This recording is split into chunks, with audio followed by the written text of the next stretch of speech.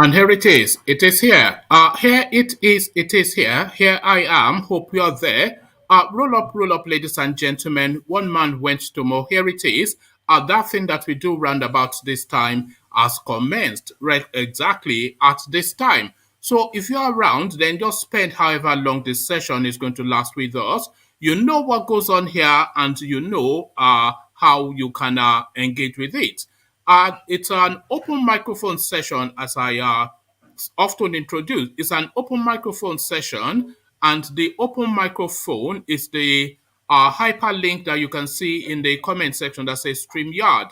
So if you click on that hyperlink that says StreamYard, then you would appear in the holding space, and as soon as I've read out the talking points, I'll let you onto the screen and sample your opinions. That is how it is done. It's a Nigeria politics discussion forum with the burning topics of the day debated intelligently, but no holds barredly, if there's such a term. So that is what goes on here. One man went to more. The guy you see on your screen, I am the moderator. So just kick back, lean back. Click on the like button. If you're new to the space, then please click on subscribe as well. We're trying to push numbers up within the YouTube space. One man went to bow, the eagle has landed. Another Savior, holy, holy, holy, holy, Adimebujuku. Another Savior, holy, holy, holy, holy, Adimebujuku. Well, this is Mobien. This is dedicated to the gallant heroes of the Nigerian Biafra War and IPA families all over the world. I remember the Nigerian Biafran War, in the thickness of the Biafra genocide. Hey, one man revived the vanishing hope to life. Let the great Biafran army to fight, and they were singing out, holy, holy, holy, holy, is another Savior. They were singing out, holy, holy, holy, holy, is another Savior. Holy, holy, holy, holy, is another Savior. Many years after the genocide, whoa, yet another great leader has risen up now. Oh, and he's leading the Biafrans to victory.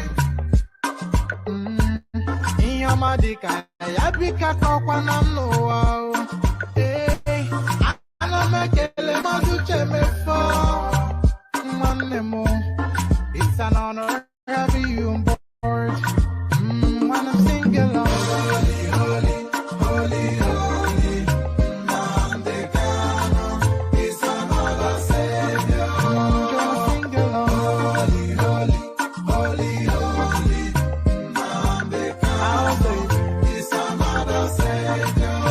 When I sing along, holy, holy, holy, holy, holy, holy, holy, holy, is another Savior. Getting it right and getting it faster now.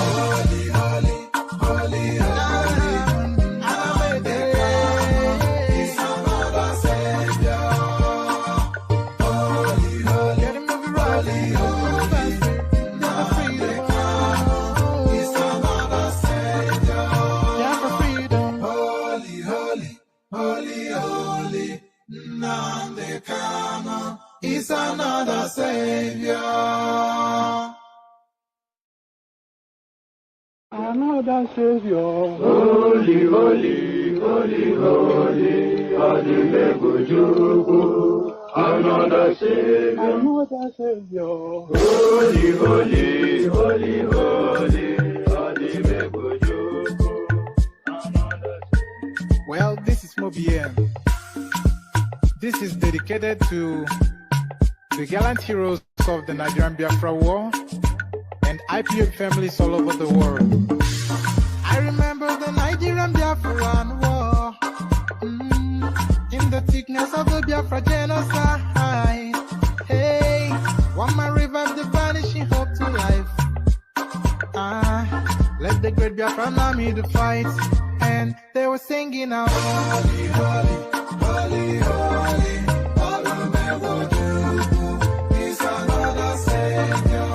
They were singing out, holy, holy, holy, holy, Olumewoju is another Savior. Holy, holy, holy, holy, Olumewoju is another Savior. Many years after the genocide, whoa, yet another great leader has risen up now. Oh, and he's leading the Biafrans to victory. Inyamadika yabika kokwanam no wow. Hey, anamekele mazuche mefo.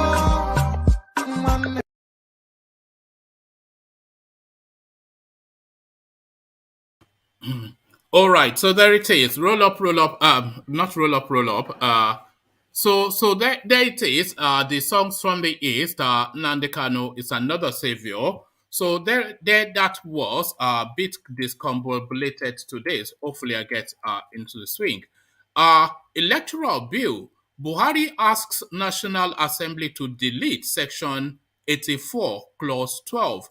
So he has signed it, but he has managed again to take some of the potency out of that bill again. So he gives it one hand and takes with the other. They are booking from Daura.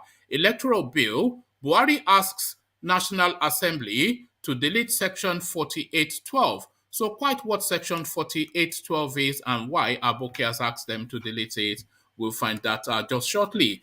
Wike slams Buhari over complaint on Section 84 of the electoral bill. So that Section 84 is still in contention, but we'll find out exactly what is going on just shortly. INEC reacts as Buhari signs Electoral Act.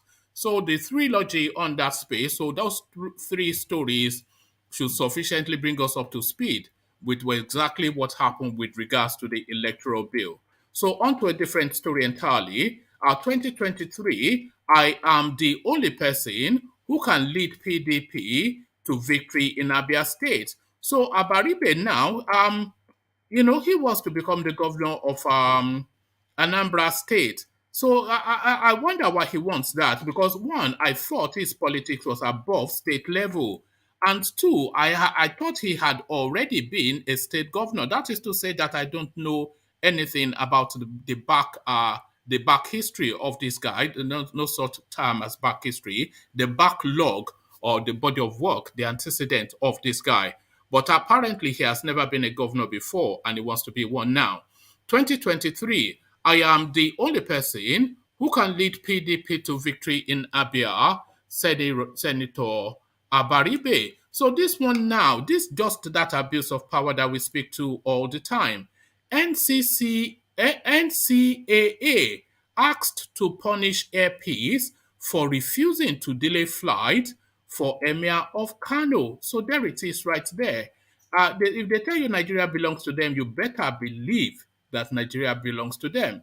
So he cannot get a private jet for himself in spite of all of the billions that he has looted. He decides to take a commercial flight, but it is his idea that he can stay in bed in his a room in Kano State and have a plane filled with people wait for him until he strolls casually to come and take his seat on board. NCAA asked to punish Air Peace for refusing to delay flight for Emir of Kano. So quite what is in play there, we'll find out shortly. This as well, it had to get to this space at some point, and it looks as though it has gotten to this space at this point. Or has it? Ganduje has many corruption cases to answer. Presidential Advisory Committee Against Corruption. So are they going to throw Ganduje under the bus? And why would they want to throw him under the bus? Is it perhaps because he has come out for Tinubu? What is in play there? So what is in play, we'll find out shortly. But first, the teaser, the headline. Ganduje has many corruption cases to answer.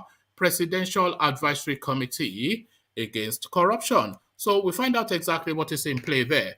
We find out exactly what is in play here as well. Police re-invite Sowore after illegal arrest as Buhari's Minister Malami Nwoko secured judge to remand activist in prison custody. So it was catch and release for Omoyele Sowore yesterday, but it looks as though the power that be would not have it be that way. So they've recalled him now to come and continue to occupy his room, cell block H, DSS facilities. So Sowore again to be rearrested almost certainly, and this seems to be now the entirety of the story of this guy.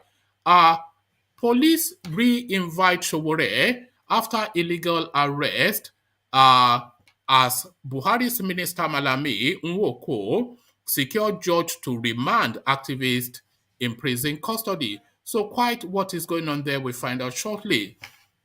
So now the number one question within the Nigerian political space. But are we now going to find out the answer to that question? 2023, Tinubu breaks silence on his health status. So there it is, a question that every single person has been asking in Nigeria, but it looks as though now the answer might well be forthcoming. 2023, Bola Tinubu breaks silence on his health status. So we'll find out shortly, or will we? So everything in place. So lean back, kick back. If you haven't clicked on the subscribe button, then please do that. And if you have not clicked on the like button as well, do that as well. So as we go about the clicking, let me provide a little bit of a musical entertainment. Put on your dancing shoes as we partake in another Python dance. Omeriwo n'Izu Olile ya Abakare Mama Dawora Olabori Meri Nandi win the war Python that's one, Python that's two Now Python that's a three Olabori Meri Nandi win the war Python that's one, Python that's two Now Python that's a three Olabori Meri Nandi Nande bo onye du aimo Omeriwo n'Izu Mbiro ya Abakare Mamanda Ora Unaburi Meri Nandi win the war Python that's one, Python that's two Now Python that's a three Unaburi Meri Nandi win the war Python that's one, Python that's two Python that's a three Unaburi Meri Nandi win the war Python that's one, Python that's two Python that's a three Unaburi Meri Nandi win the war Python that's one, Python that's two Python that's a three Unaburi Meri Nandi win the war Python that's one, Python that's two Python that's a three Unaburi Meri Nandi. And there you heard it, the dulcet tones of the sons of the East.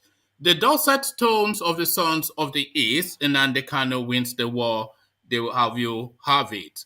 So Nnamdi Kanu wins the war, as guys I bring you this. Electoral bill, Buhari asks National Assembly to delete section 8412. So we find out exactly right now just what that offending, according to the Mallam, clause in that bill is. President Muhammadu Buhari has called on the National Assembly to quickly delete Section 8412 of the reworked electoral bill, which was signed into law a few hours ago. Buhari, in his address during the signing, pointed out that practical application of the section, which states that, so this is the section now, this is what it says, so which states that no political appointee at any level shall be a voting delegate or be voted for at the convention or congress of any political party for the purpose of the nomination of candidates for any election. So that is the clause. That is what it says. So Buhari in his address during the signing pointed out that practical application of the section which states that no political appointee at any level shall be a voting delegate or be voted for at the convention or congress of any political party for the purpose of the nomination of candidates for any election would disenfranchise some eligible Nigerians. According to him, Section 8412 of the Electoral Bill, if signed to law, subjects serving political office holders to inhibitions and restrictions referred to under sections 40 and 42 of the 1999 Constitution as amended. President Buhari argued that the only constitutional exception placed on serving political office holders that qualify by extension as public office holders within the context of the Constitution is resignation, withdrawal, or retirement at least 30 days before the date of the election. Arising from the foregoing, with particular regards to the benefits of the bill, industry, time, resources, and energy committed in its passage, I hereby assent to the bill and request the National Assembly to consider immediate amendments that will bring the bill in tune with constitutionality by way of deleting section 8412 accordingly. So he has signed it into law, and that section remains, but he has directed that the National Assembly delete that section. So the section that offends is saying essentially that any serving political, let me just read it again because it's just to be clear what it says, just that section I will read to you. It says, no political appointee at any level shall be a voting delegate or be voted for at the convention or congress of any political party for the purpose of the nomination of candidate for any election. So essentially, you cannot be a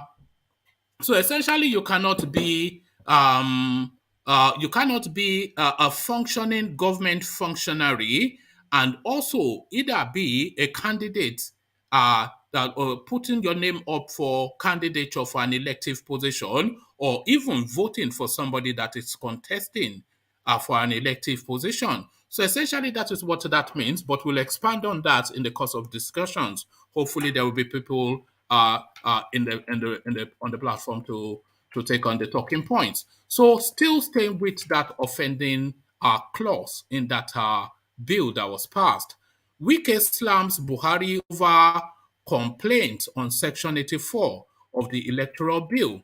Rivers State Governor Yemson Wike has said President Mohamed Buhari's complaint that Section 8412 of the Electoral Act 2022 will disenfranchise serving political office holders is selfish and not altruistic. The governor said if President Buhari truly believes in the transparent election and that everybody should have a level playing field, he will not be suggesting the amendment of the section which he claims will disenfranchise serving political office holders from voting or being voted for at conventions or congresses of any political party. Governor Wike stated this in Port Harcourt on Friday whilst reacting to President Buhari's assent to the Electoral Act Amendment Bill. He noted that the president's complaint that Section 8412 is ultra-virus with the 1999 Constitution as amended is neither here nor there. Mr. President has told the world he is trying to protect some of his appointees who want to run election and who are afraid of leaving the office, knowing full well that having left the office, it will be difficult for them to assert or influence the outcome of party primaries. If Mr. President really believes in free, fair, and transparent elections, and for everybody to have a level playing ground, Mr. President will not call for such amendment.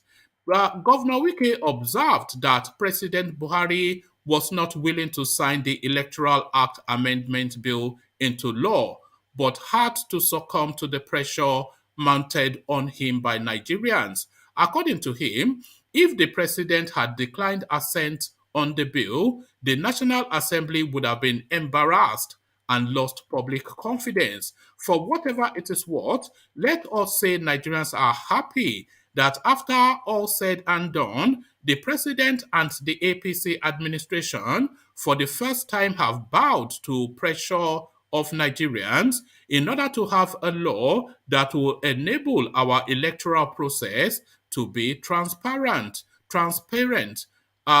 But again, this tells you the kind of party in power.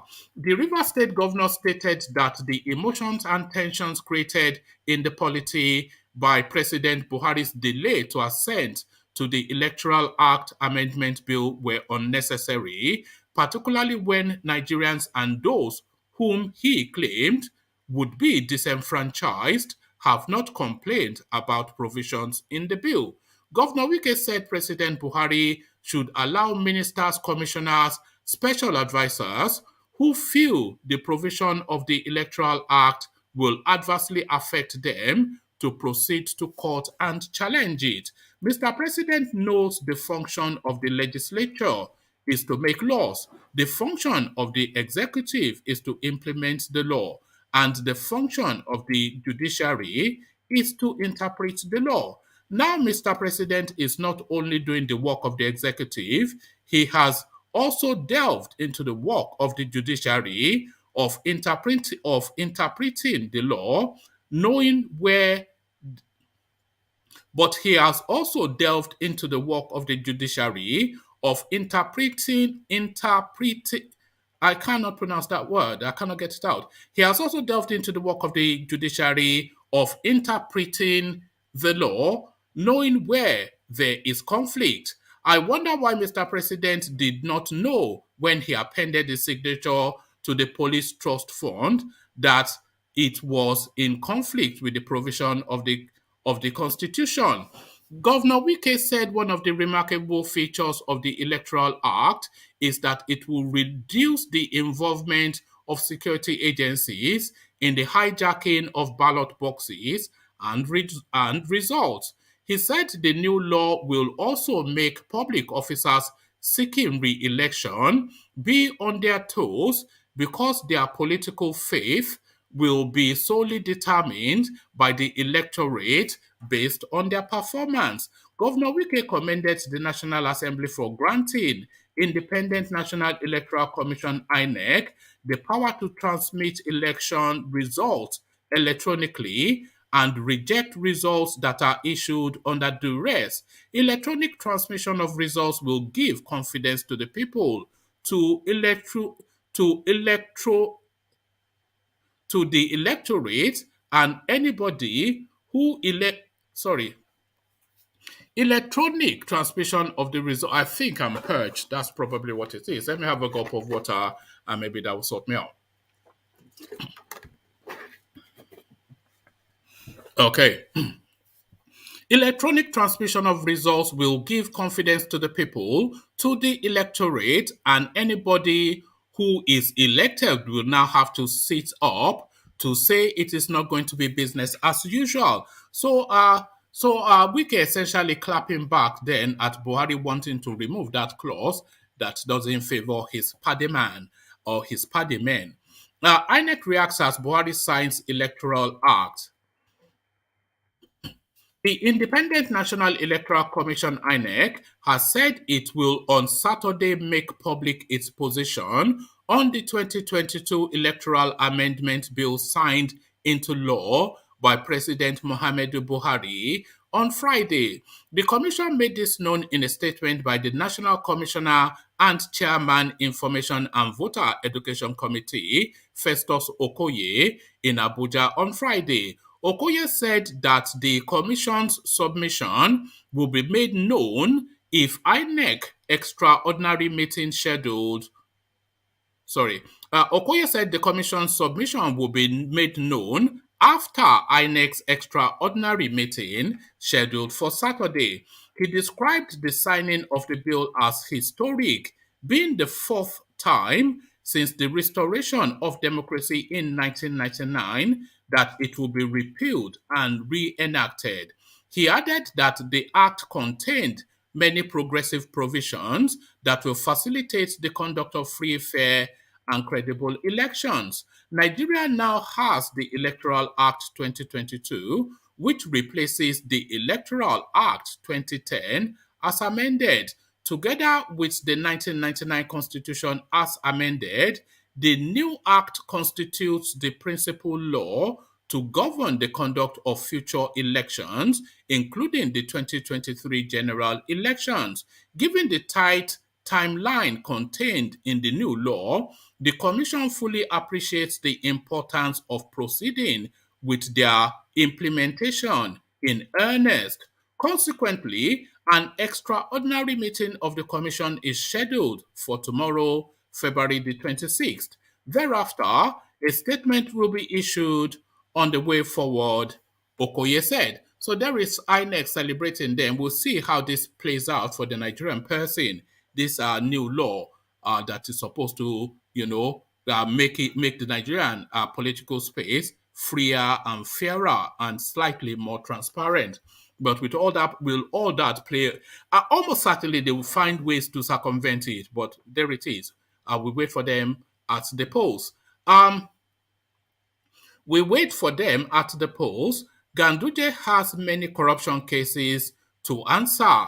Presidential Advisory Committee Against Corruption. The Presidential Advisory Committee Against Corruption has said that Governor Abdullahi Ganduje of Kano State has many corruption cases to answer after leaving office in 2023. Speaking at the 26th Anti-Corruption Situation Room, assessment held in Abuja on Thursday, February the 24th, Executive Secretary of the committee, Sadiq Radar, expressed surprise over Ganduje's son, Abdulaziz, reporting his mother, Hafsat, to the Anti-Corruption Agency for alleged corruption, for alleged fraud. Radar said he has many cases to answer while in office and even more after leaving office. You can see in Kano, Ganduje has many cases to answer while in office. He will answer more out of office. And sadly, for the first time in Nigeria, a son is taking his mother to the EFCC. So there it is right there here. When Buhari has already told us that it is Photoshop. Okay, so there it is. Maybe when Buhari is out of office, they'll be able to get justice. But if Tinubu comes in with all the backing that these guys are giving him, forget it. The chief protocol, so we're on to the next. NCAA asked to punish Air Peace for refusing to delay flights for Emir of Kano. The chief protocol officer of the Emir of Kano, Aminu Ado Bayero, has written a petition to the Nigerian Civil Aviation Authority, NCAA, asking for punitive measures to be taken against Air Peace over its refusal to delay a scheduled Lagos to Kano flight in order to carry the monarch. In the petition signed by Issa Bayero, a nephew to the Emir, who serves as the chief protocol officer, the palace said the airline delayed their Banjul to Lagos flight for over 1 hour and refused to allow them to board their connecting flight to Kano because they arrived in Lagos 30 minutes before departure. We, 10 of us, including His Highness Alhaji Aminu Ado Bayero, Sakin Kano, and 4 other business class passengers, with additional other 5 economy class passengers, all boarded our return Air Peace flight, and it gives the flight number from Banjul to Lagos.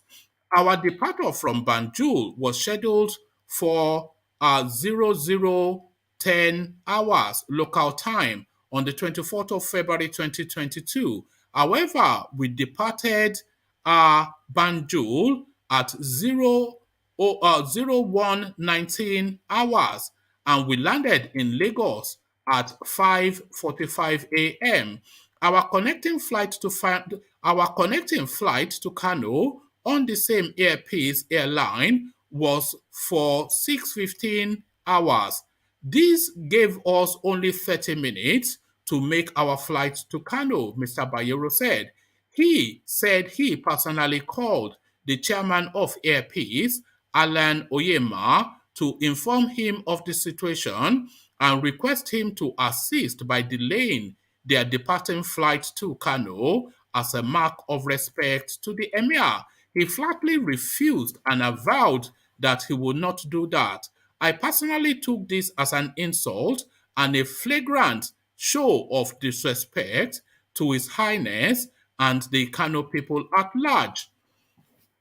He said it was very disappointing because the delay was the fault of the airline, adding that he was aware that even with arriving international flights, departing aircrafts, local or international, are often delayed to enable arriving passengers join. Why should that be different with Airpeace Airline? He said despite having to check into a hotel at personal cost, the airline also requested them to pay a no-show fee when they wanted to rebook the next available flight of the airline, which was by 7 p.m. So there it is right there. So I'm not quite sure who is throwing their weight around in this situation is the question. Because the headline, it reads a certain way, but the body of the content reads another way. But is this arrogance or is this fair play? All of that are your thoughts. So we hear your thoughts on that if you have any thoughts to share. So if you click on the hyperlink that says StreamYard, if you want to comment on that particular story or other stories, then I'll meet you in the room and let you onto the screen and sample your opinions, especially if you're a new voice. If you're a new voice that we haven't heard before, we would like to hear from you. 2023, I am the only person who can lead PDP to victory in ABIA, Abaribe. I am the only person who can lead PDP to victory in ABIA, Abaribe.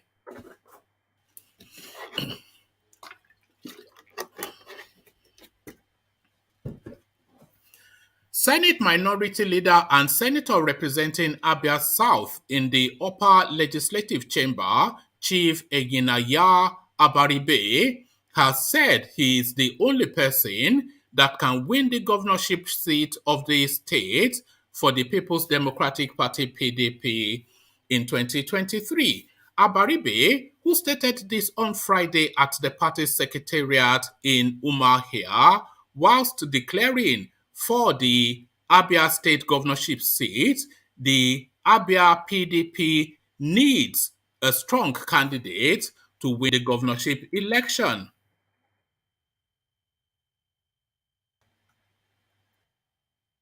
Pardon me.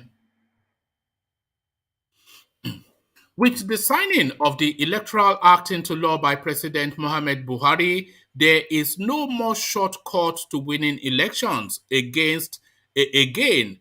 Expect. So this is badly written. I'm not reading it badly. It is badly written. So I'm trying to edit it as I'm reading it so it rhymes. So with the signing of the Electoral Act into law by President Buhari, there is no more shortcut to winning elections except by fielding someone who has the ability to win elections. The Senate Minority Leader reminded the party faithful that PDP lost the 2015 election despite everything at its disposal as a result of the party's inability to field strong candidates.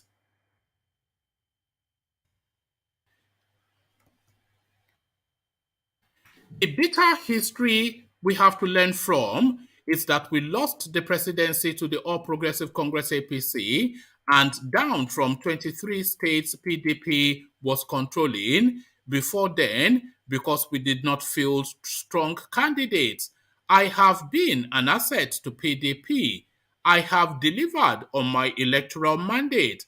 I am the only person that can lead the PDP to victory in Abia State, whilst assuring that he would be a governor every Abian would be proud of if given the mandate. Abaribe promised to hold very dear credibility and integrity whilst in office.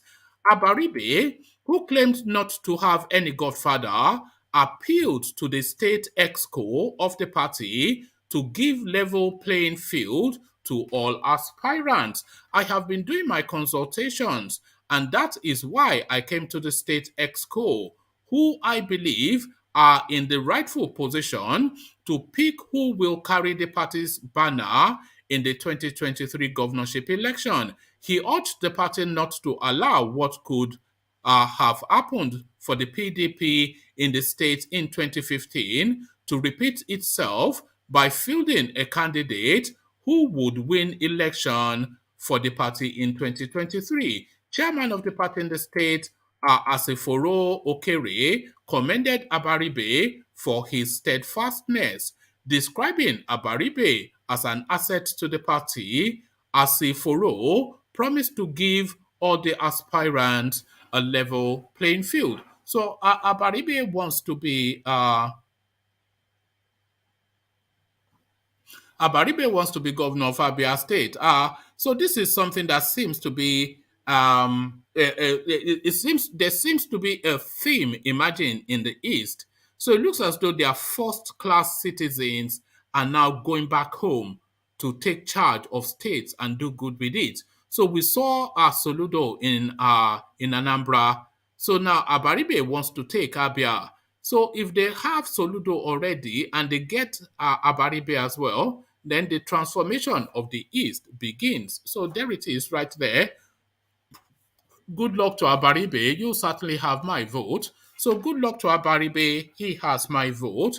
Police re-invite Sowore after illegal arrest as Buhari's Minister Malami Umoko secure judge to remand activists in prison custody. The Nigerian police force has again invited human rights activist Omoyele Sowore over a frivolous petition by a former member of the House of Representatives, Ned Nwoko. A team of armed policemen who laid siege to the entrance of the Court of Appeal had on Thursday arrested Sowore. He was taken to the disbanded Special Anti-Robbery Squad SARS unit, otherwise known as Abattoir, located at Gazakpe, where he was detained for hours. A police source told correspondents that the Nigeria's Attorney General of the Federation AGF and Minister of Justice Abubakar Malami and Nwoko were unhappy that the activist was released. The source added that the duo has secured a judge to remand Sowore in prison as soon as he honors today's invitation. Ned Nwoko and the AGF are unhappy that we released him last night. They have secured a judge to remand in prison today, the source said. Confirming his invitation on Twitter, Sowore said, at M. Buhari Cabal members led by Malami are so scared now. They want to take me before a judge and send me to prison so that I won't be able to declare for presidency early next week. We are more than ready. Hashtag revolution now. Hashtag we can't continue like this. Earlier yesterday morning, a group of well-armed, government-sponsored. Oh, okay, so this is a rehash of what happened to him the previous day. So that was yesterday. He was arrested and released. So today, now, almost certainly he'd have been picked up again, according to him. So they've procured a judge to sign him off into prison pretty much until after the election, almost certainly. So that is Sowore again, just doing that round cycle of in and out of DSS facilities. So we land on this finally. 2023, Bola Tinubu breaks silence on his health status. Presidential aspirant of the presidential aspirant on the platform of the All Progressive Congress, Bola Tinubu, on Friday clarified that he is not sick adding that he has what it takes to lead Nigeria. The national leader of the ruling APC stated this when he visited the palace of the Ato Oja of Oshogbo in Osun State. Tinubu further stated that he wants to serve Nigeria and has the qualities to serve and make Nigeria great. The former governor of Lagos State, while speaking at the palace, said he wishes to take over from President Muhammad Buhari when his tenure ends in 2023. He said, I didn't apply for a job as a bricklayer. The job I am applying for, and this guy must be listening to me, because I've used that term a lot of times, but I didn't use that term in isolation. I think I heard it from maybe it was even some northern politician that he said it's not a bricklayer job. So quite why they are saying he cannot run faster than Hussein Bolt, therefore he's not fit. It's not a bricklayer job. It's not Anthony Joshua. He's not going to fight Tyson Fury. He's going to sit in an office, and discuss with people. That is his job, or the job he's applying for. So he said, I did not apply for a job as a bricklayer. The job I am applying for requires a brain. I am not sick. I only repaired my knee. I am not applying for the relay race. I am not a horse. I have the quality to serve and make Nigeria great. I want to serve my country. I have the brain. I came here to seek for your prayers. I am here for your support and cooperation. You have known my intention already. You have known what I am aspiring for. All I need is your prayers. I have been supporting the people here and there. We have moved all over the country for one candidate or the other, especially in 2015 when we campaigned for Muhammad Buhari after his emergence. We equally supported him in 2019. Um, as you all know, what the Constitution says is that just two terms for, as you all know, what the Constitution says is just two terms for a president, after which another person succeeds him. That is what we are going around the country to let our people know, that I am ready to succeed the incumbent president after the expiration of his second term. As you all know, what we are doing is to succeed him. I want to vie for president. I want to succeed Buhari, and I cannot do it alone without your support. I want your continued support. With your support, it will come to pass. I am determined. I am prepared. I am ready for it. God that put our traditional rulers in their various thrones will not forsake us. He will put us there. I want to be president of the Federal Republic of Nigeria. I want your continued prayers. So there it is, Tinubu. He's told you now categorically that there's nothing wrong with himself. But will that be sufficient enough? People will continue with the Atole narrative. But then Ajanle Koko, does that satisfy you then? The man comes and speaks that there is nothing wrong with him. One man, Ajanle how are Koko. you? I'm good. Good to have you. Tinubu finally addresses the topic that everybody, including yourself, have been poking at him for. He should release his health certificate. Look at that. Why would they release his health certificate? Who has ever released their health certificate? If you release it, if you really want to When has that ever it. happened anywhere in the world? Who does that? It's a private matter now, Yeah, he's talking about it. He should convince us. No, If he you really said he want to went for a convince knee us, surgery, which was publicly known, and he's saying it's not a bricklayer job, which patently it is not. He's saying it is brain work, which is what is required, and he's saying he's ready. So allow it now. that is just it's just talk. He should convince us. He should put us to shame that those of you that are talking about his ill health, look at my certificate, look at my health certificate. and When has convince that us. ever been done in any Don't worry, country in you the can world? make history. You can be the Ah. first to do it and make history, and then that will give Well, you we're a not template asking for Trump to Nigeria. release his. Did they ask Eh? Biden to release his? Did either of them? I remember they were chasing Trump for this same thing. But, anyway, the man has spoken. He says there's nothing wrong with him. Unless anybody has any notes to the contrary, you know. Oh, yeah. His physical look doesn't look that healthy to us, and you Yeah, know but, that yourself. he has And, always looked like that. Remember, we brought the video from old to marry it up no, it yesterday. wasn't looking. It wasn't looking like that. Mm. I know the way he used to look when he was in 50s. You know, it wasn't look like that. So something is wrong, and we can see it the way he talk, the way he walk, and stuff like that. So we don't have to deceive ourselves. He shouldn't have talked about that. He should just keep quiet and then just and then But move on. But he should have addressed it though, because people keep poking at that space. So he's made a once and for all statement that, look, there's nothing wrong with me. Yes, I did go for a knee surgery. I am not applying for a physical job. I am applying for a mental job. I'm applying for a brain work job. You know, what I mean, you know, yeah. I mean, I think it was. I think whoever told him to say that guided him well. we showed a video yesterday when he was Yes. the way he was saying a No, lot of that things. was put together now. You mean the Sahara Reporters one? Yeah. Yeah, that was So put. that's enough for us to question his health. So No, it's not there are enough now. some That was a.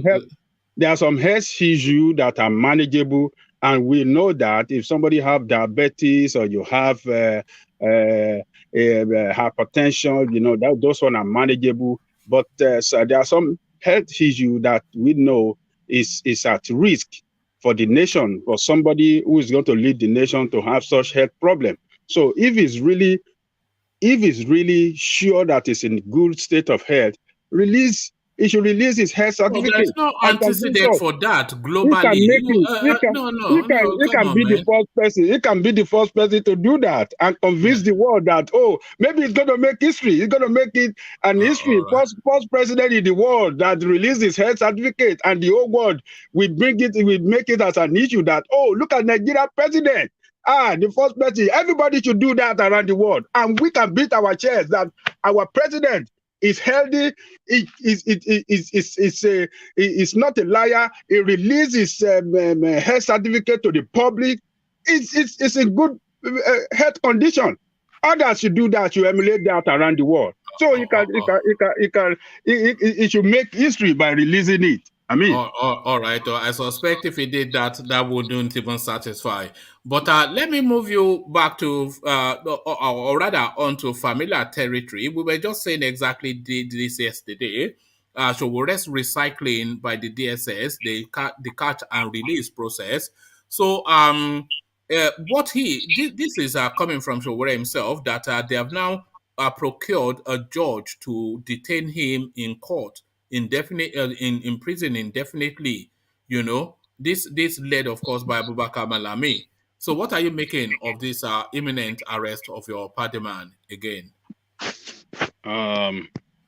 so it's the one releasing that statement. It's not. No, that was on Twitter. He raised it on Twitter, and it was then expanded by his platform. He's saying he said they have that they have procured a judge that has already signed off his. We will soon find out. Maybe they've even arrested him, because he should have been in court today. So essentially they are going to arrest him next time he's in court, because they were not pleased how quickly it was released within hours. So, and he's saying that they are trying to prevent him from declaring for presidency next week. So, just two elements to that: his eminent eminent arrest, and then he added on that he's intending to declare for the presidency next week. So, what are you making then of those two pieces of information? Is well, he's not been arrested. The one they did yesterday, he was quickly released because the illegal authority knew that they're going to bring trouble to themselves, and the legal authority, if they further detain him more than they did.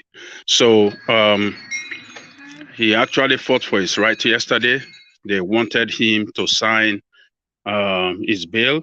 He said he's not going to sign any bail because he has not committed any offense. So they held him for some hours and they let him go because they knew he knows his right. So I believe if they try it again to release him before he declare his intention for, before he make his declaration for the position of president, definitely he will fight for his right as well. He know how to do that. He have competent lawyer that will fight for him.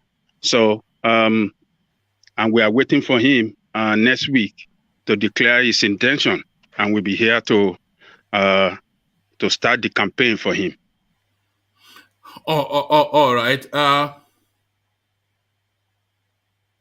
was just having a look at that headline you sent. So hold on. So speak to the Buhari signing the Electoral Act bill, but then the proviso, then the request for Senate to delete that clause. It says, just to give you the clause again, no political appointee at any level shall be a voting delegate or be voted for at the convention or congress of any political party for the purpose of the nomination of the candidate for any election. So what he's saying is essentially that what that clause is saying is that anybody that holds a political office can neither vote at conventions or congresses for candidates seeking the party ticket, nor can they present themselves as candidates for a party ticket. So you cannot straddle the two, is what that law is saying. But Buhari is saying this would disenfranchise some eligible people. So what are you making of, one, him signing the bill, and two, the proviso that he added? I don't know what that man is. I don't know what that man is talking about. He is talking like somebody being forced to sign to sign the bill that they want to sign into law. Why would you say that? And this man has vetoed this bill 5 times before he has sent his signature on it today. So what?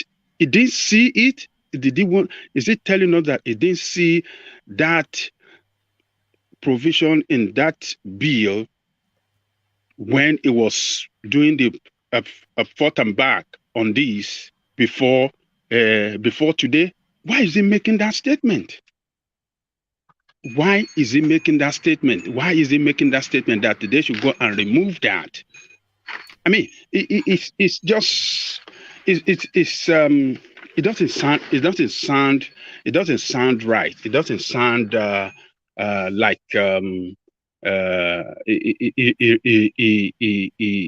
knows what he's doing or what he's putting is ascending to rather. So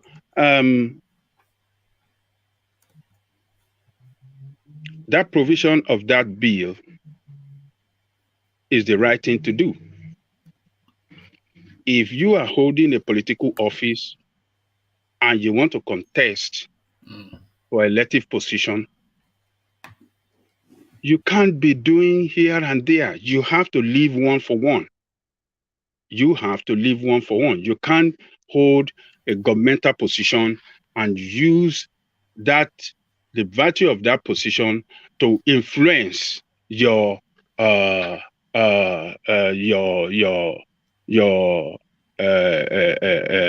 political ambition. You can't do that. You have to leave one for all. So what I think that the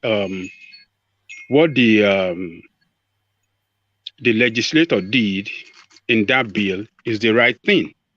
So I support it, and he shouldn't have made that statement. He should have indicated his his dissatisfaction to that when he vetoed it and when he stated his reason for vetoing that bill earlier. So what is he talking about? So I don't know. Because, this sweeps aside all the ministers, all the head of agencies, any and everybody that holds any position in government. So the clause is quite specific. It says appointees, which is to tell you that exempts elected people. Because when I first read it, I wondered then if governors had to resign to reapply for re-election or something.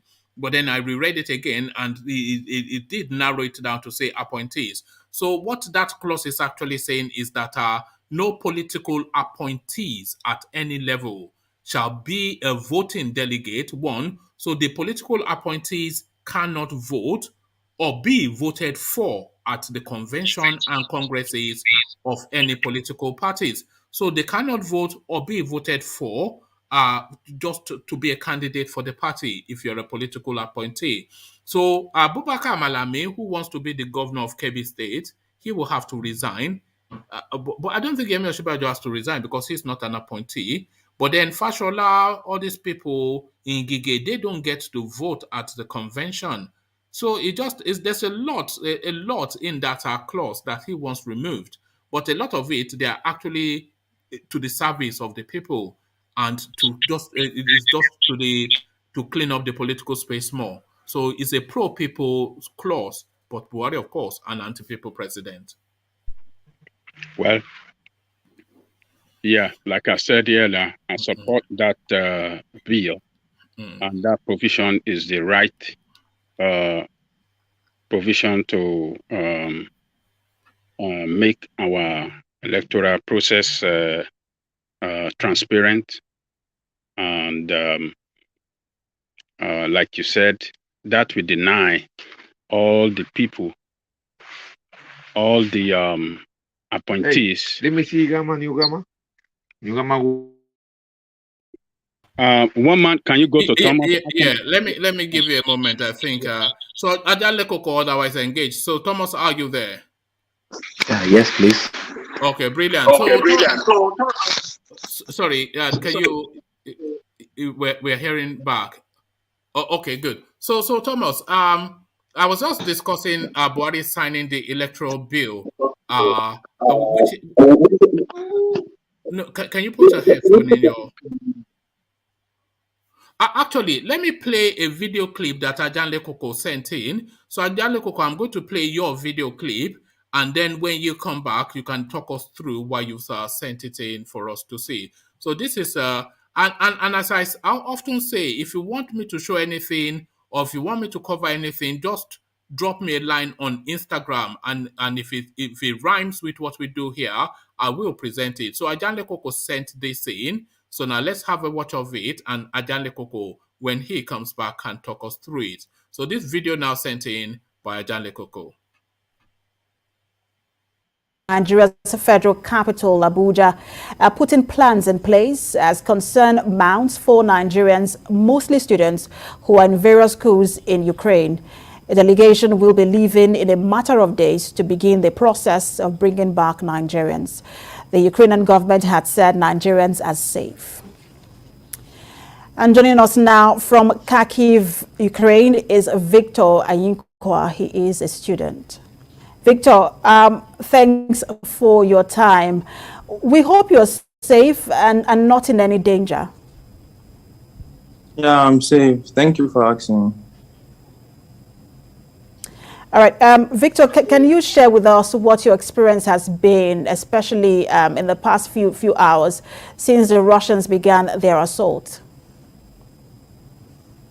Yeah, earlier today, yeah, we had some bombs. Like probably they told us we should go under the bomb shelters, like the metro is built for times like this. So yeah, so they have been kind of tensed. People are tensed. There's tension. People don't know where to run to because now the the president told us, like he said, that if you're willing to fight for the country, they will share us ammunition, firearms. So probably it's for the Ukrainians. I don't think foreigners are among for that. So yeah, but probably right now we are safe. Like where I am, probably yeah, we are safe for now.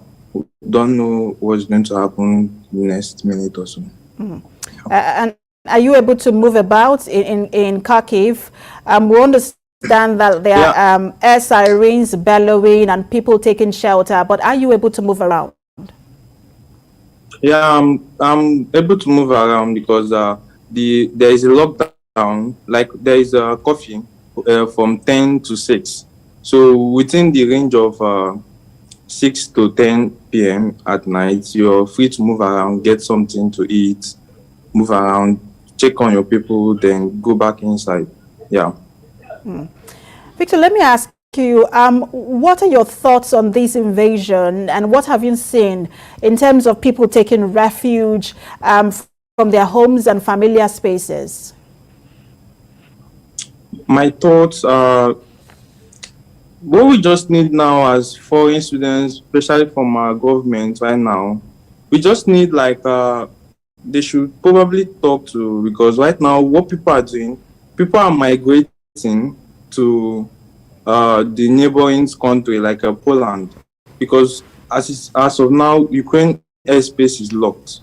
No one comes in, no one goes out. So what we just need now, we just need our government to reach out to the Polish embassy and tell them they should let Nigerians in, because right now there are some people who left for like they left Kharkiv, they left Kiev, probably other cities. They are currently in the border now in Lviv.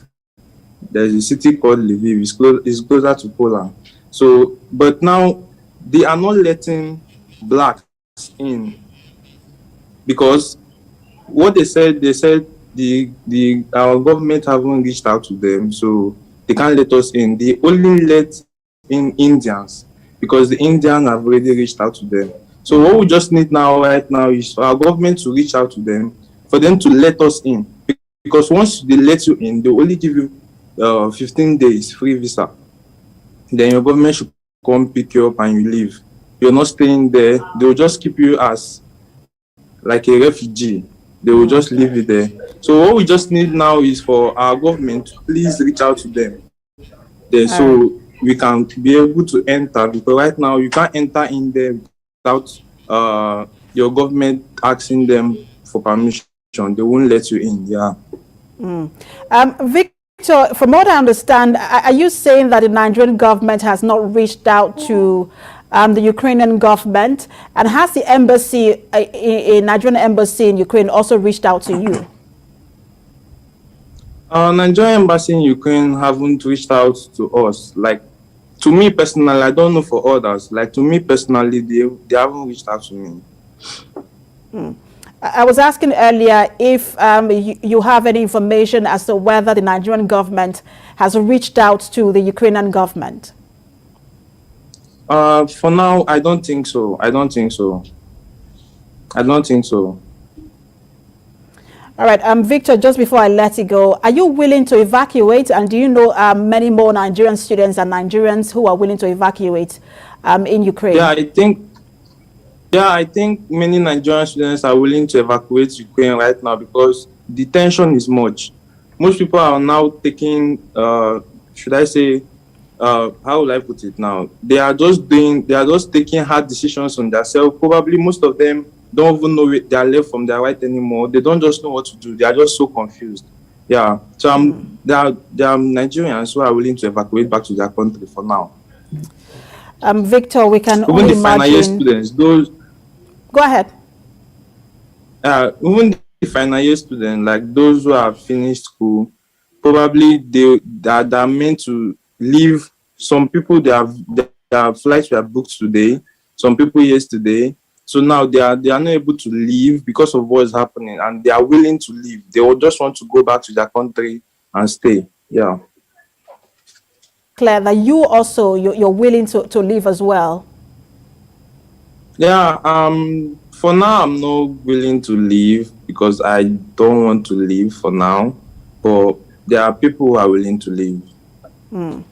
Victor, we can only imagine what you're going through right now. Thank you, Victor. Please be Yeah. safe. So there you have it. That's the life of the Nigerian in the Ukraine. That video was sent in by Ajanle Koko, and that just tells you everything that you want to know about the Nigerian state. So a lot of things to unpack from that from what Victor was telling us.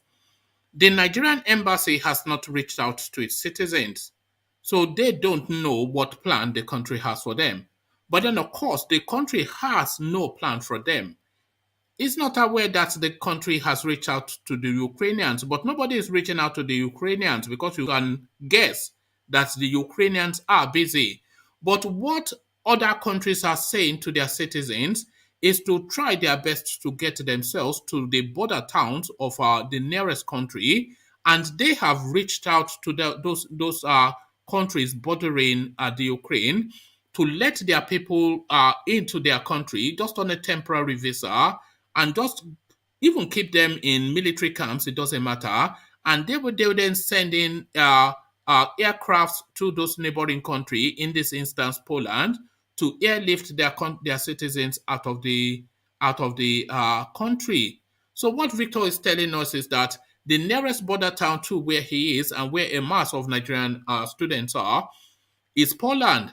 So everybody is streaming to the Polish border, and the Polish, they are not going to open the border and just let everybody in. So they will process you and then take you to a place where they will hold you to make the political decisions. So the Indian government has gotten in touch with Poland to say, let our people in.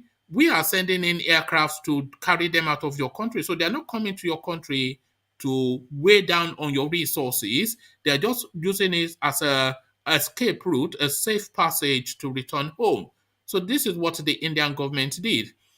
Everybody streaming to the Polish border, as I said. Nigerians also streaming to the Polish border.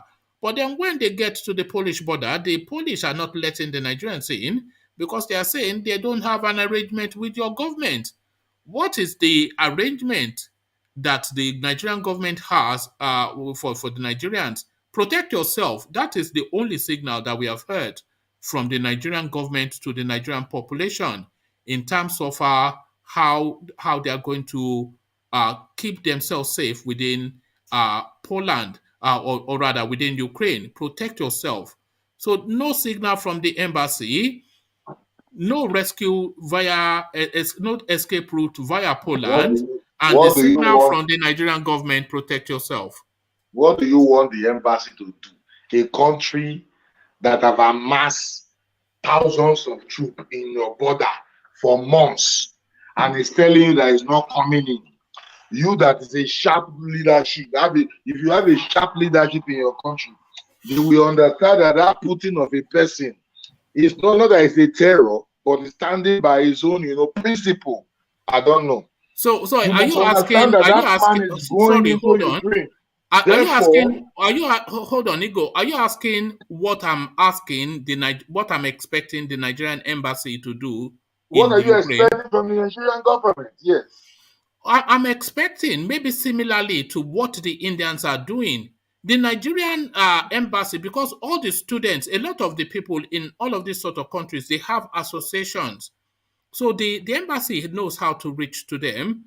So they should reach to them to say, this is our plan for you as our Good, citizens in this. That is the role of an embassy. What do you think the good, embassy's role is in a good, country? good, So good. they will My say, this is our position, plans for you, and they will get in touch with the nearest safe country to arrange safe passage for their citizens and airlift them from that safe country, which is have what you every have you other ever single had country that? has been Have you doing. ever had is there any war-torn country when you see Nigeria evacuating their citizens before? Well, so they should leave them to die. What are you No, talking no. about? Have you ever seen it? No, not that. No, No, of no, no. course. The way you are Sorry, putting it, what argument are you presenting? I it don't looks get. as if they've been doing it before, and in the turn of these people, they don't want to do it. See, we have All not right. got to leadership in this country before. Yeah. Yes, we go through this kind of things. They were very quick to rescue Individuals the normally Fulani come girl for that was our drug rescue. oh no, hold on. They were very quick to rescue the Individuals Fulani normally girl. come for our Hold rescue, on now, sir. hold on. This is not a matter of earpiece. The Nigerian government was very quick Hold to on, sir. Speak rescue. up. Yes, the Nigerian government was very quick to rescue the Fulani girl that was drug trafficking in Saudi Arabia. They moved heaven and earth to get her back to Nigeria. And then they even gave her compensation. These ones are students. What are you talking about now? That ego, come on, man, come I on. mean, am I not in support of this student? One man, what are you talking? What are you quoting me saying? No, I am don't know. saying that What defense are you putting up? that this kind of help has never come before from the Nigerian government. It has only come before from an individual. So we should look for any individual that will help our brothers that are in Ukraine. But for the government, So what is the purpose of the Nigerian? Hold on. What is the purpose of the Nigerian embassy in the Ukraine? What are you talking about? Nigerian embassy used to arrest Nigerian citizens. Have you not? Have you not had a Nigerian embassy arrest Nigerian citizens before? Yes, the only thing I remember one Alaji that came to London and fell asleep and forgot briefcase filled with money, filled with dollars. This is what we hear from them. Okay. What does it even take? What does it take to contact these people? And you send one of the presidential, all these thousands of jets that Buhari has bought himself with the Nigerian money, send one of them to Poland. Send 10 of them to Poland and just get these bloody students out. I mean, goodness me, man, come on. Why are we always going to be barbarians with them? Why are we always barbarians with everything? Tomorrow you will say that they should not call the country unbalanced. They should not call it zoo. Are you not saying that? Are you not the one coming here to tell us it's the best country in the world? Look at this guy. Look at these double standard people. You don't know the position they belong. Double standard ego. We go praise Nigeria today. Tomorrow you go say, "Oh, Nigeria, don't be leave Nigeria alone." I just feel for those people because they've done all they can to make their way to the Polish borders. So if the Polish are not letting them in, and the Russians are dropping bomb on them, and they are not getting any signals from the Nigerian government. So there you are, on your knees and to prayers, We talked about it yesterday that they are abandoned. That's what I said yesterday, that Nigerian citizen who knows their way should run, should find their way out towards the Polish, towards the Poland border, and see if they can get help there. If they remain in Ukraine, the situation will get worse every day. It's not going to get better. It's going to get worse every day, and their future is very, very uncertain. What is going to happen to them? Nobody knows. What is going to happen to Ukraine in the next few days? We don't know. The situation is not going to get better. So I blame the Westerners and the Americans for this war. I blame them. They will just go to the television and be threatening Putin. We are going to meet you with that. Is Putin a small boy? Is Putin, you think you can just go and begin to tell him rubbish? They did not follow this man as a leader.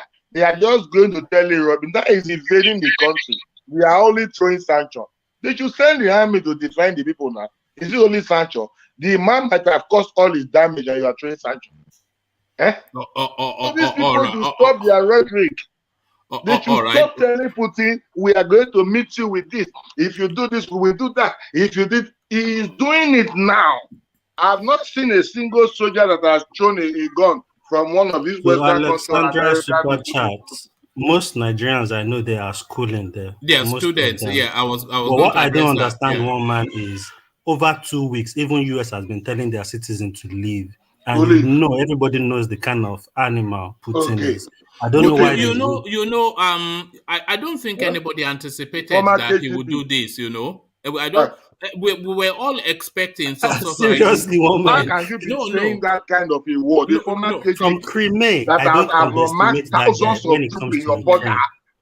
with all kind Honestly. of weapons in your border, and you are Guy, saying you're not going to he do go. anything. Auto Shagboyo. You Look at don't this know guy. what. No, Oh my shit. Emasa, don't say Eh? that. Don't talk. Eh? Well, Someone talk Yoruba. listening. This is a former KGB chief. Ego, talk Yoruba. Talk Yoruba to Ram. Let us hear your Yoruba. You live in Lagos and you don't speak Yoruba. What is your issue, Ego? Do you speak Yoruba? You live in Lagos, you don't speak Yoruba. One man, what they are saying is that those people are abandoned, man. Nigeria, just like D was saying, every other countries have issued that It's caused by the West. The So crisis is caused by the West. Oh, you don't It's come caused back. by the Americans and the West. Why? Putin once cried that they are carrying weapons in his doormat. They refuse to listen. He once told these people that they should dialogue. They refuse to listen. They are telling him that we will meet you with this, we will meet you with fears that we will. He has entered the country, he has taken over the country. What have they done? We want to know what the He has American not taken and the over the Europeans have country done. yet, though, because the country is putting up. You know, this could turn into a very bloody war. You know, it might not be the quick kill that Putin anticipated. Do you know that they are throwing weapons I all agree over, with all over, you. all That over? is there Hold also. on now, God. You this guy, Seth. It might not be the quick Ugo, calm kill. down now. Yeah, it might not be the quick kill that Putin anticipated. Because from the age of 16 to 60 now, they are weaponizing everybody. So you can throw all the bombs, but when you come on the streets, they will meet you there. And you know, patriotism in people. They've said they prevented the men now to leave that country. So the women can escape, but any man between the age of 18 and 60 is because they've declared martial law. So it might be something it might turn ugly and brutal very soon. It might Then get genocidal. apparently, I heard that even some military in Russia are looking to plan a coup Against Putin. against Putin. Yeah. No, I don't think that's happening. But what Putin is saying is asking the Ukrainian military to take over from that guy, that he will speak with them if they take over. So what I'm anticipating is that the military will take over from that guy. I just hope they don't kill him. That's just what I'm hoping for. Yeah. All right. What makes you think they will take over? Meaning they will take order from Putin. Is that what you are saying? No, They are no. saying that the Ukrainians are showing heavy resistance, that there is a massive fight. Like what you said, that they might throw all their bombs and come to the ground and meet one of the fiercest fights that they never anticipated. Like what happened in Iraq when George Bush went and declared victory after 3 months, and then they fought the war for another 12 years. So we agree they can miss such a thing in Ukraine, but that is not the issue right now. The war wouldn't have even started in the first place if we have better leadership from the West and the Americas than threatening this Soviet giant.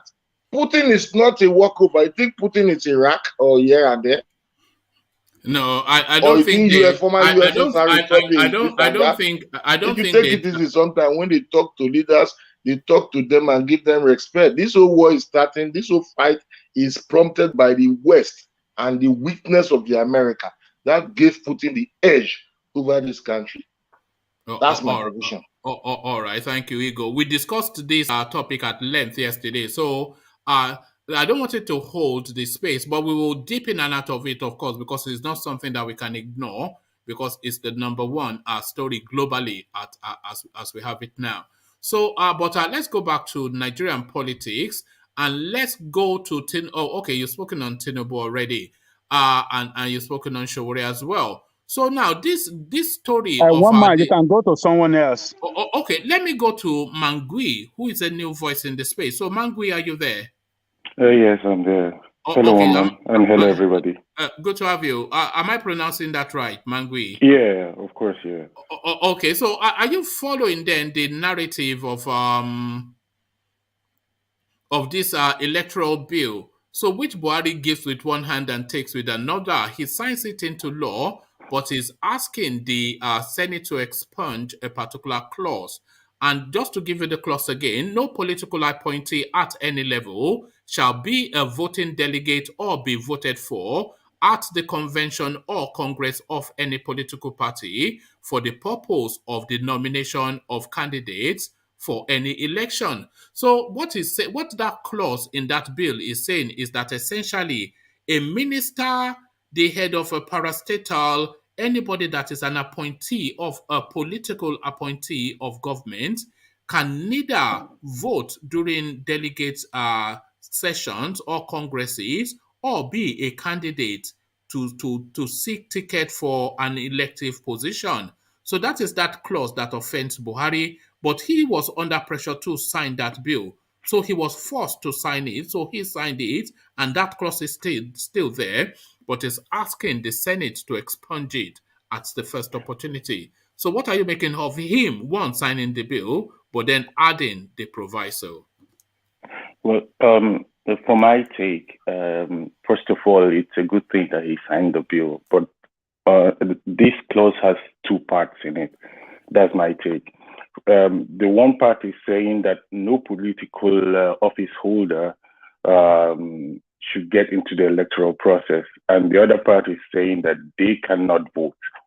In my own take, I believe that they should have swapped it, that the political office holder should resign in order to be voted for, but not allowing them to vote, in my opinion, is not quite right. I believe they should have the right to vote because every citizen of Nigeria is allowed to vote. On the other hand, in order to have a square playing ground, they should resign their post. Okay, so what you are suggesting is, yes, they were right to ask that they cannot contend, but they are not right to ask to state that they cannot vote for exactly. Yeah, all right. Okay, well, I can see that, so yeah, but I think, the reason why they are asking that they not be a candidate is because they can use the influence of their political position to weigh against that process. So I think that is right. But yes, I can concede that there's no reason for them not to have the choice of who does get the ticket.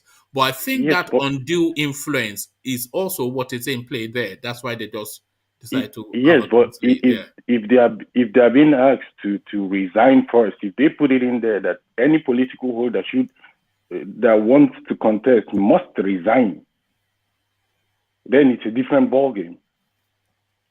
Then they are given the chance. It's either or, you resign or you hold your office, but you can't contest, in order to give everybody a fair playing ground. That's my own take anyway. I'm not a political analyst. I'm just seeing it from a layman's view. All right, brilliant. Well, I'm not far from you in thought on that. But the INEC celebrating now this electoral bill, which is going to have a seismic effect on the Nigerian political landscape. It tilts the country heavily towards a more transparent sort of election. The transmission of election results but electronically, that's a real leap in itself. But of course, we are expecting that Mahmoud Yakubu will be telling us they didn't get signal and they will revert to the rigging something, because we know he is already a bought and paid for man. But at least we have that on the statute books. But a lot of things just to recalibrate the voting space, to facilitate for a freer and a fairer election. So are you excited then for this new bill? And will it come into play in time for 2023? INEC have called an emergency meeting on Saturday, which is today, even is it tomorrow? Yeah, Yes. So are you excited for it, and do you want it to be in play for 2023? Well, I'm a little bit excited. In the case of Nigeria, one should be excited with a little bit of caution. I just believe that this bill is not for 2023. If they can use it, but I believe it's for the future. If they want to do it right, then the Nigerian database must be digitalized, or the Nigerian people must be digitalized. We have to have a strong database to correlate those things. You can see it in the form of the Anambra State election, I believe, that they just shoot a photo of the whole thing and then send it. That's our digital election. In my own perspective of election, I believe that every Nigerian citizen, just like we have it in the US, in Europe, almost everybody has a digital footprint. So you can trace all the things that they do. So the election and on the other side of 2023, I don't think it will play a major role. Like just what you just said, no signal. Believe me, sometimes I would like not to believe them, but I just called, was it last week? And I was chatting with somebody on WhatsApp. And man, it was a hell. I actually had to call directly, and even calling directly, the signal wasn't good. And that is in Abuja, the federal capital of Nigeria. So them saying, well, we don't have signal and manipulating the whole thing, I think it is somehow plausible. No, that's going to be the narrative in 2023. The narrative in 2023 will be no signal. Remember when they told us they had no server in 2019? Even though they, man.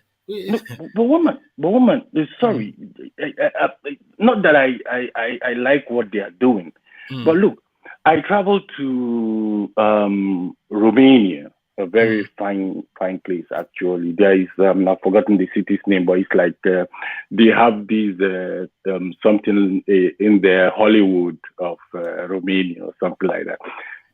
Do you know, when we traveled via road because we are having a tour, and in the bush, my woman, virtually nothing was living there, but they had signal. It was crazy. So I believe in the 90s or so, we are helping these countries. And now they have a better signal, a better infrastructure than Nigeria. Because Romania is a backward country in all. Is that not where the gypsies come from? Exactly. If you go to Romania, certain kind of thing, Nigeria is very great, but in terms of infrastructure, go on. They are nowhere to compare to Nigeria. They have the same problem like Nigeria anyway. They have a lot of gas and all those things, but politicians are corrupt. But they have the infrastructure. We don't have it. MTN, Globaltel, or Globalcom, or what they are called. We don't have those infrastructure. And that's what is destroying Nigeria, or trying to create loopholes for these politicians to do what they are doing. So you just can't blame the politicians. Like what you said last time, we need strong institutions. We need also a strong infrastructural backbone to support these things. Yes. You know, it really pains me. There was a video clip that we had a laugh at on this platform just a few months ago. I'm sure you know VA, because it sounds as though you watch the channel occasionally. So that video was actually from Ovia's home village. They had commissioned the road with countless hundreds of millions. And what the contractor did was just to go and pour a layer of tarmac on the road. And one of the natives of that space, he was so angry, he was pulling it out and ripping it out with his hand, and he was making a clip of it that it went viral. So when you say we don't have infrastructure, this is the sort of thing that we are contending with, because we spend the money for the infrastructure, but then of course the corruption now, Well, yeah, because that's the problem with Nigerians, or especially Nigerians, I would say. It's not all about taking the money out of Nigerians' coffers. It's about delivering. Give Nigerians a better road, give Nigerians a better infrastructure. Take the money, but once they enjoy those amenities, nobody will complain. You know, I was reading about the German, what's it called, Berlin airport, which actually was supposed to cost about 1 billion euro, and at the end of the day, costed about 8 billion euro. Everybody knows now that all these people make a talk for the one who understand. All these people that corrupt people, but they get as they do their thing, so everything goes this smooth. But on the other hand, if you come to Nigeria, they will chop the money or you no go see anything. You are right. So these people, they are a million times more corrupt than us. But the only thing is that their economy can absorb it, but our own economy cannot. Because that's it. You know what I call these people? I've dealt a lot with these people. Man, if you see corruption, one man you know go talk. For this place you would be. You know, one of my friends was talking, and I told him, look, the corruption in the Western world, I call them elite corruption because you know something went on, but you don't really know what went on. But you see something on ground, so you cannot actually pinpoint how it happened. But in the case of Nigeria, it's, that Ovie's, I think city or village stuff, it was heartbreaking. In fact, I wept for Nigeria. But that was the story of all of Nigeria, though. So you leave Ovie's village and go to my village, it's the same thing. Leave my village, go to your village, it's the same thing. No, they just paint, as soon as the rain falls, the brand new road, it gets washed away. No, that's what I'm saying. Actually, for every Nigerian citizen, it's painful. But one man, some people, it's bad to say this, but I think we deserve the kind of leaders that we get, because most of us, a friend of mine, his father was in the campaign and they were sharing money. And I called him and said, your father go die for that money because he's stealing our future. Look at that. Take it easy now. Is it not your friend? You should ask for your own share instead. It's national cake. No, woman. No, it is easier when certain infrastructures and amenities are in place. It is easier to make money off politics than you just siphon every money. Give the people, let the people, that's why I love the Western world a little bit. One of the most people just feel you. I quote Deja hopeless generation. Which generation? This particular generation, Nigerian generation, one of the more hopeless. You mean the old guard or the youth? Which one is hopeless? The youth that are coming up are the hopeless because they didn't do anything for them to see.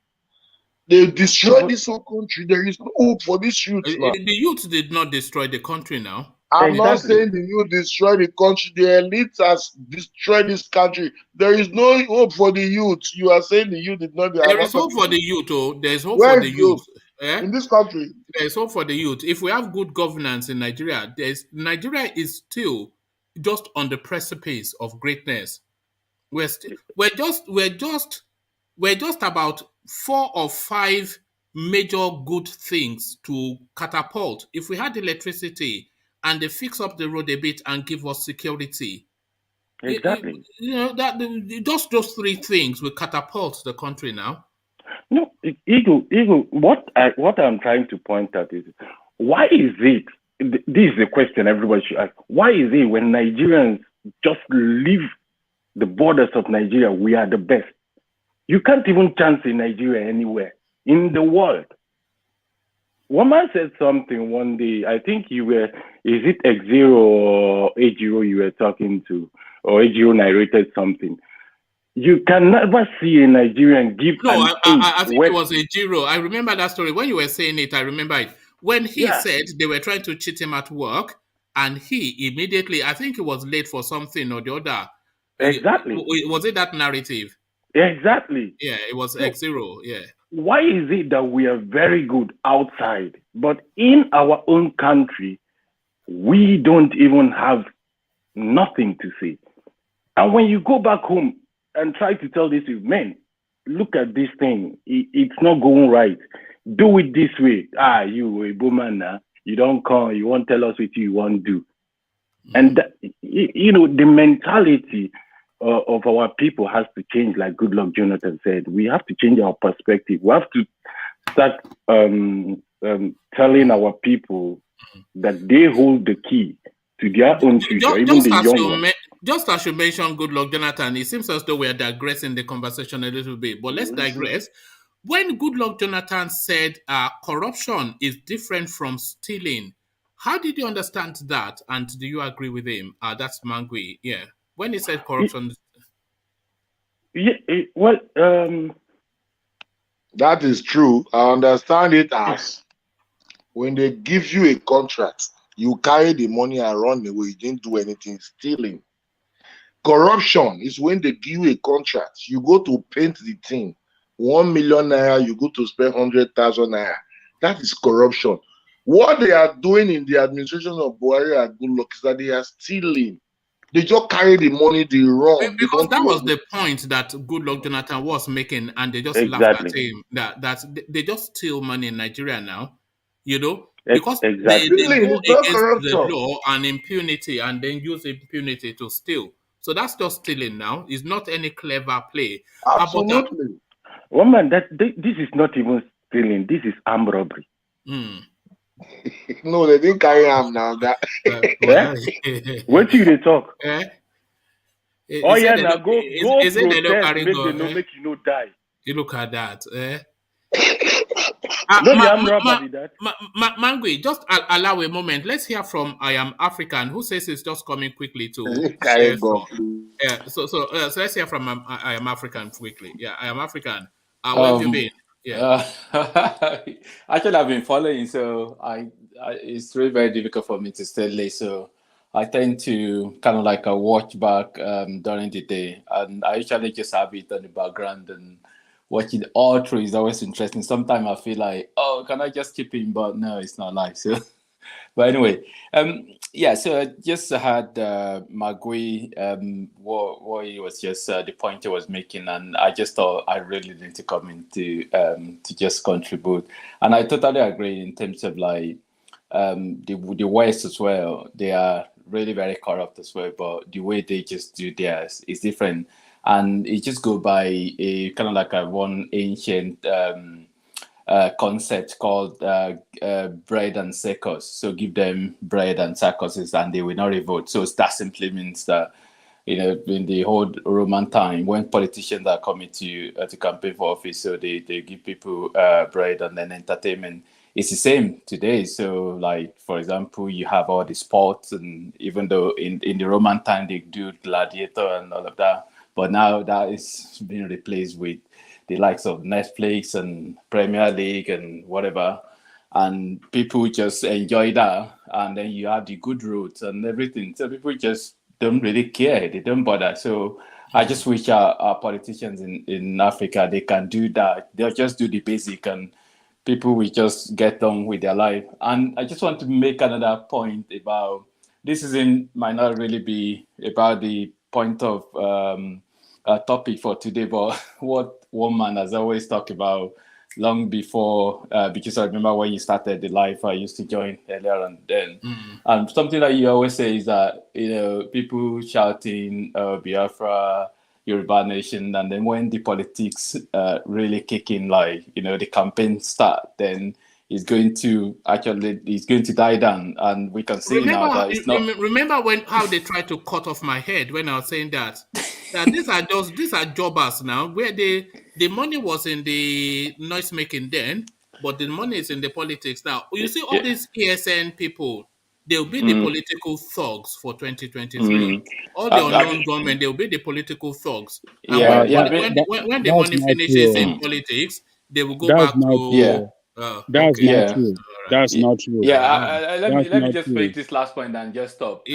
So I would like Kano to be held. I would like Igbo to be held. But what about Sowore? Sowore is in and out. But the reality, and I'm really for Yoruba Nation, but the reality is that we all know that they are going to be there sadly, until after election. So, and that's it. That's the sad truth. But yes, yeah. So even if they release Kano now, it will mean nothing because the political noise is what is dominating the headline.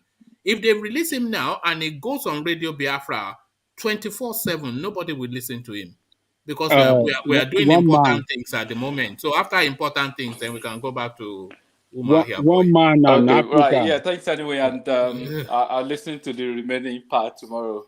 All right, thank you. I am Bye-bye. African. I am African, also a YouTuber. You check him under his name. I am African. So yeah, Jale Koko. Yeah, you wanted to interject. One man, you and I am Africa. Yes. If government did not go forcefully and violently against Igboho and Kano, and they leave them alone to continue their campaign the way they were doing, it would have been the politicians. They were not campaigning. They were insurrectionists now. They are insurrectionists. Are we Yoruba nation insurrectionists? Well, are we not? No, not Yoruba nation, but Sunday Igboho and Nnamdi Kanu, they were insurrectionists. Why would you describe Sunday Igboho insurrectionist? Was he carrying up arms to pursue the self-determination?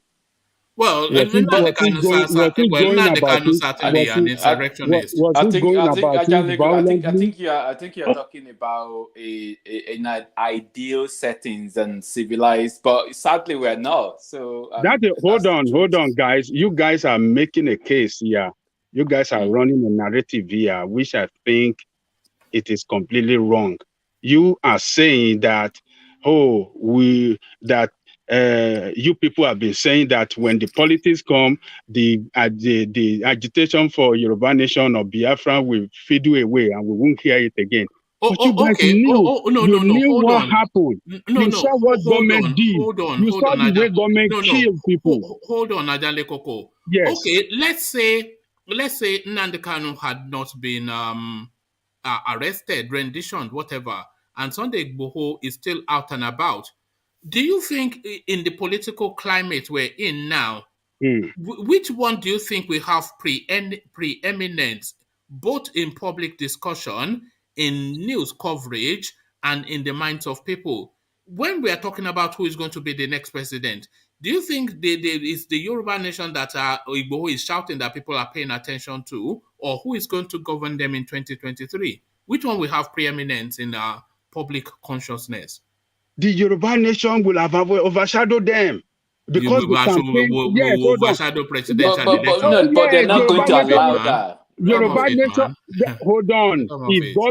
If government have not, came out forcefully and violently against them, if government had left them alone to operate and carry out their campaign, you see, the politician will have been the people of Nigeria, people of Yoruba nation and Igbo nation will have turned against the politician because they will have sensitized. They will have sensitized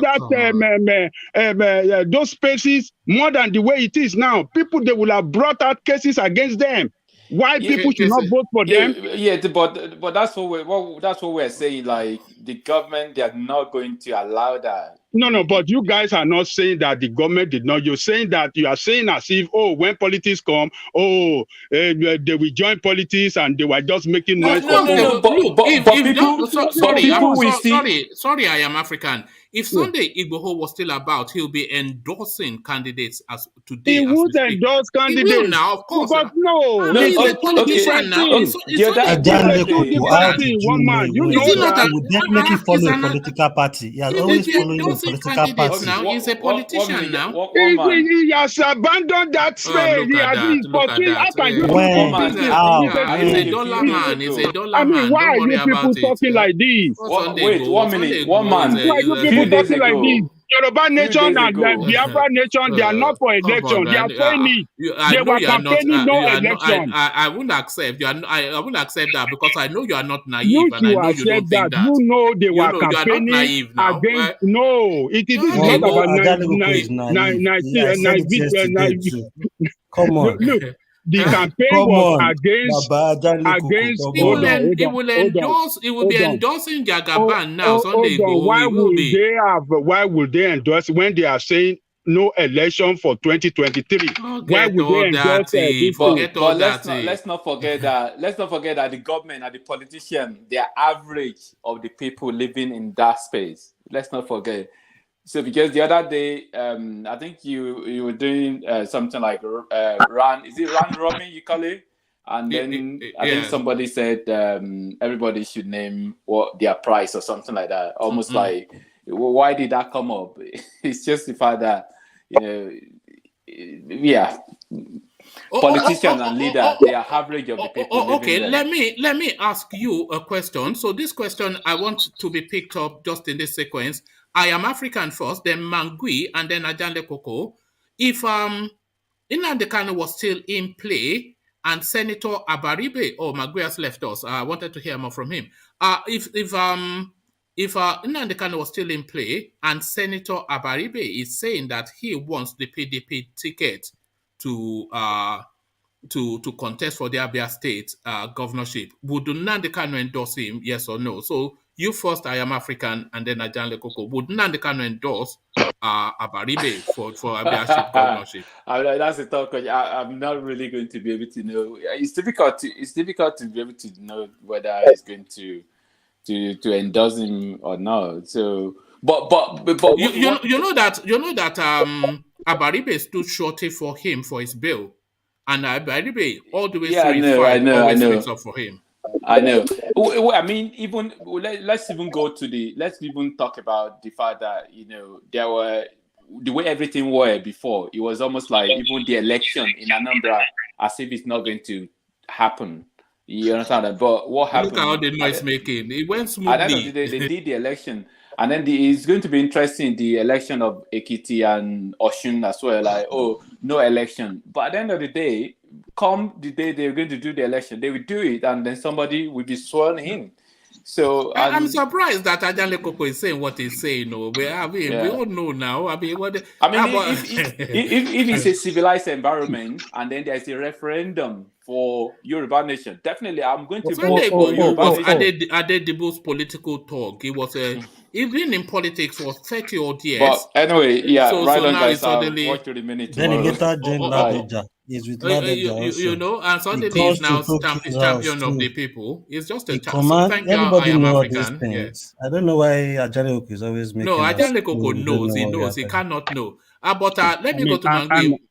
Okay. Go to Let me go to Mangui. Mangui, I was asking that if Nnamdi Kanu was in play and Senator Abaribe declares that he wants to run to be governor of Abia State, do you think Nnamdi Kanu would endorse him? A difficult question. But I don't. Well, let me put it this way. If Nnamdi Kanu goes strategically, I don't think he would endorse him, and I don't think he would speak against him. But I think he will walk on the ground for him, for people to vote for him. I don't think he will come openly and declare his support for Abaribe. But I think he will give the kind of, as we say to our president now, body language that Abaribe is accepted or acceptable for the Igbo nation. And to Ajanle Koko's contention that if Nnamdi Kanu and Sunday Igboho were still in play, the political landscape will be dominated. The Nigerian landscape will be dominated more by their agitation than the politics of 2023. Do you accept that? That if they were both free men, they would dominate the landscape more than 2023 politics? No, I don't think No, so. of course not. If you, Ajali Koko, I do appreciate your. Who is there's a sound back coming. It's rational mind. That's him. I think is yeah. I it's do Thomas, appreciate your view of things, and with great respect. Actually, you're one of the people I follow also. But I think strategically it is very difficult to threaten the union of a nation or a country and think you get away with it. They will fight you tooth and nail. They will dismantle everything that, in fact, they will break the bones of the people. If they are out there, I think they wouldn't make much impact because the political leaders will speak to them, give them something to cheer about, and life goes on. The Yoruba nation and the Igbo nation and whatsoever nation that is being formed, when we look at it at a wider range, I think Nigeria is better together because of the economic impact that we have than divided. And when they bring this argument, you can't floor them. That's just the perfect. Nigeria is a perfect country to become world number one. Well, number one, I wouldn't stretch, but I would accept an argument that Nigeria can be a top 5 country. Maybe not the world number one, but I have said this same word here in this platform before. That Nigeria is the best country on earth. Shortly, go. Take it easy now. When it's not the best country in the world now. How is it so now? Because our potential has not been explored. See. Yeah, but it is not. Are you saying it could be? Are you saying it could be or it is? It could be. It could be the best country on earth. If they are. It could be. All right. I believe ego is gone, but woman, like what I said, it's this 24th century, 85 years old man. Ego. They leave Ego alone. Ego is on his own trip. Carry on. Man. Ego, one of the best things you can do for this so-called agitation stuff is give them a better governance. When they have a better governance, all these agitations will die down. This is the pains of the people that are living in this region, seeing bad governance. And believe me, when we all in our families, when our fathers or mothers treat us wrong, we tend to negate against their own will. And this is what these youths and children and everybody is doing. So when the Nigerian government, who is the father of Nigeria, treat their people right, then everything will fall in place. Give them work, give them anything. I don't even say give them work. Give Nigerians the necessary things. They will create work. So that's I think that's what we were saying earlier, that if you had relative security, no country is 100% safe. Some people will argue that Dubai, but if relative security, decent infrastructure, and good enough electricity, look what we are achieving with the way the country is. So if we had just the opportunity to really go, we will go far now. Yeah. But not to negate from your former previous question, I don't think they will have any political impact in terms of election and all those things. If good luck Jonathan could stamp out the Zambeza forest a little bit, my brother, those Nigerian army, if you do something, if they want.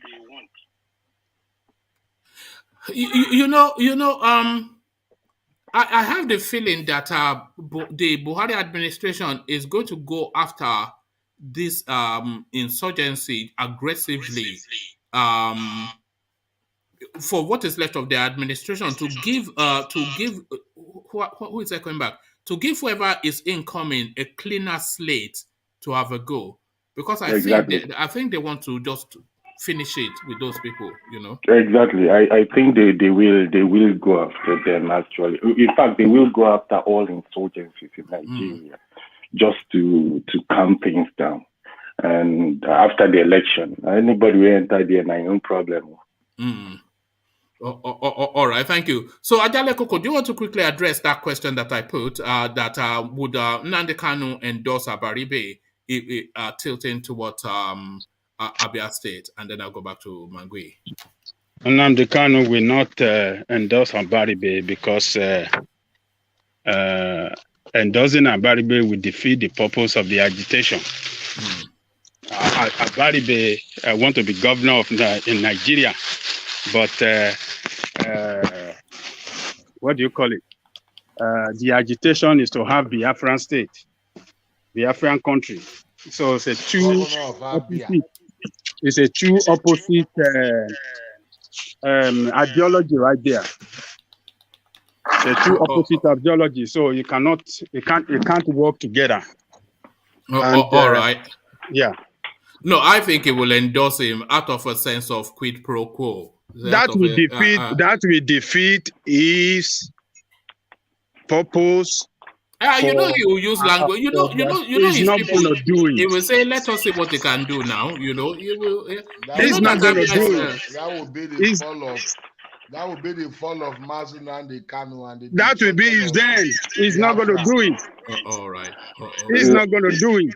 Ajale Koko, you're just repeating what I just said. He will strategically not say it, but maybe in the background of things that are happening, he will just tell you, I must support this guy. Maybe he will help us fight our cause.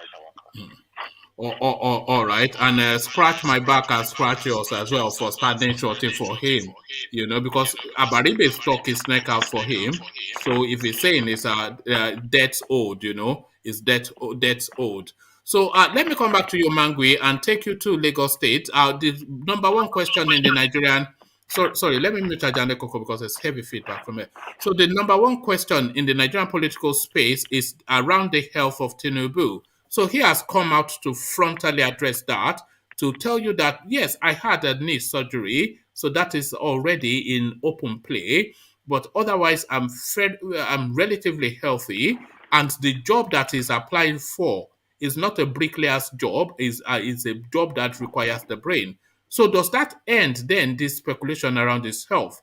The man himself has come out to say he's hale and hearty, according to using Lai Mohammed's terms. So Tinubu's health, does that answer it then? Well, partly. I think it's a political stunt he has to take. He has to put out something there because they have just been saying that his health is might be a disability for him to perform. But like he said, I might not like him. I might not be for his politics. But he made the right comment. He said, the brain is what you need, not the physical body. As long as the brain functions, Tinubu will function, or he would make the right decision. The problem is, is his mental state quite what it is as of 20 years ago or 10 years ago? If that is the case, then I believe every Nigerian should have a go at the presidency. But for Tinubu's statement, he has to put it there, and he's right in his statement partly that what he needs is his brain and not the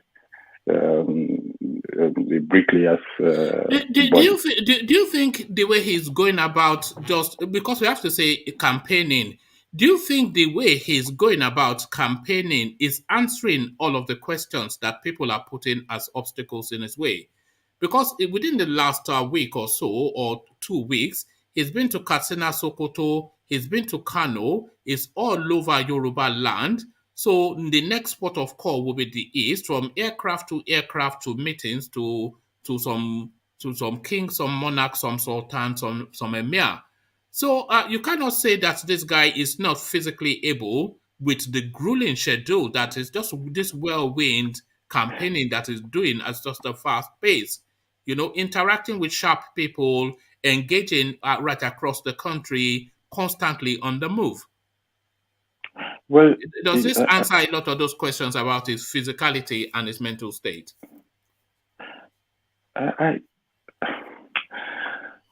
Tinubu is a mystery for me, actually. Yeah, I think it's a mystery for everybody. That's but his campaign strategy seems to be working in terms of reaching that ultimate goal of being the Nigerian president. I believe the problem he's having is, how would I say it? It's really diasporans, partly.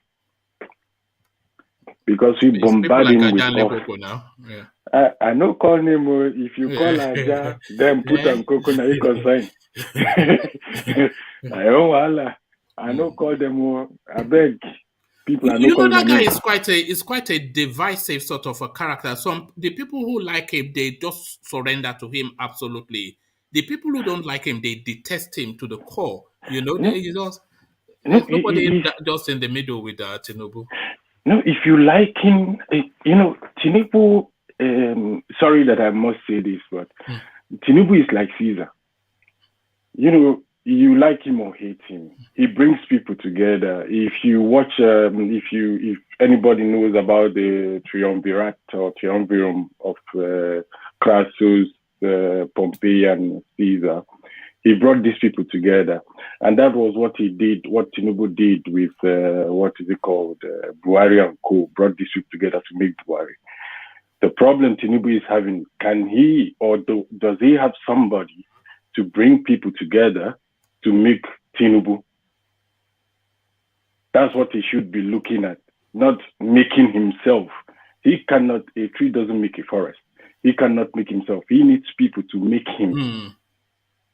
And that's the strategy. So exactly. So essentially, Tinubu actually needs a Tinubu. Exactly. So Tinubu needs a Tinubu. Exactly. And that's where I feel that those people that he has formed in the last few decades have actually been failing him a little bit, because are you surprised that they are not coming out? Because I've brought that up before. Are you surprised that they are not coming out, or they've not come out yet? No, woman I'm not vast, like I said, in political issues, but let me take it like this: if Tinubu gets the stance or the presidency, that means a generation will have to sacrifice their presidential ambition. That's a fact. Okay, put an age cut to that. Well, if Tinubu becomes presidency, anybody that is under the age of would you say 45 should forget it? Above the age of 45. Anybody that is 65 right now should forget it, because when Tinubu gets it, he will rule for 8 years. Then you get about maybe 70, 65 plus 80 is 73. That's a little bit too late. And the way Nigerian politics is going right now, it might end up that at the end of the day, the electronic voting, all those things, at the end of the day, will matching those in the range of 45 and 60.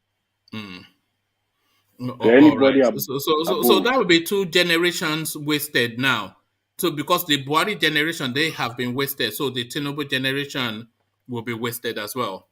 Exactly. Yeah, so that's just it. Maybe that's why they are just not fait accompli in his plans.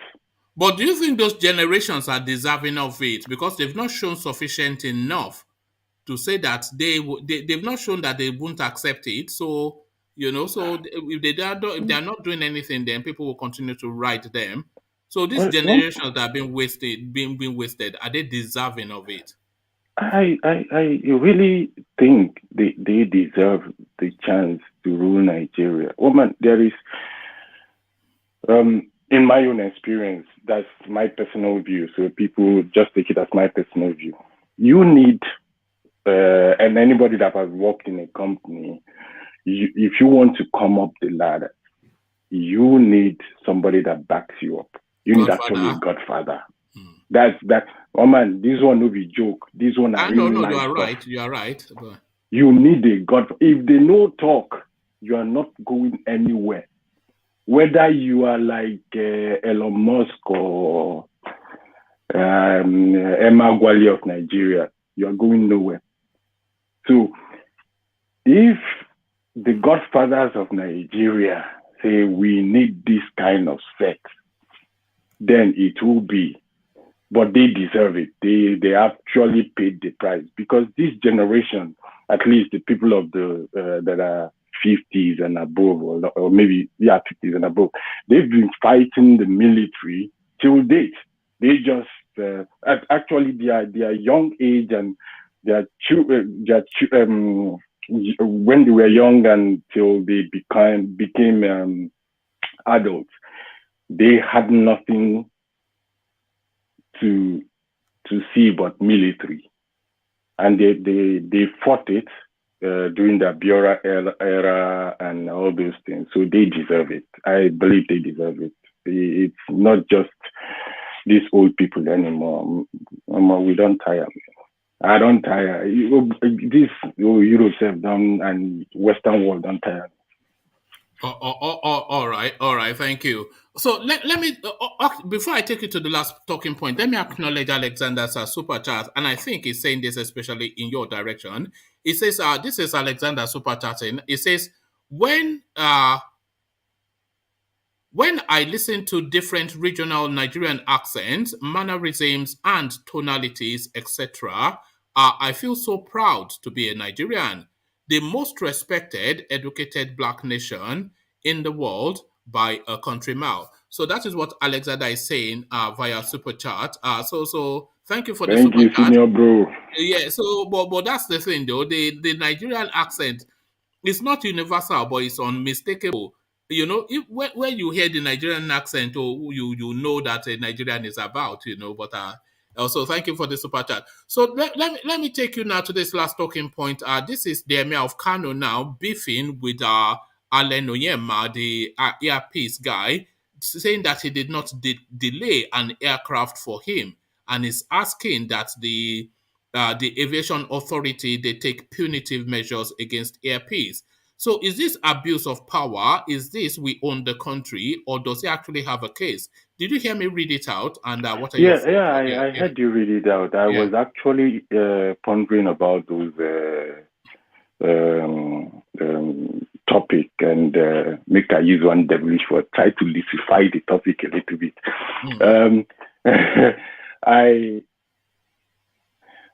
I think he's wrong. The Emir is wrong. Make it come Obodo Igbo now, can't tell us, make aircraft with, say you be Emir, being a king. Even the Queen of England said, maybe that. If he wants, he could buy himself a private jet and fly in and out with the way he wants. This is a commercial something. That's the problem with all these our emirs and kings that we have. When it is time for them to talk for the people, they know talk. When a private egoistic something, they try to attack people. So I will just keep it short. He is wrong, and the emir should not even show his face. Look at that. And by the way, I just that guy, I wanted him to be the emir before Sanusi, this Adobayero, because I liked the Adobayero the one that died. I liked him, and he should have been the emir. But because the kingmakers, during that time that the emir died, the kingmakers had come out to say that he's going to be succeeded by his son, which is this the emir now. They split the Kano Emirate now into five emirates. So the one that holds, I can't quite recall but the Adobayero one that holds the biggest one, he was meant to be the next emir. And they were about to announce him. In fact, they had announced him somewhat, the kingmakers then. But then they went in aggressively to change that space because they needed to put Sanusi in place to influence that political space for Buhari's emergence as president. But then, of course, look at the payback. So that by Adobayero, he should have been the emir instead of Sanusi. And I'm not even sure that Sanusi's lineage they have that stronger claim to the throne in Kano State. I mean, I'm not from Kano, but that's just my loose understanding of that space. Yeah, like I said, woman, he missed the flight. He shouldn't attack them. I don't know the complete background of the whole issue, but I think if he missed the flight, there are all other flights, and if he is so important that he should get his flight done and all those things, he has the right to buy a private jet. He has all those articles and the rest that have private jet. He could have called them now, please send your private jet to come and pick me up, instead of coming to the national dailies and castigating a corporation. And, all right. All right, thank you, Mangui. Good to hear from you. So you're now a strong voice within the space. So look at that. Man, I don't know that one. Jafar is already insulting you in the comment section. What is he saying? Can you do you understand that? Speaker,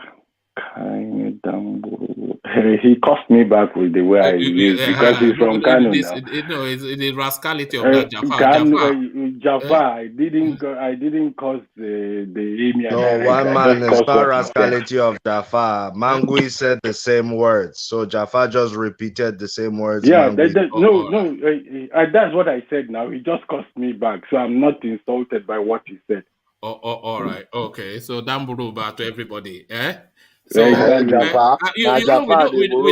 don't understand Hausa, but everybody in Nigeria knows what Damburuba means. If they say Damburuba to you, they are not wishing you good money, no. They are sending you to F off, you know. So thank you, Magui. Good to hear from you. So one man, before you continue, is it okay if everybody can now say Yalaya anybody? No. Now then you have to caution that immediately. How can I caution a language that I don't understand? Jafar not to repeat that too. How can I caution a language I don't understand? That are supposed to be teaching us. You don't tell Jafar not to repeat that because he knew what I was saying. No, Jafar is an elite. He knows better, so you don't even know. In Hausa language, I know what I'm talking about. Jafar understands. It's not that deep. It's not that deep. I do Lord Mike is not that deep. This Uru, settle down, Lord Michael. How can I caution a language I don't even understand? I understand Jafar too. I understand the language. Leave Jafar alone, I beg. But Lord Michael, you're not cautioning Mangui for saying it first. I did. He's the first person. No, see, I say he's the first person that has to stop it. That, in fact, I caution one man. Hold on. I think Mangui said it tongue in cheek. I think we know that it was just being, tongue in cheek. He didn't say it, to. Okay, one man. This is what I'm trying to say. There should be no tongue in cheek for an Emir of Kano. It is very wrong. His Royal Highness. Look at that. Anybody. Okay. People respect this channel. We have to let people respect it too. Let me say this like this. Emir Naginshika, and I'm very, very sorry. And to Jafar too, I'm very sorry. I take it back. Jafar won't take sorry. Jafar, Jafar holds a grudge. Jafar likes to hold a grudge. Jafar, Jafar has been holding a grudge against us for how many weeks now have you been holding your grudge against us? Jafar, remind me. But 2 months. 2 months. Jafar has been holding a grudge against us for 2 months. So thank you, Mangui. Good to hear from you. So let me go back to Ajale Koko and pick it up from where Mangui left, just the interactions between, when I first saw the headline that the Emir of Kano was asking that the Aviation Authority, that they take punitive measure against Air Peace for not delaying an aircraft for him. I thought, here we go again, these people and their uncivilized ways. So that was my first thought. But when I was reading through the story, Air Peace brought the party of the Emir from Banjul to Nigeria. But the flight in Banjul was delayed for about 2-3 hours. And that flight from Banjul to Nigeria was to land in Lagos. And they were then to take a connecting flight with Air Peace to to then take them from Lagos to Kano. So they arrived late in Lagos through no fault of their own, but the flight from Lagos to Kano was still on ground with about 30-40 minutes to depart. So the handler of the emir, who also a prince and Adobairo himself, he then got in touch with Alan Oyema directly to say, look, just please use your offices to, this is the emir that we're talking about, so please use your offices to just delay this flight just so we can get on board. And Alan Oyema told him to he invited him then to go and take a running jump. He says, no, just get out of my sight. So Alan Oyema dismissed him out of hand. So it then led to the emir and his party having to book a hotel through missing that flight, which was the consequence of a delayed flight by this same airline. And, and that somewhat miffed them, especially not according the emir the respect that this prince feels that the emir should have been given. So what are you making of that convoluted, I mean, who's in the right in that, by your reckoning, Ajale Koko?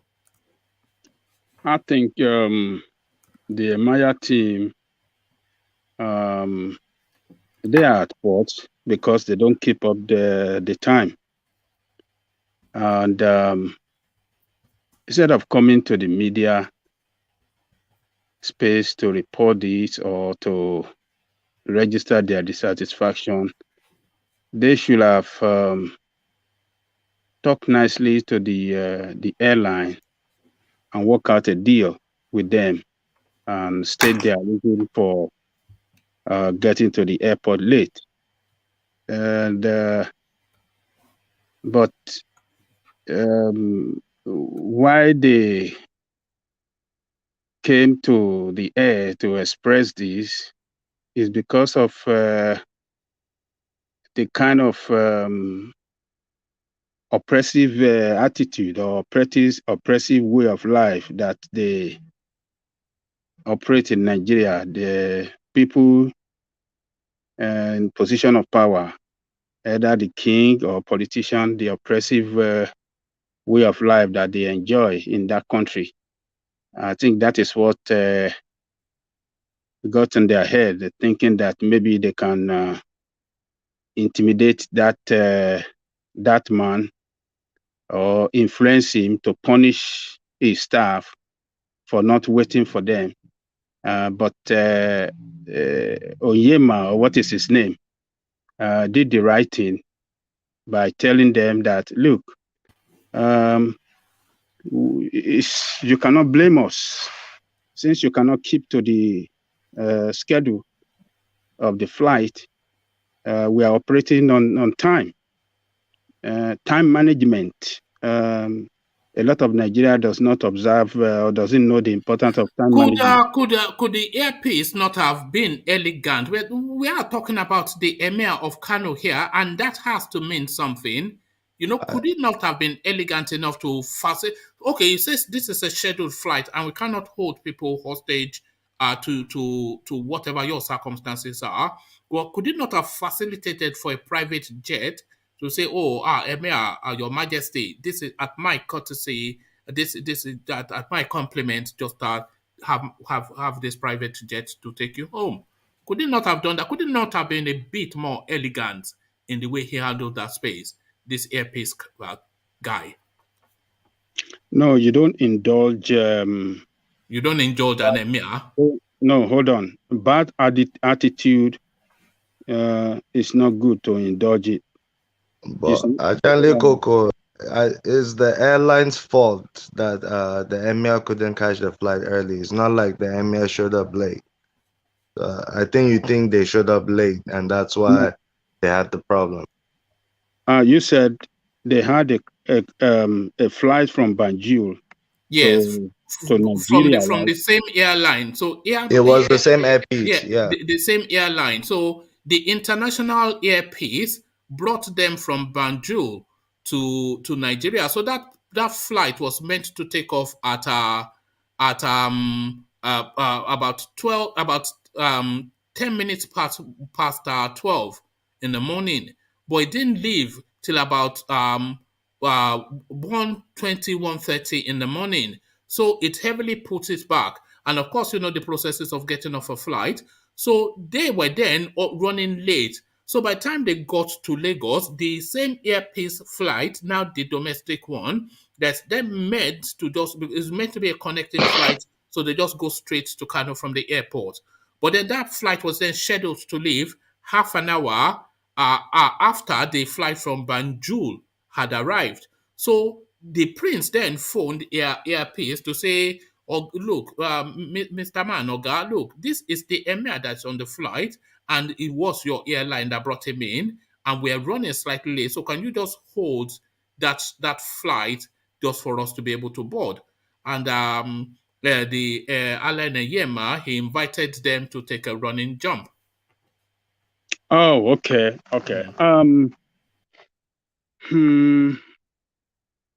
Well, you see, the schedule of flight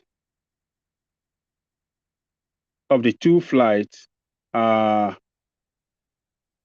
one that was running late is one schedule that is different from the one that they have to connect with. So the one that they have to connect it have to stick to time as well, to the scheduled time.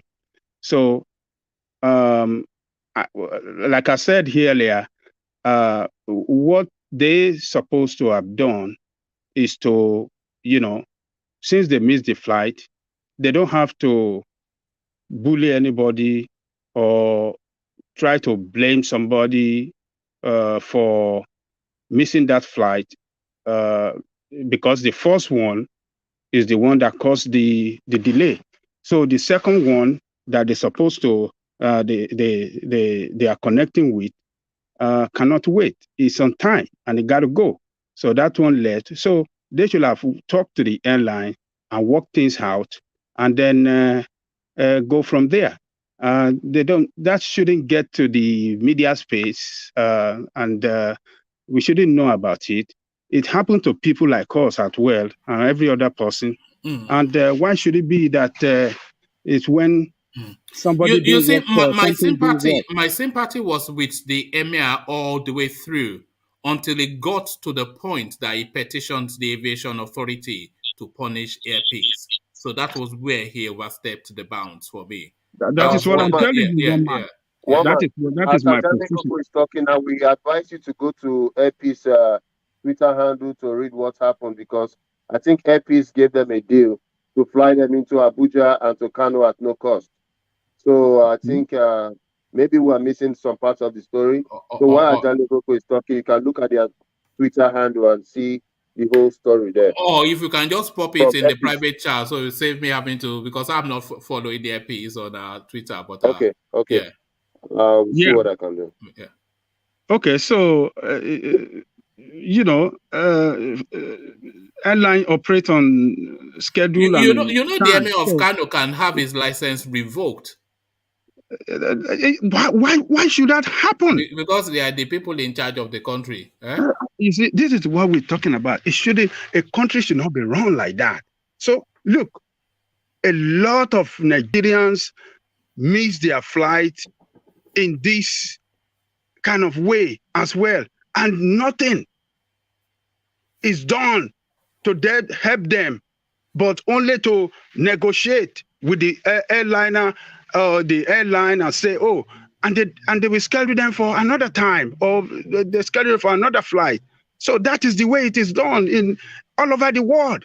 Why should it be that when the rich people or the richest people in Nigeria have to go through some little pain, that is when people have to suffer, or the institution through which at which they are going to pay, they have to suffer? No, it shouldn't be like that. They should just work out a deal and then go from there. And it went to the point of petitioning for missing your flight. That is arrogant.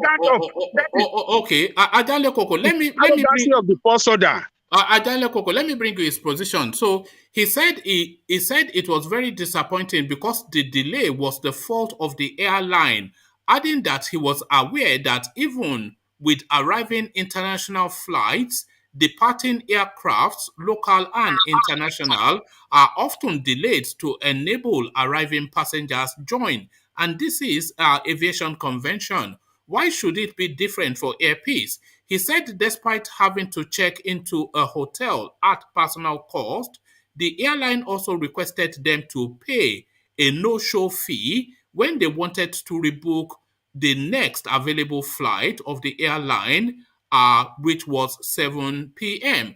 So there's a lot there because one, he is right. In instances when a flight is coming in late to connect with another flight that is scheduled to leave, they will of course somewhat delay that flight that is scheduled to leave to facilitate for the passengers that are connecting one. And then if as a consequence of the airline's fault, you are missing a flight, the burden of how you are accommodated in that time period to go to the airline, not you. So they paid personally for what was Airpeace's fault. And then to add insult to injury, Airpeace was looking to penalize them for missing that flight. They overstepped the bound. So they Airpeace people. What is it from Anambra State, Abi? You said Airpeace were trying to penalize. I mean, what Lord Michael said now that is reported on their Twitter is different from what you are saying now. Yeah, well, it's different. This is according to the Emir. Yeah, but they are saying it on Twitter so that every person around the world can hear their own part. So, but I think that there are two international and the local. They are two separate flights. So if the international is running late, what they can do, and they cannot meet with the time of the local flight, then they have to schedule another flight for them. It's not a big deal. Is it because they just have a delay, and that is why you have to show off and want to show your strength and show your power? It's all power show that this guy, they're trying to show to the world, and it doesn't work like that. You miss a flight or there's a flight delay, the flight delay some kind of way, you have to talk to the airline and work out a deal. That is the way it is done. I mean, if they don't work out a deal with you, that is when you can take up. You don't think there's somewhat ethnic bigotry in play here? Alan Oyema, Anambra State, Emir of Kano. And that you don't think is there an hypobia and spin to this? One man. I'm just asking now. Is there an hypo? No. Let me tell you this. Let me say something. Let me say something. I'll allow you to continue. You see, because I think there are two sides to the stories. So I don't know from what one man is saying, if really that's what happened. I think they could have gone through some kind of amicable way of trying to resolve the matter. But the way you see this Emir goes, I mean, you see the way, as much as I like Sanusi, that guy has ego. Is it not the same Emir when somebody was addressing him in Kaduna?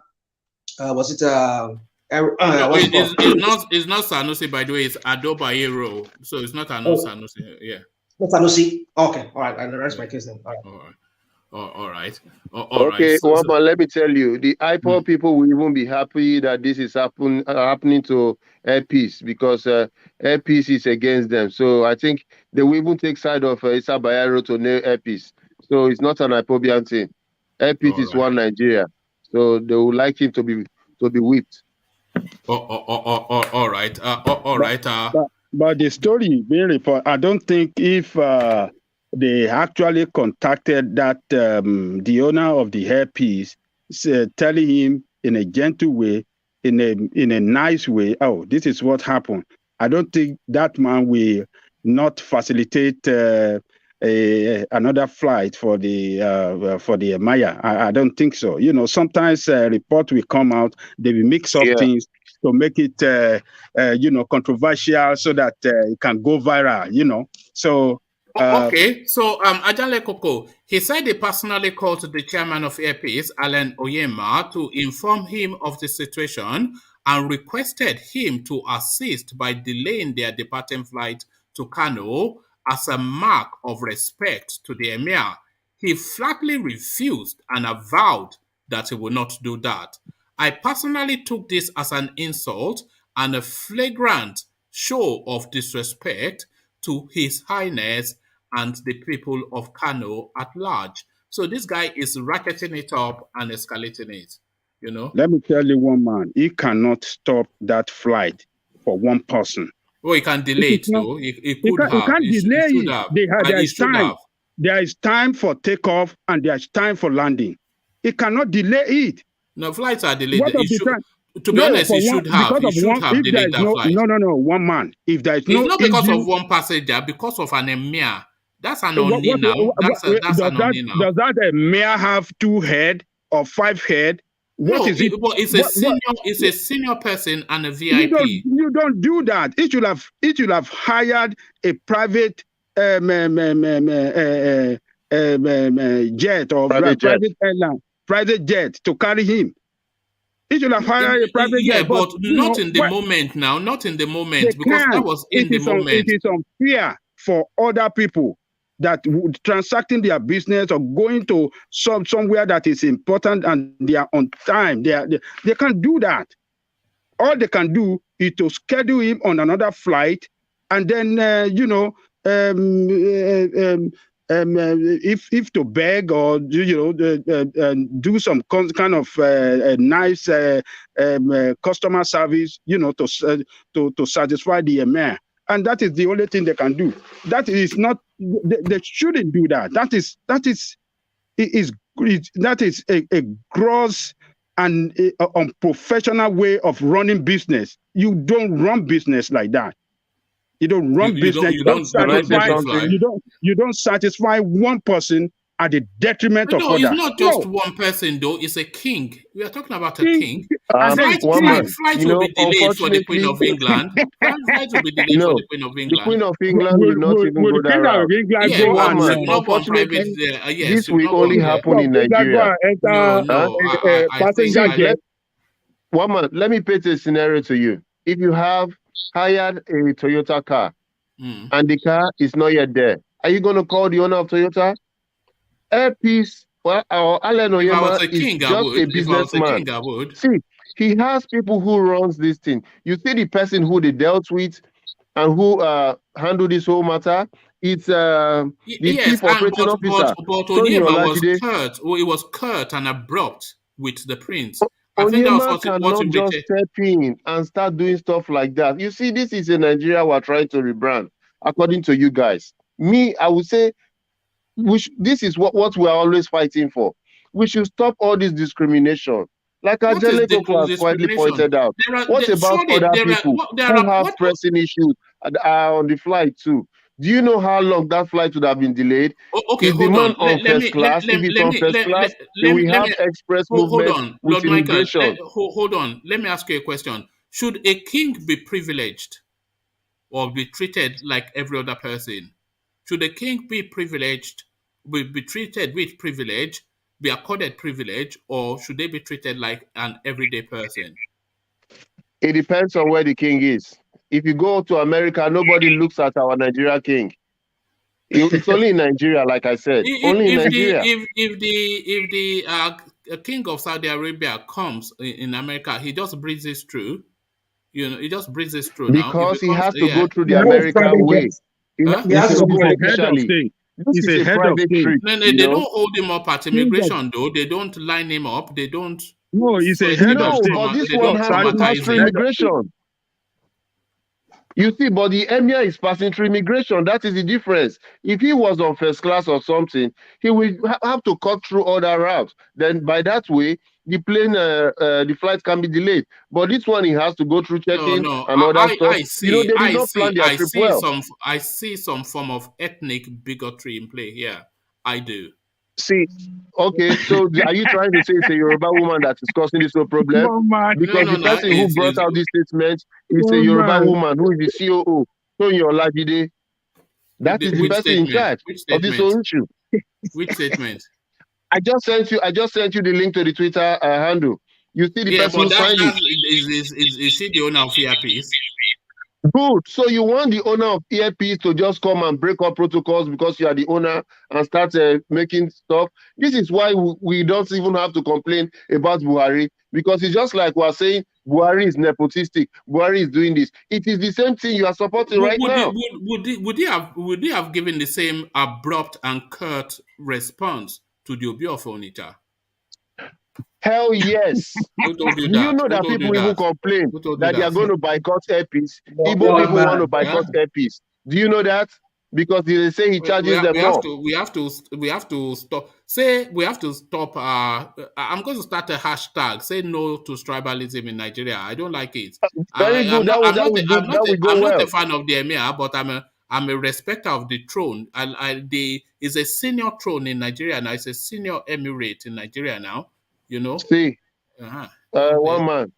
A king is a king anywhere. They have to be respected, and they have to respect themselves too. You see, like, let me tell you something. If that was Oluwo, might not even be happy that all this is going. See, one man, Emir might not even be happy that all this is going on. You know, sometimes some people who are working for the Emir might be overzealous. They might be the one blowing this out of proportion. The Emir might not even want all this kind of unnecessary noise. Have you ever heard that Emir in the public space like this? Overzealous. Hold on. Do you know the people who are working for him?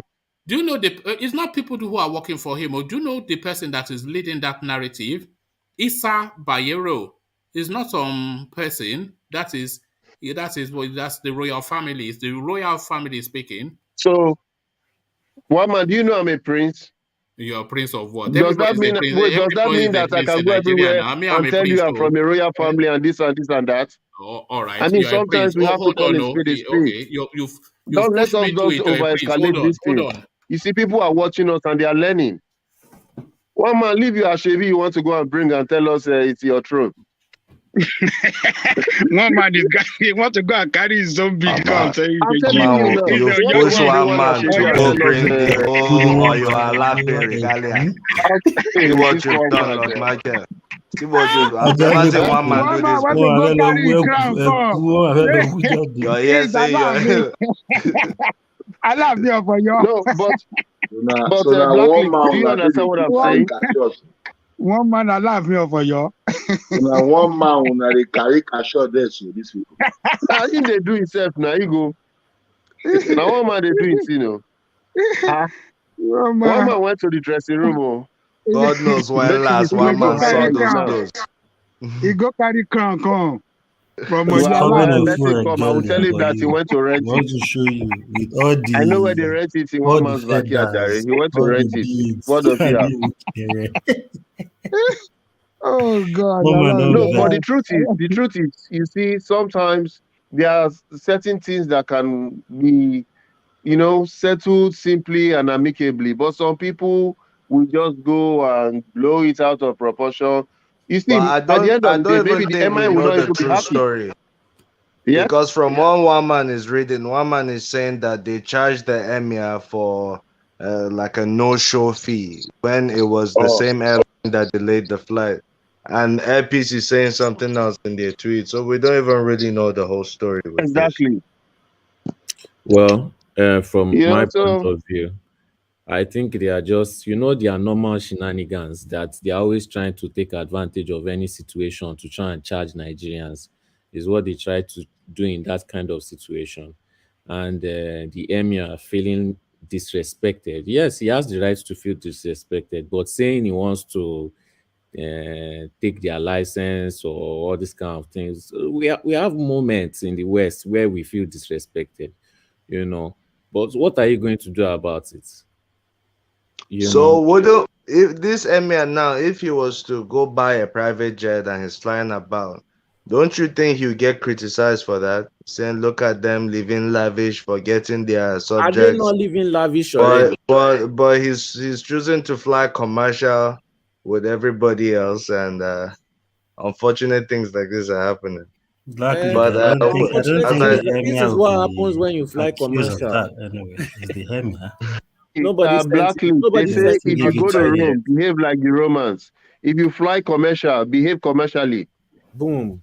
So that is it. but when things like this happen and they contact the MD of Airpeace, I mean they're operating at an elite level for them to even have his contact. So it's elite to elite, and there's nothing wrong.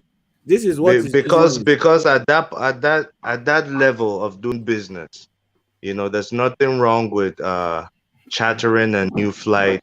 I mean, if you cannot delay the current flight, then just charter a new flight instead of charging them for a no-show fee. Like the no-show fee part is the part I don't really understand. I don't like that part. The no-show fee is a way of getting money. They do this to the average Nigerian.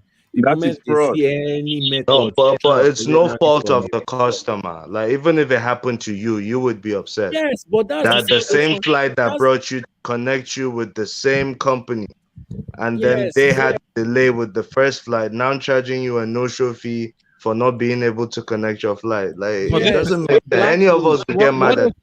What if it's policy though? Lord Michael, you escaped. I'll go and bring my title beads, but I think my wife has They moved did it. not borrow you.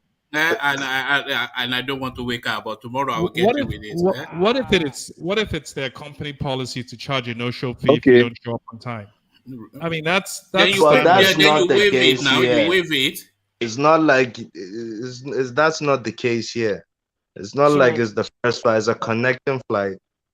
And their airline had a delayed arrival. I understand what you're saying, but the thing is, most of these fees and most policies don't really make sense as such. They're just there to create extra revenue. Most companies do this. So unless they created a special policy for the Emir, which I'm sure they didn't, then there's a no-show fee. And if that's their policy, that's their policy. This is not even a controversial issue here. I'm not sure why. Exactly. This is not controversial at all. I mean, there's so many fees, especially anyone who lives in the States. Should it not have been waived? I mean, things like this happen a lot. It's happened to me. Things like this have happened to me. Of course, the airline didn't delay the flight for me, but I was compensated in company credit. And I didn't even ask for it. I think that's a different argument. If the argument is should Airpeace be at least show some courtesy to waive this fee, that's a different argument. But from what I understand, and please correct me if I'm wrong, it sounds like the Emir's camp is trying to penalize the airline because they felt offended that there's a policy that they don't agree with, which is silly. You can't penalize a company for enforcing whatever their policy is unless they can prove that that fee was created specifically for the Emir, which I'm sure it was not. There's no case to be had here. So the job of the regulating agency for aviation is in charge of regulating the policies also if they do not make sense. And for example, if you are to charge somebody a no-show fee or a late fee or whatever, the airline should make sure they're not the ones who caused that delay. If it's the airline causing the delay, my thing is take the Emir out of it. You and me flying through Airpeace, that is an unfair policy, and we would get mad at that if it happened to us. That's what I'm trying to say. And that's fine. So let's not bring it up when an Emir complains. Let's bring it up from day to day when ordinary people have that issue. But it hasn't been brought up. Now it's been brought that's up what brought it to the limelight. Is it happening to the Emir? Personally, I didn't even know Airpeace had that policy. I'm sure they're not the only one. I'm sure Airpeace follows best practices. I mean, they're a pretty popular airline. They're not the only one. All these airlines. No. I mean, if you follow to be fair to the Airpeace, they've been going through a lot of criticisms. I think someone was even saying that in the chat earlier. They've been going through their problems with them having problems with long queues, delayed flights, missed flights, just different complaints. And just lately, it's beginning to tarnish. Yeah, and same thing with Spirit Airline. And what is that low budget airline in the States? They're crap. A lot of airlines have that problem. And we have a functioning airline in Nigeria, which is kind of a miracle because for some reason, that country doesn't seem to be able to run an airline successfully, from Arik Air to Nigeria Airways to whatever, just keeps on failing time after time. Now you have a functioning airline, and people are mad because some emir was I charged think with you're something that missing they the couldn't agree. point because the emir's name keeps popping up. I think you're missing the point. No, Is that fair for you to have a here. connecting flight? You missed that flight simply because there was a delay in the connecting This has flight, and you're happened in the dealing with States essentially so the many same times. company. This has You're happened to dealing with many essentially people. the same. In other climes, even if it's a different company, if Delta is connecting you to American Airlines and things like this happen, you would get compensated. No, you won't. No, you will not. It's part Oh of my when God! you buy your I'm ticket. talking about money I have personally got. Hold on, Black Things League. like this happen. Hold on, Black League. Ayo, do you know the narrative? Do you know the narrative? Well, from what I understand, and this is from reading on Twitter, and I can read the direct quote to you if you like. No, I've read it out, but just give us your understanding. What is your understanding of what happened? My understanding is the emir's camp petitioned the NCAA or whatever they're called, the regulatory airline body in Nigeria, to punish Air Peace because they didn't wait for the emir, who I guess was at home when he called, and people had boarded on the plane and they had a slot. With the way airports work, they don't just take off when they want. You have a time slot. So that tells me you don't have the fullness of the story. Let me That's give what you, the MS people were saying on no, Twitter. let me give you the fullness of the story, because you've just got to the tail end of it, but there's a build up to it. Right. The emir was coming from Banjul, taking an Air Peace flight from Banjul to back home to Nigeria. So the flight from Banjul lands in Lagos, but the emir is going to Kano. So then, of course, there's a connecting flight then from Lagos to Kano, which it just hops on automatically. So the flight, which is Air Peace, the same, the international Air Peace, they got delayed by a couple of hours in Banjul. So they took off late in Banjul, and then they arrived late then as a consequence of that in Nigeria. But when they arrived in Nigeria, they still had about 30 minutes to board that connecting flight from Lagos to Abuja. So the emir's camp then got in touch with the chairman of Air Peace, because that is their level of function. So say, oh, can you please delay this airline just to enable the emir's party board, because your flight coming from Banjul was delayed, and that is what has led us to being late for this aircraft. So what particularly upset the emir's camp was that this is what their narrative, that the Air Peace chairman was not at all cooperative and somewhat abrupt, So the emir's party then had to book a hotel to wait. But on top of that, they then charged them a no-show fee for that connecting flight that they were not able to board through no fault of their own, but entirely down to the fault of the airline, which had a delay coming from Banjul to Nigeria, which did not then enable them to connect with that flight. So they had reasons to be upset, because and by the way, they paid for their hotel themselves, whilst having to wait for another flight, all through no fault of their own. So they had sufficient enough reasons to be upset, I would say. Right. Yes. So So if I may just touch on that, and thank you for at least giving me the full picture. But I don't really think it changes anything. It's not the airline's fault. If they couldn't leave Banjul in Gambia, it may have been an airport issue. Airlines try to run on time. They lose money when they don't. And you can't hold up a plane, a commercial airliner with hundreds of people in it, to appease one person. Because once you lose your takeoff slot, you don't know when you're going to get the next one. All the other takeoff slots are booked, especially from a busy airport like Lagos. It's different if maybe they're in one airport that is pretty in some rural area, doesn't really have that much traffic. But who knows when next they would have been able to get a takeoff slot. You can't just say, okay, I'm ready now, let me take off, and then they wave you through. That's not how it works. And I think anyone with any basic understanding of logistics would know this. And then secondly, why the hell is an emir flying commercial and expecting preferential treatment? This is the most disturbing aspect of this.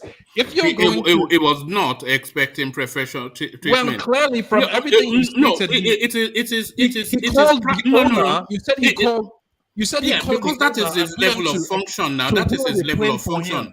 But it is convention that a connecting flight would somewhat delay if the flight that is going to fill it has been delayed. This is not at all. No, not at all. This is convention. This happens everywhere in the world. It's convention. This happens everywhere in the world. I have flown from Abuja. I have flown from Abuja to New York via Accra. We had to wait for the passengers that were arriving at Accra because they were to join the plane for us to take them to New York. That happens. It was announced to us. We weren't even compensated for that one. It was just announced to us that we would be on the plane. We were not even allowed to step down from the plane. So the passengers dropped from Accra, and we waited for more passengers in Accra. That's normal. By the same token, Black League, if it's a busy airport with a heavy schedule and the plane can't wait, it takes off. Everyone has missed I'm pretty sure everyone here has missed a flight for no reason of theirs, not because they weren't at the airport on time, but because a plane didn't take off on time or it had mechanical problems, and when it landed, the plane... We're speaking specifically to connecting flights with the same company. I'm sorry, say that again.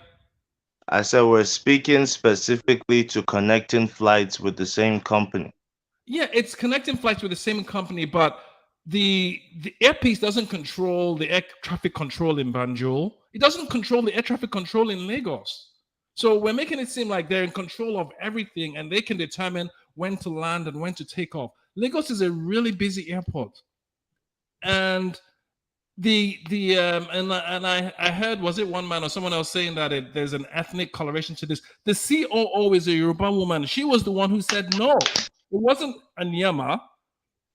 He doesn't know. I mean, you think Onyema knows the operations of his airlines in and out daily? He's the CEO. He owns the thing. He pays people to do that. And well, my thing is not even to the in and out. It's to charging a fee. It's to charging a fee for not being able to connect when it's not the passenger's fault. I think that's wrong for any passenger. I mean, once again, that is a different... I think the emir was badly treated. And I think, in fact, I'm not even offended that he put in a petition, because he should put in a petition. Because it's poor practice. I think he was badly treated, I would say. Also, I'm not offended that he didn't choose to use a private jet. I think he's just trying to... I would be disgusted if the Oni of Ife is on the same plane as me. And so what if he flies commercial? A lot of people are being criticized for flying private jets, saying that they're distancing themselves from the locals or from the subjects. And this one chooses to come to the same level as the locals, and he's being criticized either way. You're taking both sides of the argument. You're saying he's one of the people, but then again, we should accept that he's royalty and he should be given preferential treatment. I said whether or not he's an emir. If it happens to me, I would also file against APs, because there's no way you should be charging me for an offense I have not committed. All right. It's like you're getting a ticket for an offense you didn't commit. All right, thank you, gentlemen. It was even meant to be a satellite little story, but I never knew we would gain that with this much traction. It was just meant to be a little side story. But I was to have the floor, Black League. On that. Yeah, Adanle Koke, conclude. Well, can I just make one last statement before I let you guys talk, please? Okay. Come in, Okay. Lord Michael. I want to applaud the Emir for trying to go on a commercial flight. You know, usually emirs are not known for boarding flights. They are known for riding on the backs of camel. But this one is transcending. So let's applaud him for trying to be like a commoner, like we always plead to them. So it's a good thing he tried to do that. Thank you. Yeah, then he shouldn't complain if things don't work out. He's not complaining. He's not complaining. Clearly he People is. are That's why complaining we're for having this him. conversation. He's Okay, obviously sorry. Let complaining. Ajale People are go back. complaining. Sorry, no vex. Let me find trouble. Well, I mean, I'm so tired of these big men in Nigeria just thinking they are special. They want royal treatment on someone else's dime. Pay for a private jet if you don't want to be inconvenienced. Stop trying to quote some silly crap that doesn't fly anywhere in the world. This is the kind of problem we're having in our country. Until people wake up and we're talking about people with really good critical thinking skills are actually blaming Earpiece for the entitled behavior of the emir and his camp. You missed your flight. They have a late show fee. Either pay it or don't. But don't come here and start saying that you feel disrespected and there's some ethnic dimension to it. It's silly and it makes the country a joke. This is the Well, only. to be fair to the emir, I don't think the emir said anything about ethnic dimension. Nobody said I that. think one man It's just said just that me. was his It was, personal view. yeah, and I was just poking. Yeah. I was just poking at that. So, I don't think that yes, as well. This But I is was the just poking. only airline has ever operated in Nigeria that actually has a profit margin. But now we're saying the reason it has a profit margin is because they don't put up with this kind of bullshit, waiting for some airmare so that they can lose their profit for the day. We should be lauded. People here should be clapping for that airline, but instead we're tearing them down and saying that we should yield to sentiment because it looks bad. It's a business. Businesses run on profit margins, and especially everyone knows that airline businesses are cutthroat and they're super. The profit margin is super slim, but they should hold a plane that is in a country that has never had a profitable airline until now, because some emir is feeling like a big guy. Go and hire your private jet. Well, prejudice aside, I think how the emir was treated was just rather Nobody unfortunate. cares. And please can I say what I have to say? I've heard what you have to say. I've heard what you have to say. It could have been anybody, and It could have been any one of us. That's my point. If you would let me speak. I understand you're upset that whatever you're upset about, I can understand that, but you have to let me speak too. Don't go and try and be a big man on someone else's dime. If you want to be a big man, pay for your big manism. I think you've made your point sufficiently, Ayo. Made your point sufficiently. Okay, back to Ajale Koko, round it off so I can move on. So I think nothing wrong in the Emir to ride on passenger flight, because passenger flight carries different category of we have first class, we have economy, we have this. So maybe a book for business class or first class. So there's nothing wrong in the Emir to go on passenger flight. Then on the issue of connecting with another flight, I think that the best way they should have resolved it is to write a petition to that company, to Peace Airline, asking for their expenses, that it wasn't their fault to miss that flight. It was their international flight that caused the delay, and ask for them and wait for their response.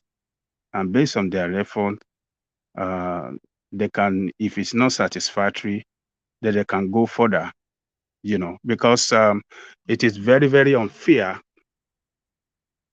for the emir or any Nigerians to be charged for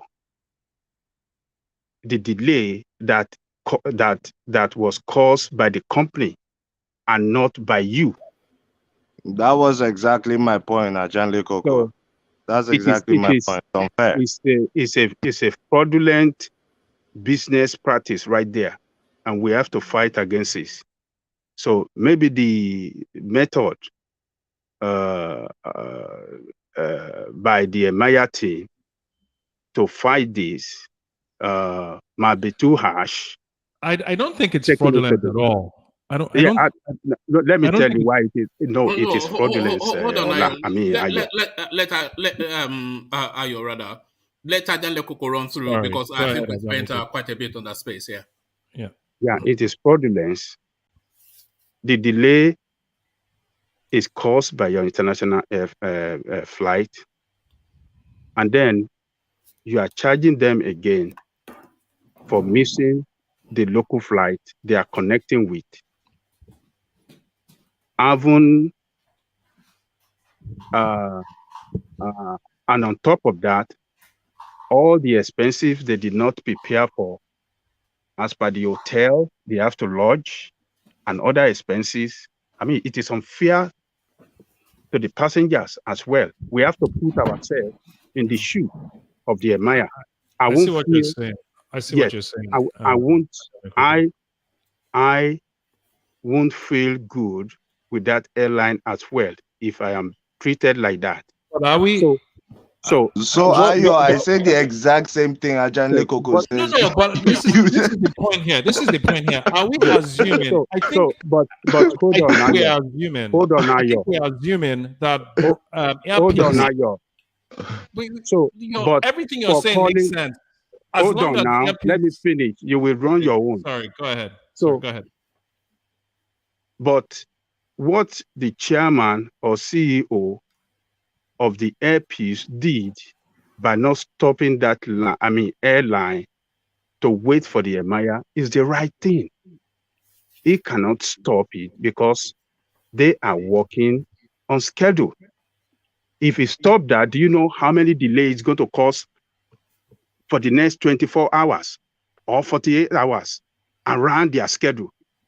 So it did the right thing for not waiting for this, but the Emir should be compensated. The Emir and his team should be compensated. They shouldn't let the Emir shouldn't be charged for coming late due to their own failure or their own bad business practice. At the same time, Emir is going to, look at the expenses that they put the Emir through to rent hotel and other things. No, the expenses is never prepared for. So it is a bad business practice. And Ajanle Koko.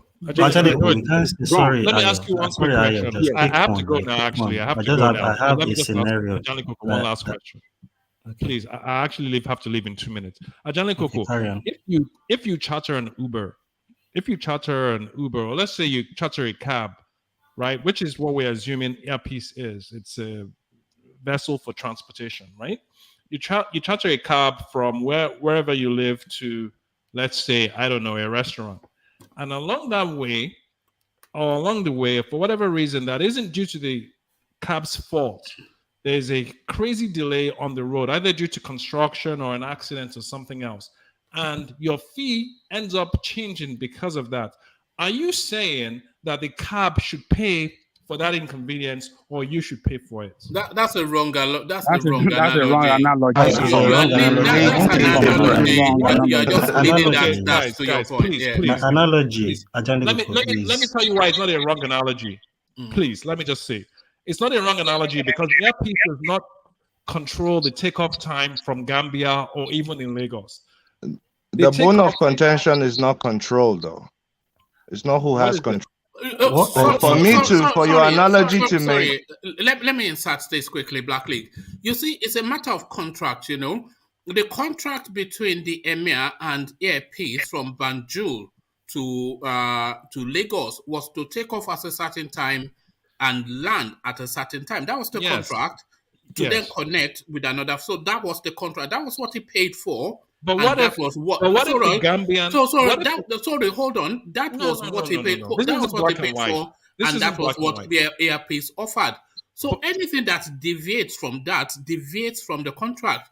So whoever is responsible for that deviation has nothing to do with the Emir. The contract with the Emir is with airpiece to happen in this sequence, and that sequence did not happen, and they are now being punished for it. So, have you heard of an act of God incident where your contract is null and void? An act of God is a natural phenomenon. What I'm saying is, if the Gambian government, for whatever reason, or the Gambian airports, by extension of the Gambian government, has a huge delay in the takeoff of. What if the delay was as a result? Hold on. What if the delay was as a result of the aircraft being faulty? Well, maybe that is what we should establish before we start. There you are. So maybe we should establish why there was a delay. Was it because of a mechanical problem, or was it because of the airport? In regards of whatever delay that it was, the only thing established is the delay is not the passenger's fault. Yes, and that is all that's that the only matters. thing established. And that is all that matters. You know. What I anyway, think guys, is, I gotta go. Hopefully, when I come back, you guys will still be here. All right, thank you. You know we live and sleep here, so that's how yours. So yes, let's get back to. So you wanted to insert quickly. D. I wasn't even expecting we spend this much time on this. Exactly. Yeah, I will be quick about it. What I think is, I think the Emir's crew has moved too fast, because obviously you've paid for this. It's been charged. Regardless of whatever expenses you've incurred because of the issue, you could easily drag that and request back for your refund. Like, for example, when you said I was in a hotel, up and down the hotel the last time, I went to an hotel, they messed me up. I have to go to another hotel. I have to pay from my pocket. We heard them shouting at you at the hotel. We had that on this platform. Because I have to end up in the wrong hotel. So yeah, I have to now pay for a fresh hotel, pay extra money for my taxi, but I get back that by reporting the case to the customer care. But regardless of that, I have already paid for the next taxi and the other hotel I've gone to sleep at. So I think the Emir's crew, what they did to the Emir was wrong. So what if that hotel had fined you on top of not being able to provide you the service that you contracted them? They can't fine me. Yeah, but that is what they did to the Emir now. They fined him. They fined him. Our program. I think that is where Ayo is mixing it up. Maybe it's the policy that if you didn't turn up or they didn't sign you in. No, I think it was just the Emir that Ayo is smart enough to understand. So, it's because you said Emir. If the Once you take the name Emir out, Ayo will say. When he comes back, I'll tell him that. I wanted when he has the cutlass comes out. Once you say Emir, everything goes up. I tried to remove the word Emir. I say, Ayo, you and me, would this be fair? Ayo say, yes, it will be fair. He will say, this people again. Well, see, I won't be surprised that after 1 week they will blame my POB. I won't be surprised that after 1 week they will blame my POB. They will say it's IPOB that delayed the flights, because that's the trend now. No, we are giving IPOB too much credit. IPOB and flight again. All right. All right, land your point. So I think the Emir crew will still be able to request for their refund and their hotel bill, but it won't be like an instant thing, like right there at the airport, they will get it back.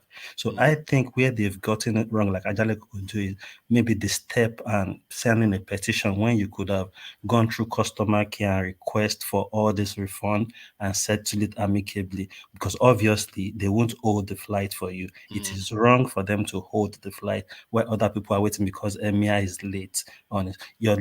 Everybody gets flight delayed, we get train delayed, get everything delayed. You just still have to get to where you are going to. So if it's the fault of the company providing the service, you will later request for your refund with proof, receipt, and all those things, which you'll be able to get. I just think the Emir, because of the power, they've moved in that direction of signing a petition and looking to seize their license. Oh, no, well, I don't think they were quite looking to seize their license. Just to add my own input, I think really, because I was ready to start mocking that these people have come again. But if you read the story, I think the Emir was right all the way through. Just for me, he found himself in those circumstances through no fault of his own. And then they charge him a late fee, and he even reached out to them that accommodate me. They couldn't accommodate him in any way. They didn't provide accommodation for him to rest him off and just show customer care, and they were abrupt with him. So I think they were sufficient enough for him to get upset, and he made the complaint. You are entitled to file. I can file a petition to the authorities now. Anybody can file a petition, and he availed himself of the facility. So I can't disagree with the Emir in any way. Not a fan of his, as you know, but in this instance. But I thank Ajale Koko. Let's go on to Black League.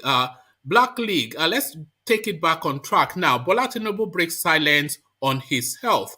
So this is the one thing that they've been using to attack this guy. But he has now said openly that yes, he had knee surgery, which we knew he had. And he says apart from that, he's in relative good health, and the job that he's applying to do is not a bricklayer's job. So, but does this end these speculations around his health? And what exactly is the speculation? Because the guy travels all over the country, whirlwind, back and forth, the vastness that is Nigeria, north, south, constantly on the plane, constantly in meetings, constantly negotiating. So just this movement alone, sufficient enough, surely, to address all of these concerns that people are trying to red flag. Black League, Tinubu says his feet. What says you? Yes, I mean, I'm also a critic of Ahmed Tinubu, but I think he's right on this. Why I say so is I remember about a month ago when Doc Percy was going around the country acting as a forerunner for Atiku. What he kept trying to push is Atiku runs on the treadmill for, was it 3 miles? He said every day he's on the treadmill for 3 miles. I kept thinking the presidency is not Olympics. So if he's going for the Olympics and you're telling me he's on the treadmill for 3 miles or 2 hours every day, and I can say, yeah, he's practicing well.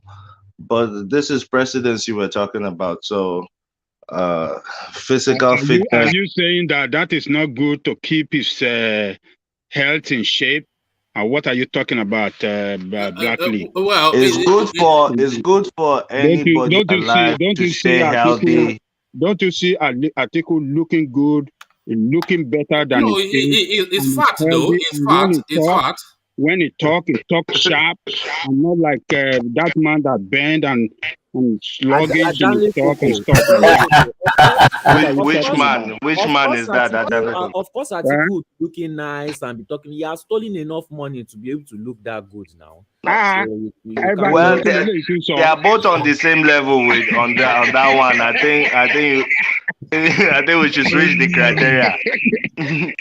He has stolen enough money to look fresh for a long time. So really, what of Tinubu? Tinubu doesn't steal enough money. Tinubu is when he was driving around Lagos with what is that bank lorry? What did they call it? Bullion van. What are you guys talking about? Tell me. Ajale Koko, you are just placating Tinubu on that. He's right.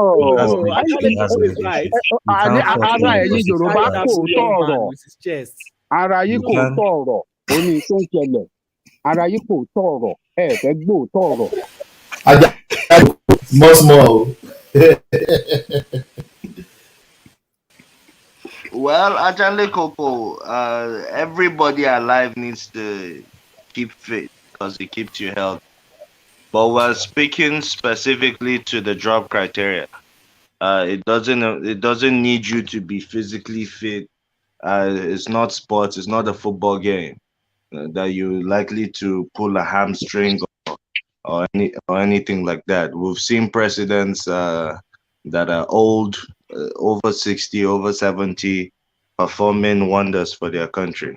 So So I our don't think that president should. cannot be. We can Our bring president another should not be. criteria to. We can bring another criteria to Blackly. So our suppress president to should not suppress be able to Tinubu's stand. ambition. Let's hear I from think we can Blackley. bring. We can bring another criteria, maybe in terms of competence, in terms of the age of his ideas, and things like that. But when we're talking about age, no. If he feels he's healthy enough, he's the one bringing himself forward. I'm not the one going to Bodilon to say, come out. He's the one coming out to say, I want to do this. That means we would assume he has consulted with his family, with his personal physician, and they deem him fit physically to run for such an office. He has been in politics for a while, so I'm sure he knows the demands of such an office. So if he's saying he's fit, then it's for me to really criticize his plans and really see if he's a good fit for the job, but not just put him aside and say he's too old and therefore he shouldn't contest. No, he should make that determination. The Constitution should make that determination. And the Constitution says 18 and above, you can vote and be voted for. So I don't think we should criticize this man, whether old or young. I don't think that should be it. We should focus on the real issues. Can he deliver? Yes, so that is the issue, and he addressed that as well. But before I take you there, let me acknowledge Alexander Superchat, who superchats to you. You, of course, one of his favorite voices on the platform, and this perhaps explains why. Blackleaf's voice reminds me of my 36-year-old son. So we are now finding out why Alexander delights in you so much. So thank you for the super chat, Alexander. And you were saying, Alexander, you need to do a DNA with Black League. Eh? What are you? Are you saying Alexander is a philanderer? Alexander, this guy is saying you put it about. Don't worry, I've done DNA already. All right. One man. Can I say something? Something? Okay. Yeah, go on. Yes. I just want to ask this. This notion of young president we are clamoring for.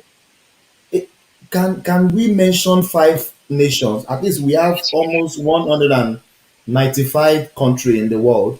Can we mention 5 nations that has young presidents? Yeah, they will give you Macron. They will give you Macron and Canada. To add to that, don't.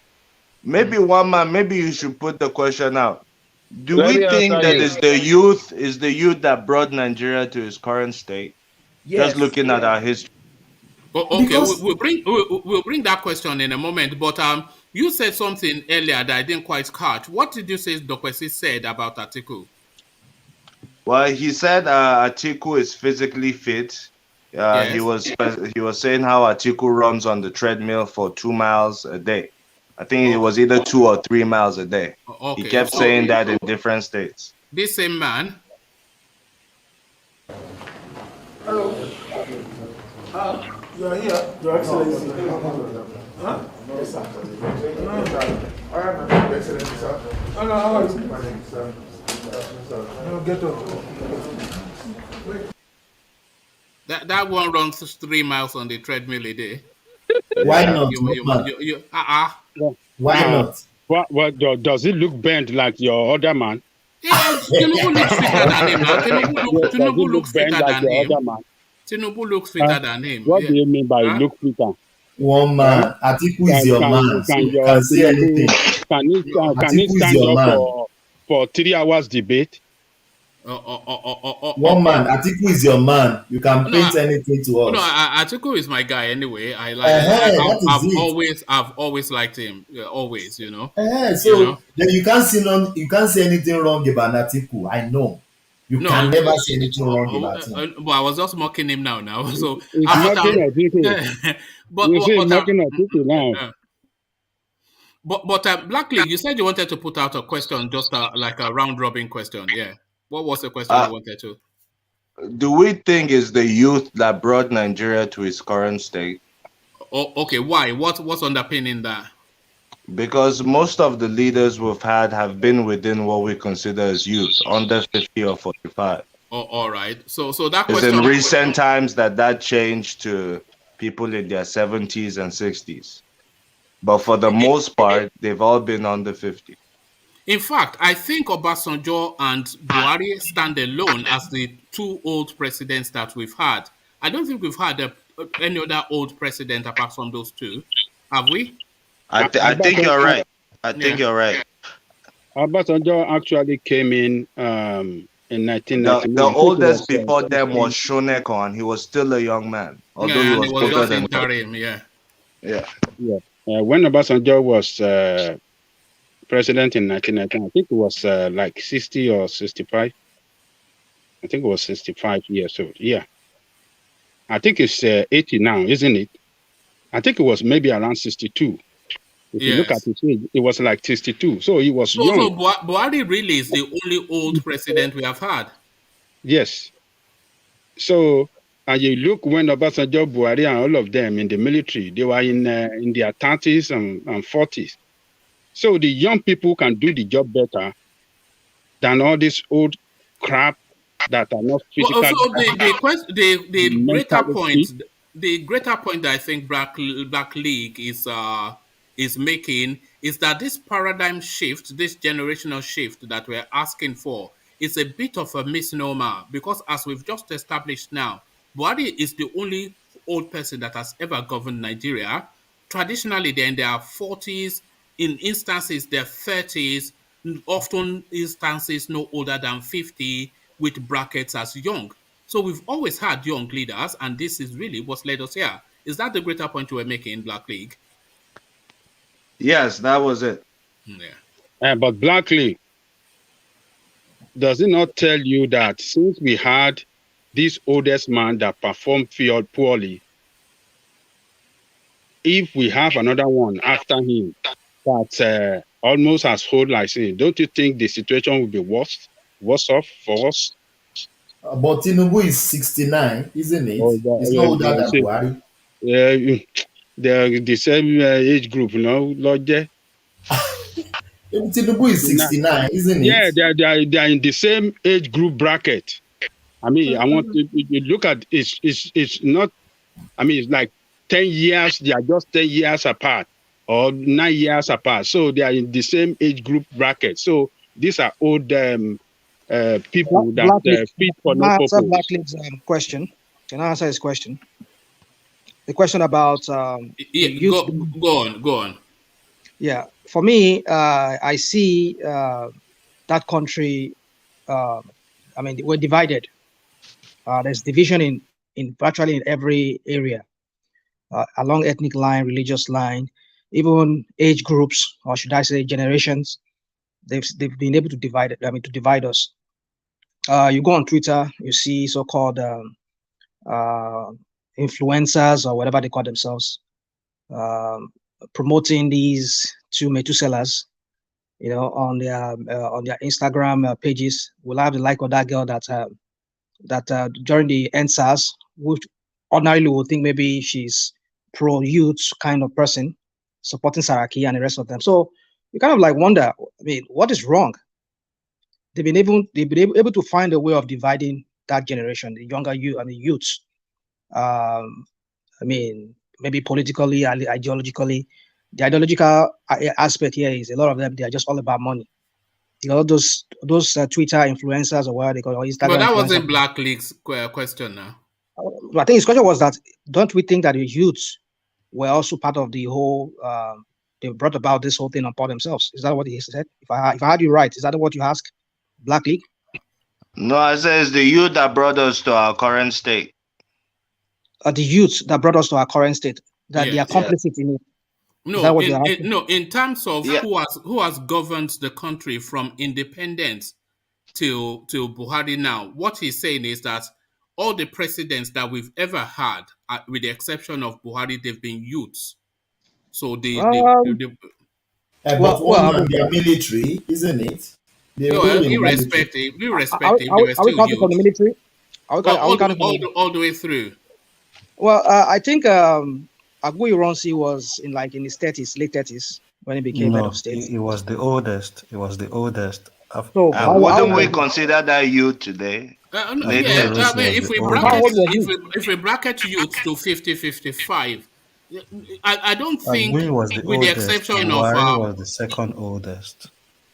I'm not talking about the youngest. I'm looking at it from the youngest. I mean, Agui Ronsi was like in his late 30s. Gowon was the youngest. Gowon was the youngest. Rational mind. Gowon was 27. I'm not saying 27. was 32. I'm not saying that. I'm not saying the youngest. I'm starting from the beginning. I think it was 32, wasn't it? Was he? 31. Who Gowon? He said 27. Yeah. 27. They said he was.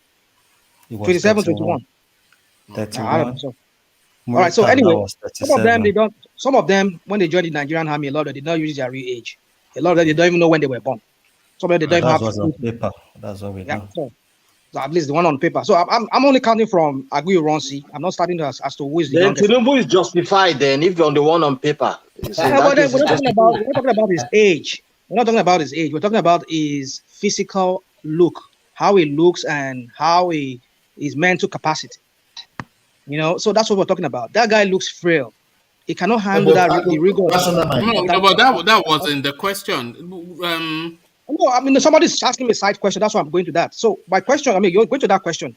Agui Ronsi, his deputy, Gowon, Obasanjo, they were all young. They were all in their. I think Obasanjo was in his 40s when he became head of state. 39. So. Those guys forget their age. So yes, basically, Buhari is the oldest civilian we've ever had. So Black League's assertion subsists that the problem that we find ourselves is the youths that have led us to where we are. The youths that were not really, I don't know back then, I don't know what they were thinking. A lot of them were just military guys who had military training. Don't blame Nigerian youth, blame the military as an institution. That's it. Military, okay. Was it the German military? Oh my goodness. Those guys, we are talking about, they are the top brass of the military. So it's the military institution you will blame. Don't blame the youth of Nigeria. Their institution is separate completely from us, the people. All right. So back to the Black League. Yes, so I don't think we should criticize Tinubu for being old. Matter of fact, I think we should give the old people a chance now. Since we've been giving young people a chance all this while, they've been messing it up.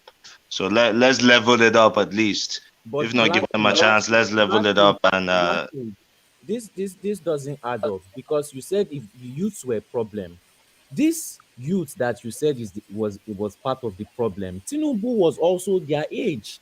So bringing Tinubu back to this time, and you are saying, oh, because he's an old man, he's still the same person as all of them.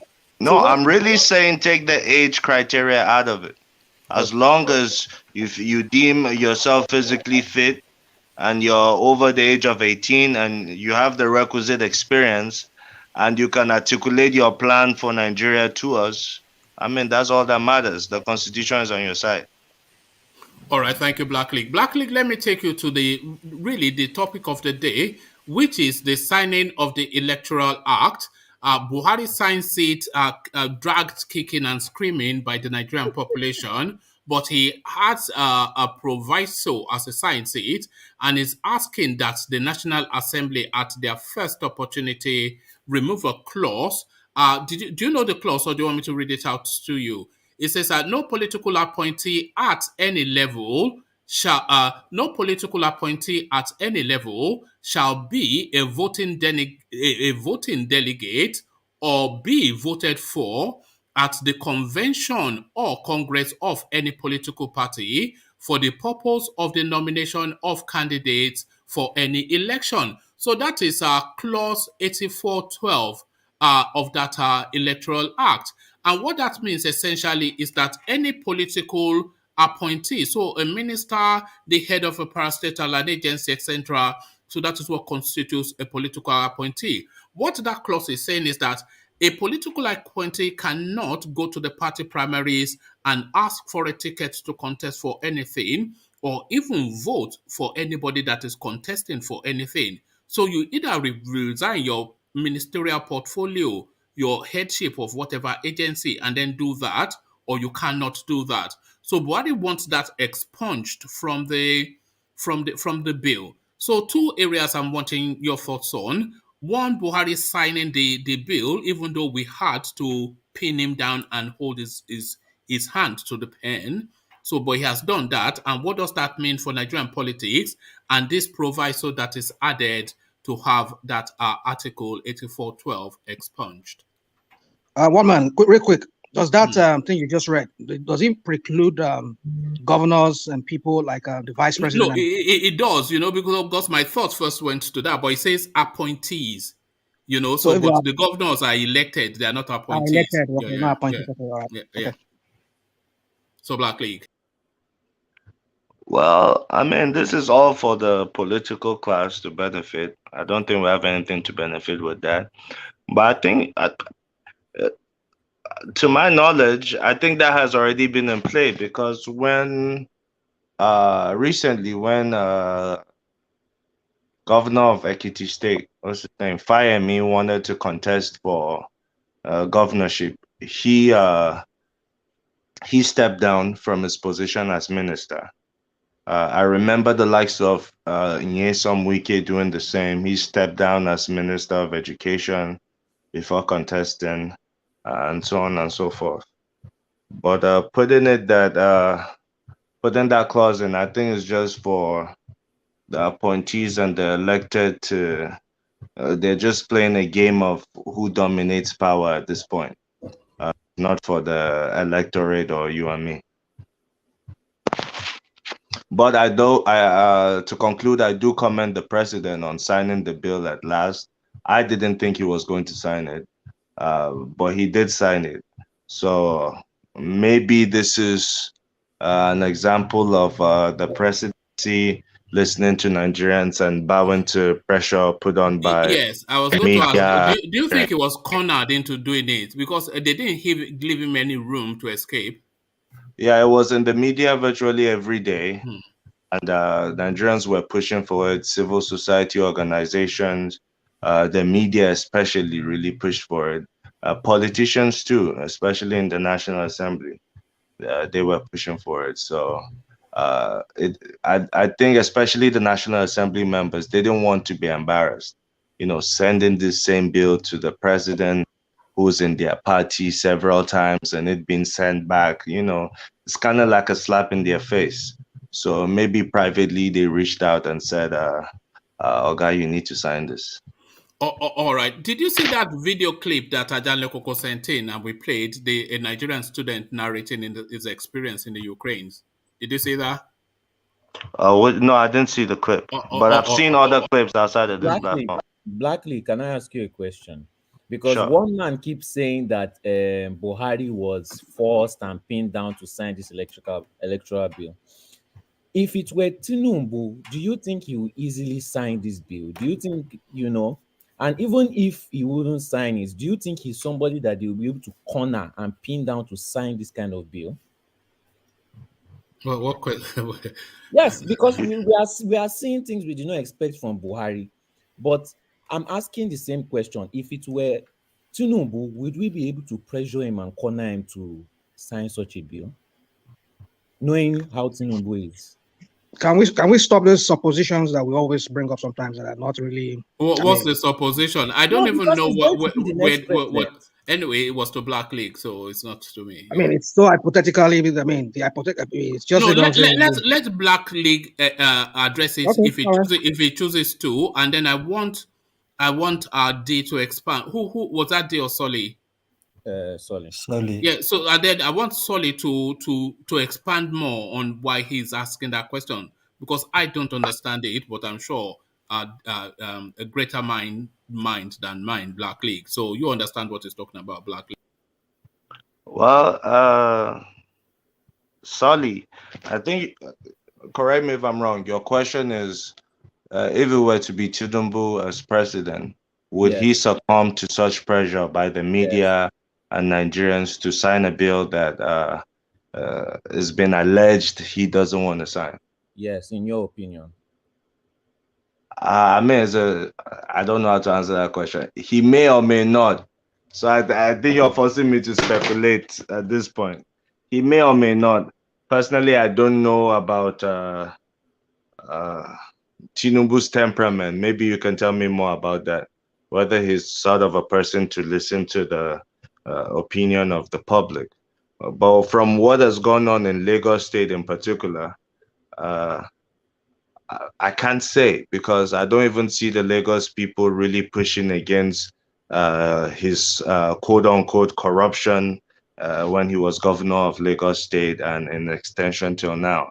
I don't really see much uproar in Lagos. So yes, but there can be uproar. I can't really say his temperament when dealing with the Tinubu public. has cornered Lagos. He has cornered every aspect and area of Lagos. So where do you want to start the uproar from? Even if someone is elected, okay, there was a time someone was elected. Tinubu went to London for medical checkup. When he came back, Tinubu removed the person and appointed someone there. Even if you say you want to come in for a political position as a youth, you can't do anything without the blessing of Tinubu. You can bribe and pay as much money as you can, and they'll be playing with you, you know. But if Tinubu does not allow it, it's not going to go. So he has cornered every single aspect and area of Lagos, all the local government areas. So where do you want to start the uproar? People are not happy, but they cannot say anything or do anything because he has appointed people in charge of everywhere.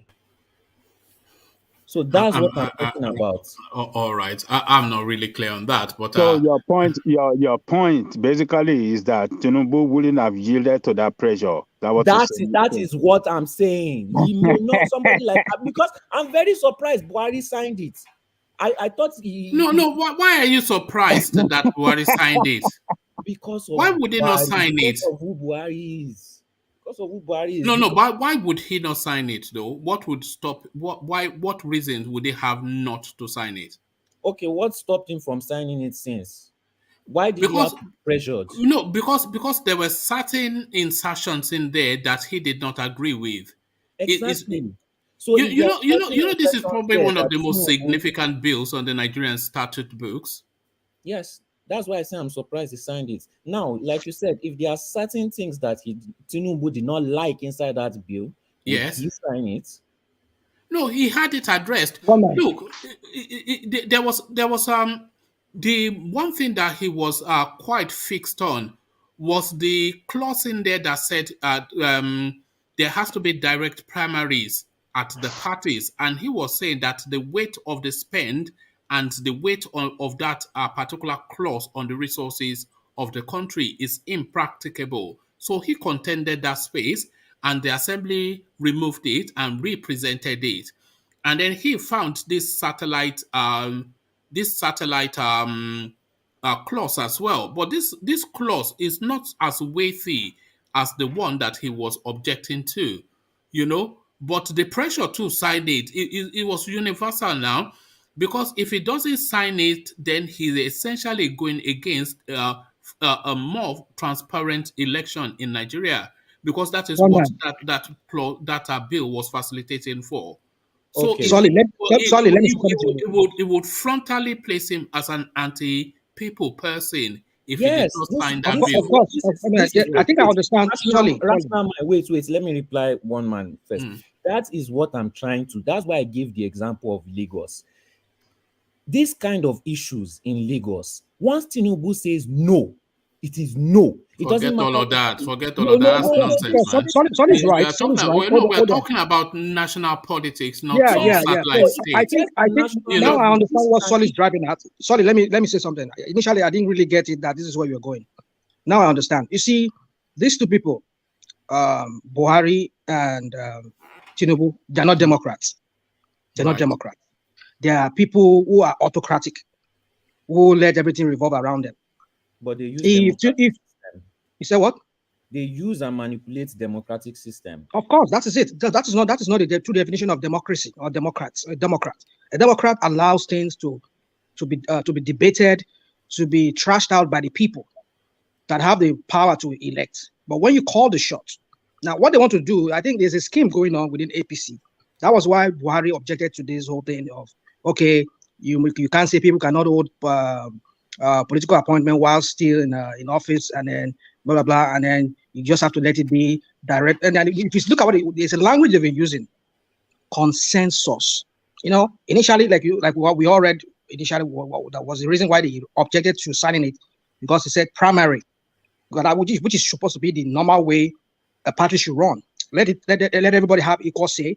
Let it be debated. Let everybody have to vote as to who they want to lead them in that party or whatever position that person is looking for. But now you said consensus. They've been hammering on that word, consensus. What are you talking about? They are talking. That conversation is within their own party now. So what are you? I know. That's what I'm saying. Where are you going? So if they impose anybody on you and I that this is their consensus candidate which means they will push aside primaries, which should be the normal way by everybody should elect who should lead that party or who should take that position in that party. So when you say consensus, few individuals will hijack that election to themselves. No, hold on. I'm not sure. I'm not sure that you are right. Even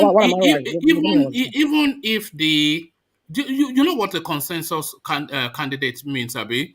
That everybody agrees. Let me understand. Hold on. That everybody agrees that this is the person that the party wants to put forward. So even if the law says the party has to have direct primaries, if they have a consensus candidate, then that just sails through. So then there's no contention for a primaries to take place. That is not democracy. That is imposition of some sort. No, that's what are you talking about now? That's what I'm saying. You don't understand how rational mind listing is in their constitution, so they can. I'm not saying it's in their constitution. Don't get me wrong. I'm not saying it's not in their constitution. But if what you are saying is that it's wrong for them to do that. Is that what you are saying?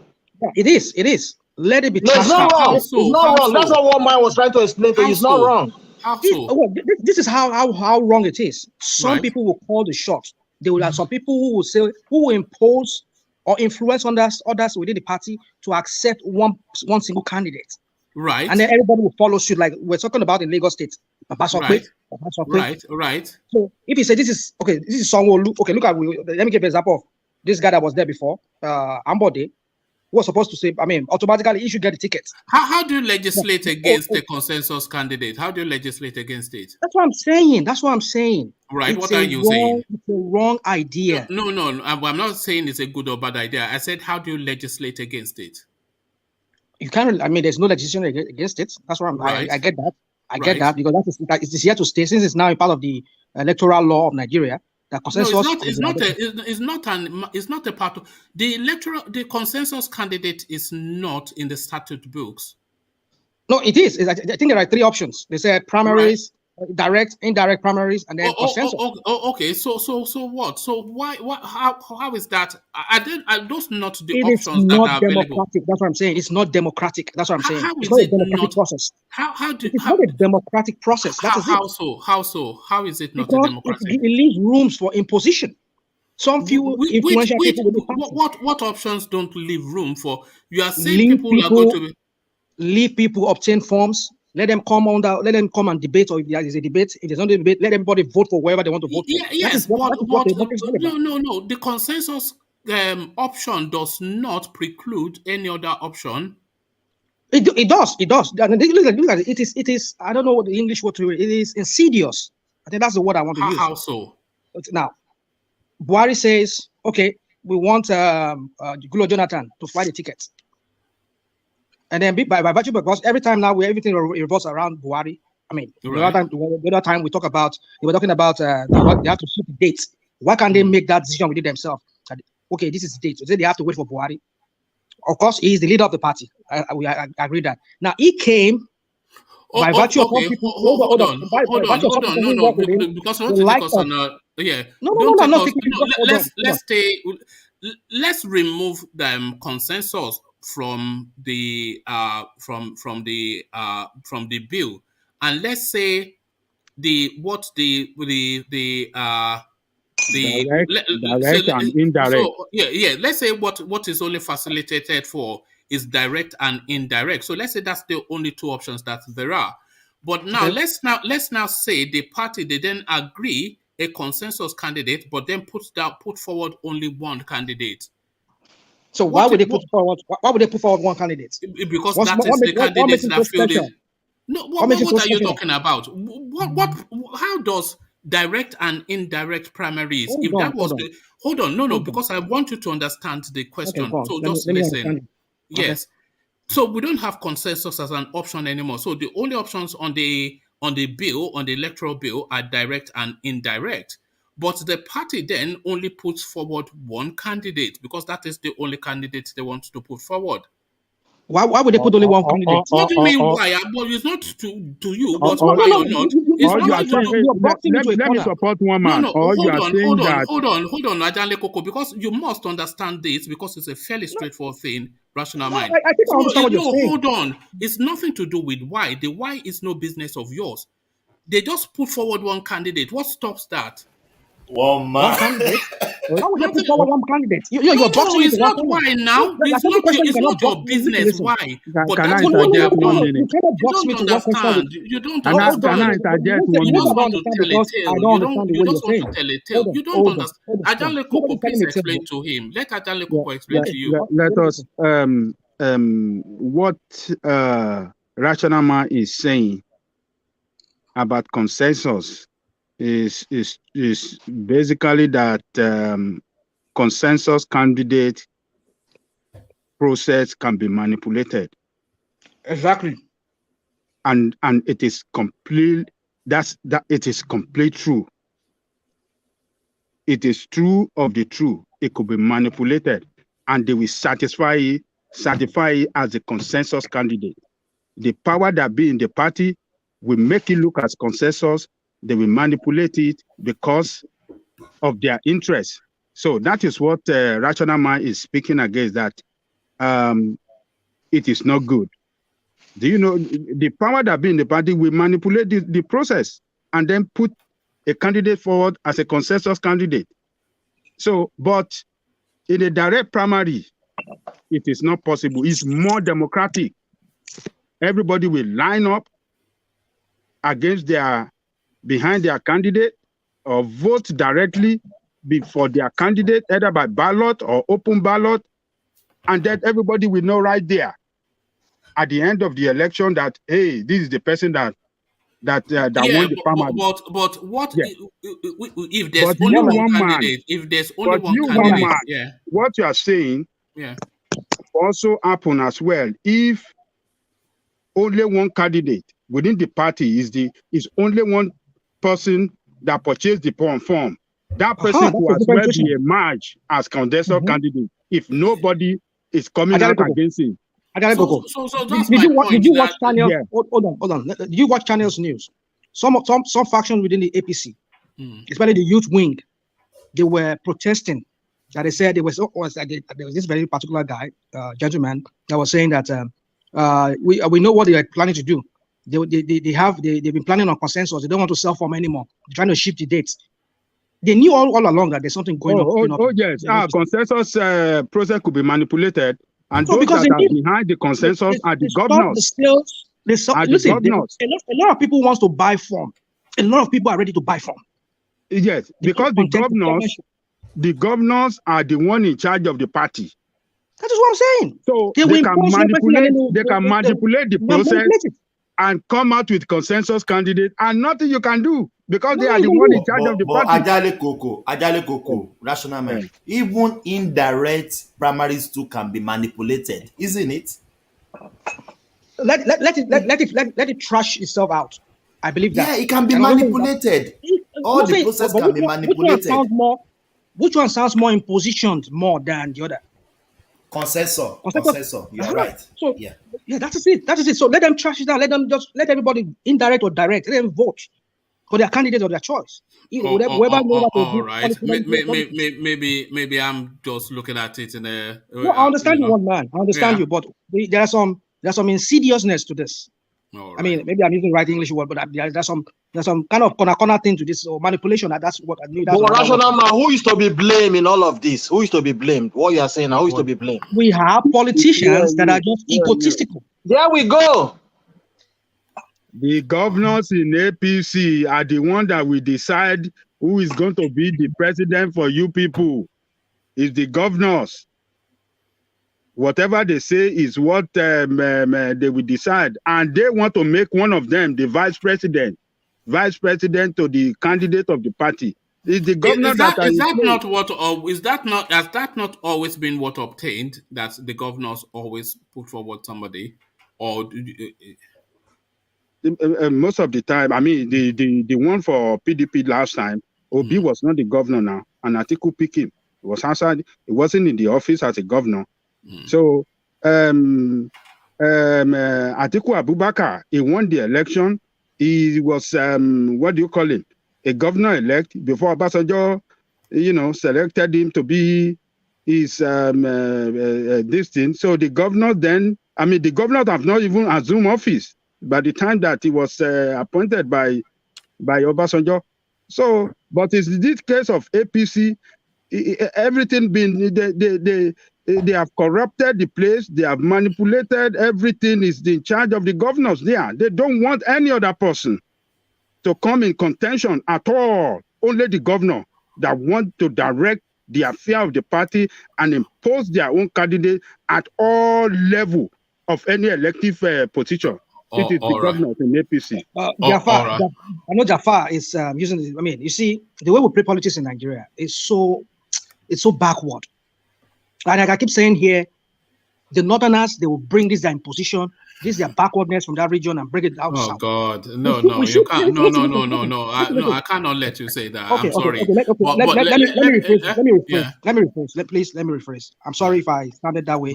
It's just because sometimes I don't know why we keep going on one matter. We can't even think like educated people. We are in 21st century, for God's sake. Let us act more democratic rather than just this same old thing. I mean, like what he's trying to say now, I understand what he's trying to say. There are people who agree among themselves. Every candidate has to step down for everybody. But why should we allow that? Why don't you, in a true democratic system, let everybody play out this thing? So they don't have consensus candidates in the West. Sorry, I almost wanted to call you my wife's name. Sorry. One Christina. I'm not Christina, or is it Chrissy? Look at this guy. Look at this guy. Rascality. I just leave that.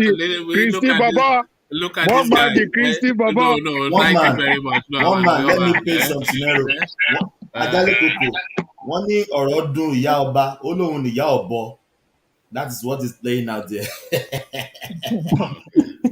So anyway, so my just to Jafar, please, you live here in the West. I mean, you live here in the United States.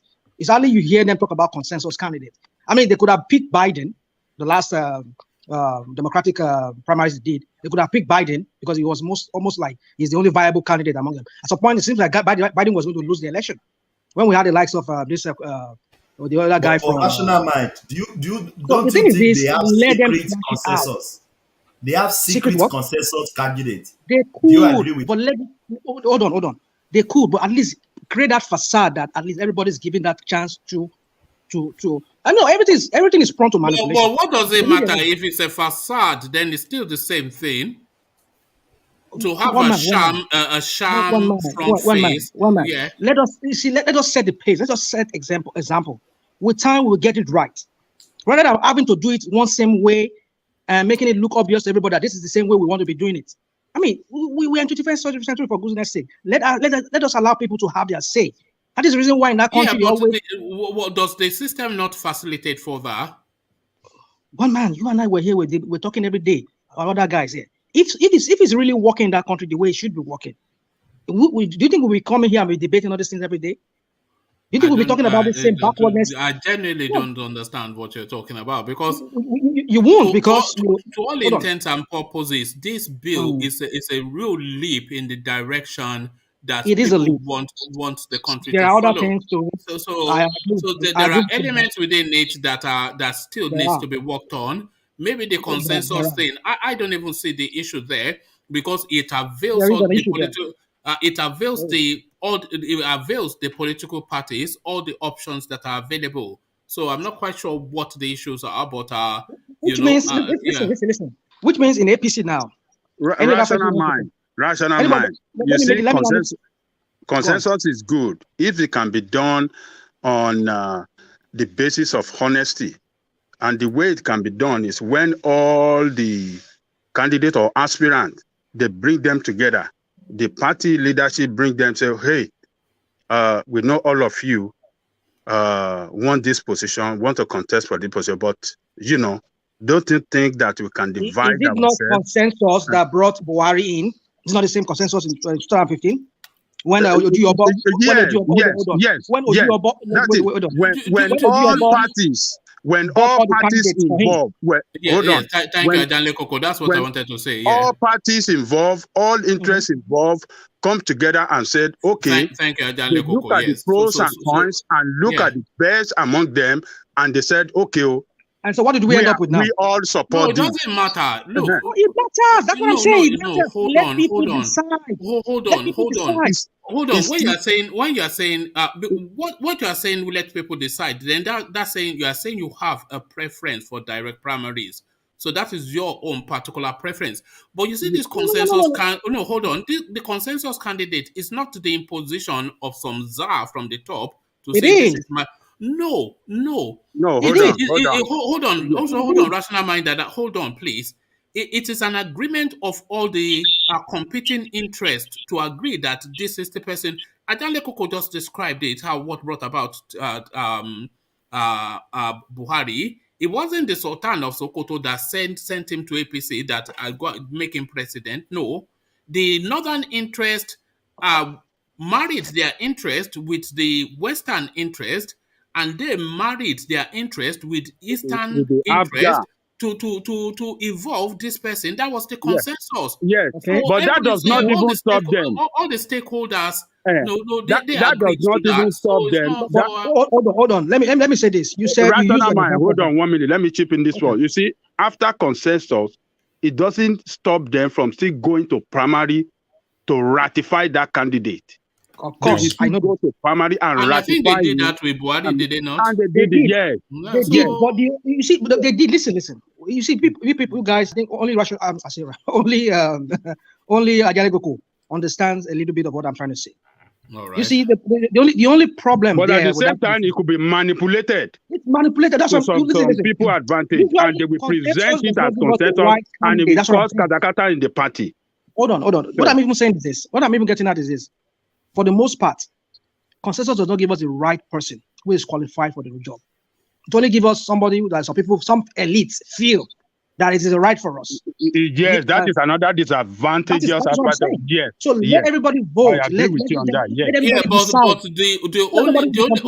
the only panacea to that is direct primaries. So that's just the thing, isn't it? Well, direct primaries, I think they can also use indirect primaries too, perhaps too. But the delegate system. Of course, yeah, they can say delegate. That's not subject to manipulation. Well, that is, each delegate has to be voted for by primary in their own constituency. They will go to the national and vote. Yes, is that not subject to manipulation? Well, it's possible too, but I'm saying at least it's better than that. You don't know how they bring in dollars and even here in America, they do that. They send the delegates. Right. Yes. But then it's still prone to manipulation. We know that. But at least it's better than one person or some few individuals who are very powerful imposing one person to us and say everybody vote for him in the party, and then they now bring for us, and then at the end of the day, he performs woefully, and everybody's lamenting. But if everybody chooses it, nobody will be lamenting. If anybody laments, then you know that you are the one who brought him there. You guys voted for him. Why are you lamenting then? That is my point. But when it's few cabal, I'm not sure that is rational mind. That's a point, but it's not a point. Rational mind. Let me make this statement. The woefully performance is another narrative entirely. The people in the party, when they come to consensus, is the power play there. Those people that want to go for that election, those are the people that they will call to the round table for the same concession. So nobody can push somebody up there without all those people consenting to that person. So it's still the same thing. And if they go to voting as well, they still gonna, some people even came out, they know they can't win the ticket. They just came out, but they know that they will not win. They know who they will even vote for. So it's still the same thing. It doesn't change anything. But you might say it doesn't change anything. Let me ask my case here. All right, rational mind. Let's just let's just a difference of opinion. Let me just get back to Black League. And Black League, let me take you to Abia State. Senator Abaribe, he wants to be Governor Abaribe now in 2023. So I was surprised actually because I did not really know the backstory of Abaribe that much. And I just had the assumption that he had already been through some state house to land in the Senate. But alas, he wants to go to Abia State to contest. So first, his ambition, because I am aligning it with, sorry, hold on. I'm aligning it with Soludo, who, sorry, okay. Let me mute everybody apart from you, Black League. So I'm aligning it with Soludo, who already has taken Anambra State, and I'm just reflecting on the quality of persons that are now going into state houses in the East. So that's one. And then, do you think if Nnamdi Kanu was in situation, he would have just endorsed him? That's two. So his ambition and then possible Nnamdi Kanu's endorsement if he was still in play. Senator Abaribe's ambition is not out of place. He has been in politics for a while now. Governor Oji Uzor Kalu, in his administration, Senator Abaribe was the deputy. And I know he had problems with the State House of Assembly at some point, and also had problems with his principal, Uzor Kalu. And people said his career was dead at that point. But he revamped and came back, was able to win his seat in the Senate. And he's been a ranking senator to the point where I think he's the minority leader of the Senate currently. So he does have the political resume to contest for governor in Abia State. Now, whether or not he'll win is still up in the air. But the PDP, his party, does have a strong foot in Abia State. And Abaribe is sort of liked generally, even to people who are not in his party. So he has endeared himself to many, even to the IPOB. If you remember, he stood shorty for Nnamdi Kanu when Nnamdi Kanu was arrested, not this time, but the arrest before this one. So yes, he has endeared himself to the people, also to the people agitated. And to your second question, would Nnamdi Kanu endorse him? I think so. I think if Nnamdi Kanu doesn't endorse him, Nnamdi Kanu would be contradicting himself. Because I remember Nnamdi Kanu saying at some point that if anybody messes with Senator Abaribe, they would have to confront the IPOB. So that statement alone showed that the IPOB is behind Abaribe. And I know that him and Kanu personally are friends. So I don't see why Kanu wouldn't support him. Yes, I don't either. Black League, I have a question for you, please. No, sorry. No, just a short one, please. Okay, go on. Black League, will you suggest this guy should be the governor if he's buying the narrative of the iPods? That's just my question. Why not? Should anyone vote him as a governor if he's buying the narrative of iPod? Why not? He's already the minority leader in the Senate. So there's no reason why he shouldn't be a governor. If I were to be an IPOB member, I would really be pushing for him Yes. to be the governor, because IPOB is not a political organization. And to have somewhat of a say-so in your region, you need to be politically involved.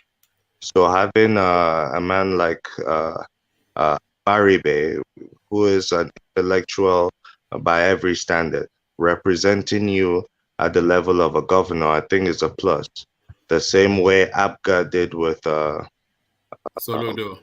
Soludo, as one man said. You know, no, sorry, thank you, Thomas. If they give if they give Abaribe the ticket, it's almost certain to be an easy win, because, like you said, he's done the groundwork with the IPOB. They love him in that space, and they won't campaign for him, but every IPOB member will dust off their PVC and line behind Abaribe. But one man. Well, it would not be that easy for Abaribe.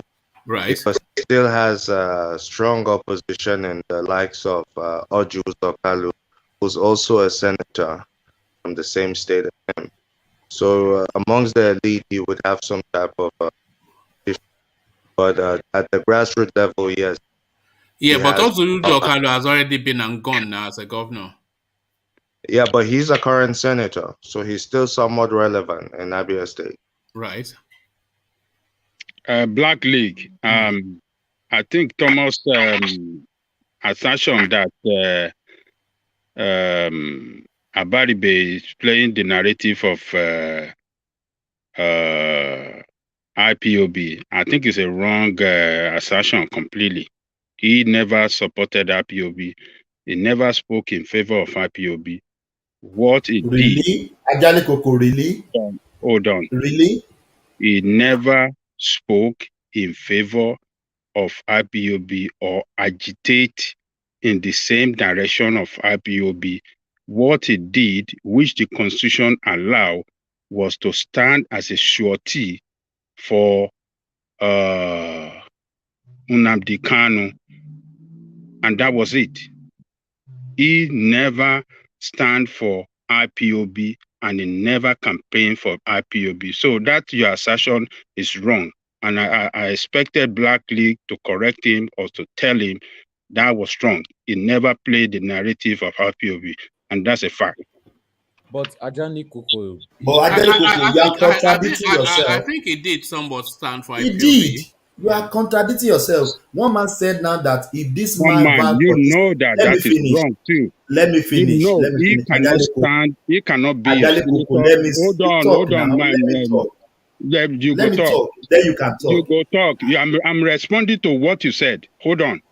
So, one man, you know that is wrong. He never at any time stand for IPOB. If he's standing, not overtly, no, but okay. So how do you want to language hold it? And covertly, yes. That means that you are supporting Buhari or who was accusing. Come on now. No, that was what. It's not the lip now. It's not a binary choice now. Criminal head of state we have in Nigeria was accusing him. Hold on. That was accusing him in his interview that there's a senator, and he knew there's a senator that was supporting the IPOB, and he never picked it up. He never picked that senator up. So come on, man, it's wrong. Abaribe never played IPOB game, never. But Ajale Koko, one man said now that if Abaribe vow for this ticket, for this seat, IPOB will nearly vote for him because they love him. So there is a correlation between both of them. That's what I'm saying. All right, Thomas, let me correct you now before you go far. Let me finish now. That is one man opinion. Sorry, do you disagree, Ajale Let Koko? me finish. That is one man opinion. So one man opinion could not be right. Many times. Do you disagree, though? Do you disagree, Ajale Koko, that if Abaribe gets a PDP ticket, IPOB will go out en masse to vote for him? Do you disagree? I disagree because they will be shooting themselves in the foot because what they stand for is different for TOG, come and rescue them. us here. So Come and rescue. Really? It's you people that are just playing, emotional or just, I don't know what to describe it. Yeah, I mean, your position on this is wrong. Abaribe is not IPOB. It never. Do you disagree? Do you disagree, Black League? Black League, do you disagree that if Abaribe gets the ticket for PDP, IPOB members will vote for him en masse? They would vote for him. Why? Because when IPOB was in the terms of, he was there for them. So yeah, it's an IPOB a friend in need is a friend indeed. Yeah. And to stand shorty for somebody, I mean, Ajanle Koko, we can put this example, a hypothetical situation. Let's say I have an organization and we are dating for what IPOB is dating for, and I happen to be arrested and I'm charged with treasonable felony. Now that's top crime in terms of, like, there's almost no going out of that to be charged with treasonable felony. And the court says to meet bail condition, I need somebody as highly ranked as senator, properties in Abuja, this, that, and the other. And you happen to stand shorty for me. And you know what the risk is. That means if at any point I decide to jump bail, the court can put that treasonable felony charge on you if you fail to produce me. That's all shorty means. So if you can stand for me in something as dangerous as that, I mean, you have to have somewhat of a sympathy for my cause or my agitation for you to do so. Abaribe is an IPOB sympathizer. Yeah, you are getting it wrong. One man, and they asked this man, they said, okay, can I educate you guys now? If they arrest this guy again, he said, I will stand shorty with him again, for him again. Abaribe is indirectly hypo. Indirectly. In fact, so what you guys are saying, is that if the court want surety for IPOB, I mean for Nnamdi Kanu today, nobody should stand up. No, that's not what we're saying. No, that is what that is the fear. That is the fear that you people are creating here now. Let me ask you a question, Ajanle Koko. Yeah. If Abaribe fervently disagrees with what Nnamdi Kanu was agitating for, if he fervently disagrees with it, would they have stood shorty for him? No, they are two different things. If you are fighting for a person, no, hold on. If you are fighting for somebody's right, it's different from agitating for Biafra. His right demanded that he should get a surety. He needed a surety. And he believed as a leader, he's a political leader. Remember, he have a responsibility and they are from the same state. Right. He is one of his leaders. Hold on, gentlemen. Let me speak. Let me run through. Let me run through, please, for God's sake. Let me run through. Do we come in and say your own? No, but let me run through. Your topic I'm arguing. Let me run through. Let me run through. Then you will come in. Can you just let me run through, for God's sake? Abaribe and Nnamdi Kanu are from the same state. Both of them are from ABIA state. Whether you like it or not, Abaribe is representing Nnamdi Kanu as a senator. So when somebody in his state who is that? Okay, where's that one coming from? Can somebody mute? Is it Thomas or someone? Who? So remember, he's a leader representing. Look at your screen. Don't worry, mentioning my name. Look at your screen. It's not me. Who is that? No. It's because of the echoing. Continue. It's not going to continue.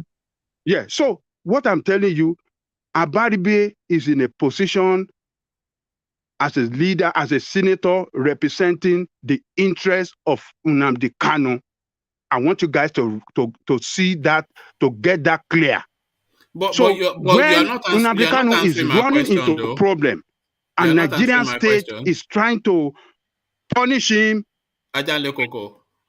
yes. You're not answering my question. What is Let me answer your question. I said if Senator Abaribe was fervently opposed to what Nnamdi Kanu stood for, if he was fervently opposed to it, would he have stood shorty for him? Fervently, you just said fervently. The Yes. word fervently is a very strong word. Yeah, No, hold on. passionately opposed to it. Yeah, Yeah, why should passionately come in there? Well, what do you mean by passion? Yeah, that's the He question hate. now. You are talking about hate. It dislike. It doesn't want to hear about it at all. Yes, exactly. But we are saying, look at his position as the senator from the same state from Nnamdi Kanu. Yeah, even given that, if he was fervently opposed to him, given that he is the senator from Kanu's constituency still, but if he was fervently opposed to what Nnamdi Kanu stood for, would they have stood shorty for him? That fervently represent his personal. Hold on, let me speak. Let me speak now. He put a question to me. Let me speak. Answer the question, the direct question. Let me answer the question. Why are you jamming me? Let me answer the question. Are you okay? I don't understand it. He has the right to answer the question anyhow he wants to answer it. So let him answer it. What kind of children are these? What do you mean? What kind of children? What do you mean? Who the hell are you? Really? I'm asking. He's been dodging the question. I'm trying to answer the question. Let me answer it. Allow him to answer the question. You're not allowing him to answer the question. Let us all allow Ajanle Koko to answer the question. So Ajanle Koko fervently opposed to is what I said. And we all know that is a constituent senatorial person, but he's fervently opposed to what Nnamdi Kanu was insisting to balkanize the country. Would they have stood shorty? Yeah, that's what I'm telling you, one man. Fervently opposed, go with his personal opposition to that move. To that agitation. But as a senator that was elected to represent the interest of everybody in that state, he hold Nnamdi Kanu a responsibility to stand up for him when he run into trouble. And that is what Abaribe did. He stood up as a responsible senator from that state to step in as a surety for him. He hold that responsibility to every citizen of Abia State. And you cannot see him did that. He's not the governor. He's not the governor. He owes the responsibility to his constituency. Not every citizen of Abia State is not the governor. Okay. Well, as a senator from that state, maybe they are from the same constituency. I don't know. And I don't think they are. I don't think they are. You never know. So don't let us even go there. The bail condition was a senator should, from your constituency, to sign a surety. So that was part of the bail condition. Okay. And he hold that responsibility to him. And he did that. And you cannot say because of him doing the job that he ought to do, then you want to label him an IPOB. Come on, we should be doing better than this. We should not put sentiment or trying to turn things upside down and mix it up and confuse people. Let us get things right, gentlemen. It's not an IPOB. He never spoke in the favor of IPOB. This is what the useless president was accusing this guy on interview, saying that we know one senator in the East that is for IPOB, and he was referring to Abaribe. That stupid man that everybody should condemn. We are better than this, gentlemen. That's my position. Thank you. Let me step in real quick. You see, what Nnamdi Kanu is fighting for, or let me say what the IPOB is fighting for, is very different from what Abaribe is fighting for. Abaribe is not just fighting for just Abaribe is fighting. Abaribe will speak up for every unjust practice. Abaribe will speak up when they refuse to develop the Eastern a part of the country, when they will take loan and zone all the money to the north. Nnamdi Kanu is calling from the balkanization of Nigeria. Abaribe is fighting for justice. So I really don't want to go into some more details, which I'm not supposed to speak out here, because this is all an right. in-house problem going. All right. Let me speak to some more details which I can speak on. The senator representing Nnamdi Kanu's senatorial district is Samuel Ifeanyi Onuigbo. Senator Ifeanyi Onuigbo. So that is his direct senator. So there it is right there. I'm not quite sure that we're even debating that Abaribe is an IPOB sympathizer. He's loved there. Is He's loved there. um, No, he's not. He's not a sympathizer of IPOB. He's not a Because if he was a sympathizer of IPOB, you know him. He's very outright. He doesn't care. He will come out and tell you. You know, there's a statement he granted with channels where he says Nigeria is divided into certain groups of people. Some people. All right. I think we've Lord Michael somewhat. All right. So thank you. And just finally with you, Black League, I can already start to hear sleep in your voice, but just quickly, just round off your thoughts on that Emir of Kano narrative that we debated so endlessly just earlier on. So round off your thoughts on that space, the Emir of Kano airpiece space. Yeah, I'll round it off by saying Airpeace shouldn't charge its customers for, especially for lateness, when the delay was caused by them. If the delay is caused by the customer, maybe they didn't show up to the airport on time or things like that, then of course they can be charged. But if it's the fault of the airline, then there's no reason to be charging a no-show fee. I think that's excessive. And I'll just conclude by saying. All right, thank you, Black League, and I agree with you. In fact, almost criminal, and I think the ABIA was right to petition it, so that can somewhat be addressed. That needs to be removed from something that the airlines are able to do. So thank you for that, Black League. So from you, Black League, let me go on to DOG, and DOG, let me have you speak on Tinubu's health. He breaks his silence to say that he had a knee surgery, yes, but otherwise is in reasonable good health and is not applying for the job of a bricklayer.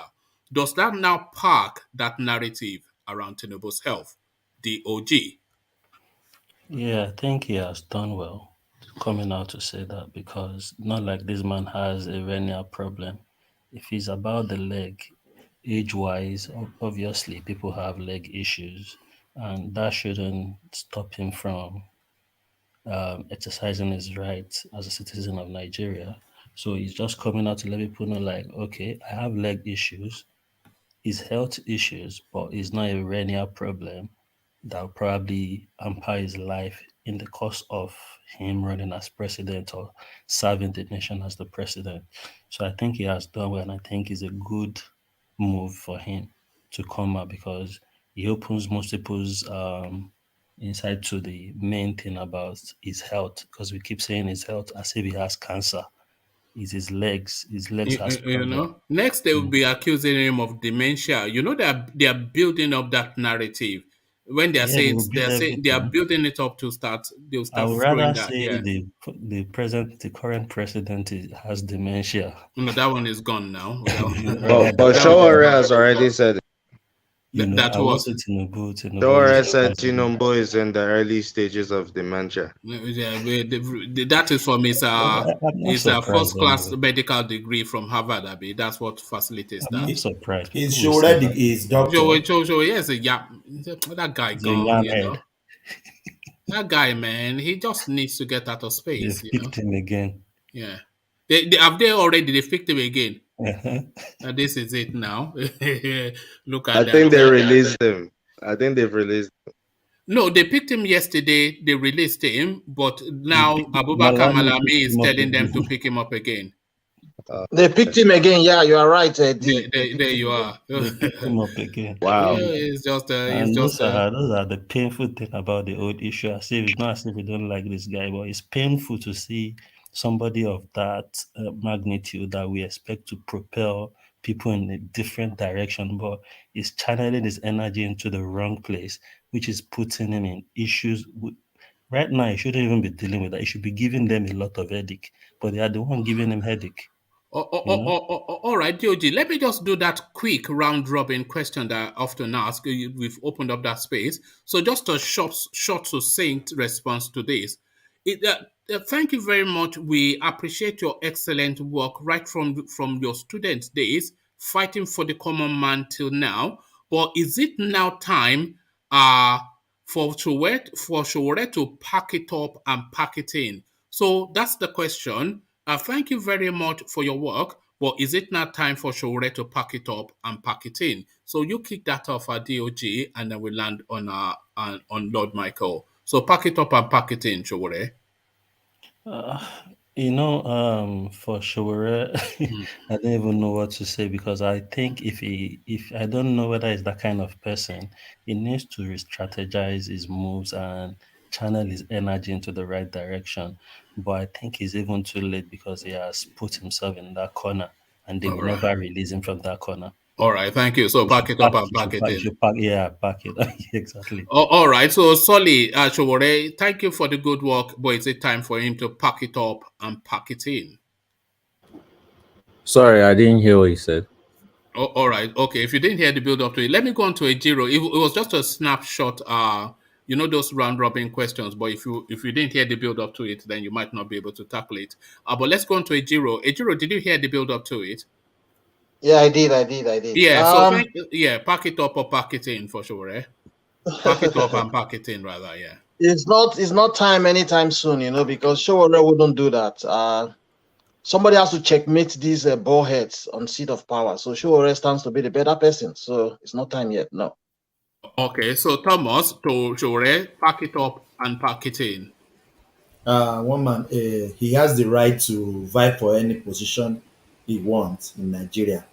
But I just think he needs to re-strategize and even check himself. Maybe even he has problem by himself, or people don't like him, because I don't think people like that guy.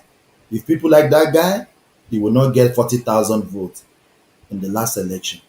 Thank you, woman. And let me tell you, he's having, pack it up, he's having symposium on March 1st. So he's going to declare there.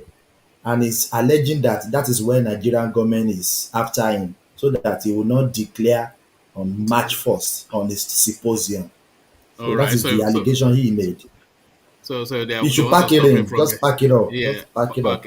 Oh, okay. So Black League. The question: pack it up and pack it in. Omoyele Sowore, go back to Ondo and start a farm. Well, somebody has to do the job. I think Ejiro was right with that. Someone has to do the job, and it's lacking, because in the system of government, the National Assembly should be the agitators against the executive. But the National Assembly is bought and paid for, so it now has to come directly from the people. I may not agree with his methods, but the core of what he believes in, I also believe in.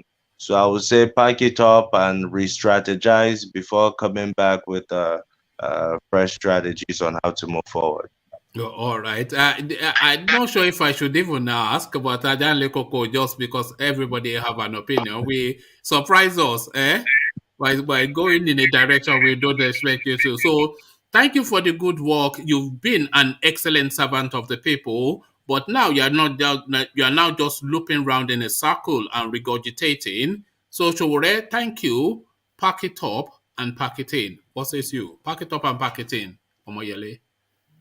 All of you that pack it up and pack it in. One man, you shouldn't ask him at all. You know the answer now.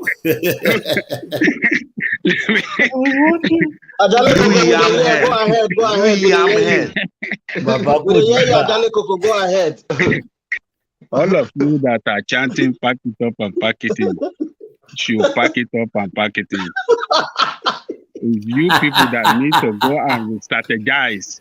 Babati Bino. It's you people that need to go and strategize and look inward and see how you can develop that kind of spirit like Sowore. If all of you have the same spirit like Sowore, Nigeria will be better off than what it is today. But your cowardness, your talk and no action is what is killing Nigeria, and it will continue to kill Nigeria as long as you people continue with this this mentality. So you people should pack it up and pack it in, and Sowore to continue fighting the struggle, and we are with him. We shall conquer. All right, thank you, Ajanle Koko. So, Lord Michael, I'm sure you will concur with Ajanle Koko because you never really deviate from him. But the question to you still, Sowore, Esheo, Odabo, pack it up and just pack it in. This is what I would say. I wish there's a way I can copy what Ajale Koko has said and paste. It's a copy and paste. Somebody needs to fight that fight. So anybody who is discouraging him should just go and imagine yourself. Go check yourself very well. Are you doing the right thing? I have nothing, and I am blaming somebody who is making an effort. We all need to make our own efforts. We need more Sowores. Maybe if some other people come up like him, we can be better. Maybe a better Sowore or an advanced Sowore can come up. Instead of us telling him to just go jump into the gutter, we should encourage him to do more. Thank you. He's not having any impact. He's not. All right. What All right. Let me. Sowore is having any impact. I'm asking him, what about you? I like that guy, but he's causing nuisance. And he's holding that space for people that is even serious to go in that space. How is he holding the space for people that are serious? I actually love him, but I don't like people that waste my time. He's wasting our time. All right. I think maybe just maybe let me answer the question myself, just so everybody would have answered it. And I'm going to lend off Lord Michael's comment. Looks like it was party, and you forgot about Michael. What's that? Oh no, you see, it's in another conversation. All right. So I'm going to spin off Lord Michael's comment. Yes, a more advanced Sowore is needed for the Nigerian space. We certainly need Sowore, but not Omoyele. So that's the thing. So a more advanced Sowore is essentially, as Lord Michael described, a more advanced Sowore. So this particular Omoyele Mark 1 it's been a good servant to the people, and he gets that gold star, Grand Order of the Niger from the people. But pack it up and pack it in, because as Thomas said, it's just crowding the space now. So pack it up and pack it in. So that is I think I'll agree with that. So thank you. So let me get back to you, DOG, and have you comment on Buhari's assenting to the bill, but adding a proviso. So what are you making then of Buhari just kicking and screaming, but finally signing this bill? I don't think Buhari has a choice than to just sign that thing. He's leaving anyway, and I don't think he's going to contest. He already said he can't wait to be ex-president and leave us with our wala and deal with it. And like he says in his interview, he doesn't care whether we appreciate what he did or not. So I think that man has just done what he thinks he needs to do, and he's left it to the people contesting and the parties to deal with it. And in regards to what Rashonama was saying the other time, in regards to whatever way they do that, whatever bill they pass, there is no way, once there are people and it's a party, that will always be influence. In whatever way they've structured it, there will always be influence. So we can't beat it. It's sad, it's the country that we have. There is no, even in Western world, they still influence things in with the peak and on consensus and all that. So yeah, Buhari has done what he needs to do, and he's going to leave us to it to deal with it with the problem he has caused us now on ground. And to the Emir of Kano space, we cannot seem to agree on a position, but because I'm with the Emir, especially Yeah, I'm in with the this Emir. instance. I Yeah, yeah. read, I when after we spoke about it, I went to read the whole story too, and I think I'm with the Emir. It's painful, and for somebody of that caliber, knowing the country we all come from, once you have a little bit of power, you move in a way that most people would think, oh, it's because he's Emir, it's because he's Emir. But it's quite painful that the guy went through all that. And I think the airline should have handled it in a more proper way than regarding to the caliber of the person. Yes, you must acknowledge the caliber now. But of It's course, not yeah, even just some you can't Oba, put it or aside. some Emir. It's not from Emir of It's Zauzau, not or ballet. It's not it's a not ballet Ballet. It's a from full Agboli, first class, king. He's a king now. I The mean, king, yeah. So it's surely quite that sad. must mean something. I'm sure they will do something. Airpeace always come back to clean their mess up in a No, way. they've put out this long-winded something on. It says, "We never disrespected the Emir of Kano. We acted to protect the image of the Emir.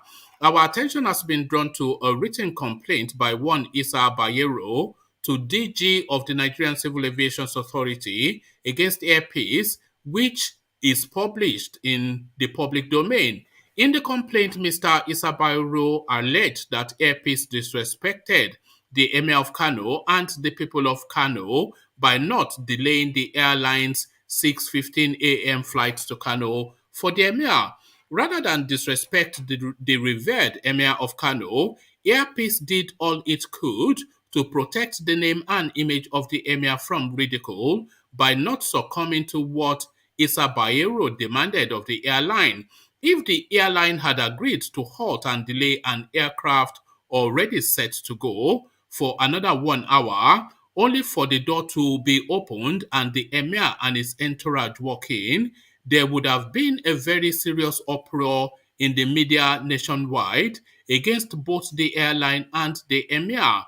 This we pleaded with Issa Bayero to understand, but he refused to accept.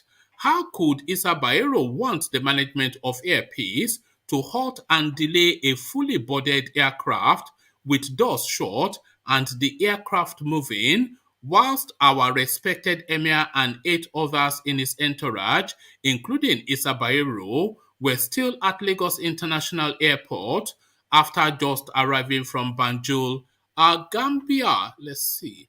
Hold on. The airline was taken aback by Issa Bayero's statement. We want to state the true facts first. From the telephone conversation log evidence in the phone of our chairman slash CEO Alain Oyema, Mr. Issa Bayero called our chairman about 5:55 a.m. at a time he was still sleeping. From the same log, it could be seen that Issa Bayero called him again at 5:55 a.m. 5:59 a.m. This call woke him up, and on seeing that it was Issa Bayero calling him, he took the call. Issa told our chairman that he and the Emir of Kano had arrived at the Murtala Mohammed International Airport, Lagos from Banjul, the Gambia, and would be proceeding to Kano same morning. He told the chairman to delay the airline's first flight of the day, the 6:15 a.m. Lagos-Kano flight, for the Emir and his entourage. It is false and incorrect that our chairman refused flatly. He rather requested Mr. Issa Bayero to give him a few minutes to call the airport to find out the status of the flight. I was the one he called to demonstrate his desire to help. He called me immediately and intimated me with the request. I am the Chief Operating Officer COO of Airpeace. I quickly called the local airport from where we were carrying on our day-to-day flight operations and was told that the aircraft had finished boarding, it had choked off and was taxiing out. In line with our rerouting obligations under the aviation law, and in deference to the exalted office of the Emir, I quickly called Mr. Issa Bayero with this information and expressed our desire to put the Emir and his entourage on our 7 a.m. Lagos-Abuja flight. On arriving in Abuja, the airline would then put the Emir and his entourage on our direct flight to Kano at no cost. Mr. Issa Bayero refused this offer. He insisted that the already taxing aircraft should be stopped and delayed until the Emir and the other 8 persons with him arrived from the international airport. At this point, as stated earlier, Issa Bayero and the Emir had just arrived at the international airport. This means they would still need to go through immigration, get their baggages, and of course clear the customs before entering the morning Lagos traffic to get to the local airport. This would mean that the passengers already in the aircraft ready to depart would have to wait in the aircraft for nothing less than 1 hour, with consequent exposure of the airline to potential claims for delay by some of these passengers. I called Issa Bayero to explain this and to also prefer a solution which would be a win-win for both the waiting passengers and the Emir. We decided instead to fly the Emir and his entourage on the 7 a.m. flight to Abuja and then from Abuja to Kano at no extra cost. The decision to fly them to Abuja from Abuja to Kano still in the morning, considering the next flight from Lagos to Kano was 7 p.m. later in the evening. How this became a disrespectful action by Air Peace baffles me. We took this decision so as to defend the image of our highly revered Emir of Kano and not insult him as insinuated by Issa Bayero. This is because if the passengers had been delayed for an additional 1 hour after boarding and ready to fly, and then saw the Emir and his entourage walking, considering the pulse of the general public lately due to complaints regarding delays, it would not have done justice to the image and character of the Emir. After explaining this to Issa Bayero, he not only behaved in a disrespectful manner, but also threatened he would incite the people of Kano against the airline if we did not stop the flight. When I reported this statement to the chairman, he did not believe me and insinuated that I might not have heard him rightly because Issa Bayero was when I reported this statement to the chairman, he did not believe me and insinuated that I might not have heard him rightly because Issa Bayero was well acquainted with him and could not have said such. It is therefore to my utmost shock that we saw in the media this deliberate falsehood.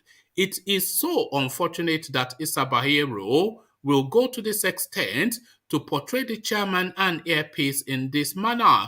The chairman of Air Peace has the highest regard for the traditional institution, as it could be recalled that the Emir of Kano had previously issued a certificate of commendation to the chairman for his philanthropic work to the people of Kano, and as such holds the office of the Emir and all traditional institutions in highest esteem.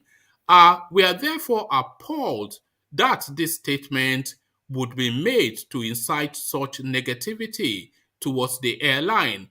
We make bold to say that the Emir of Kano we know would have been offended to know that a flight already taxiing was halted and delayed for over 40 minutes for him.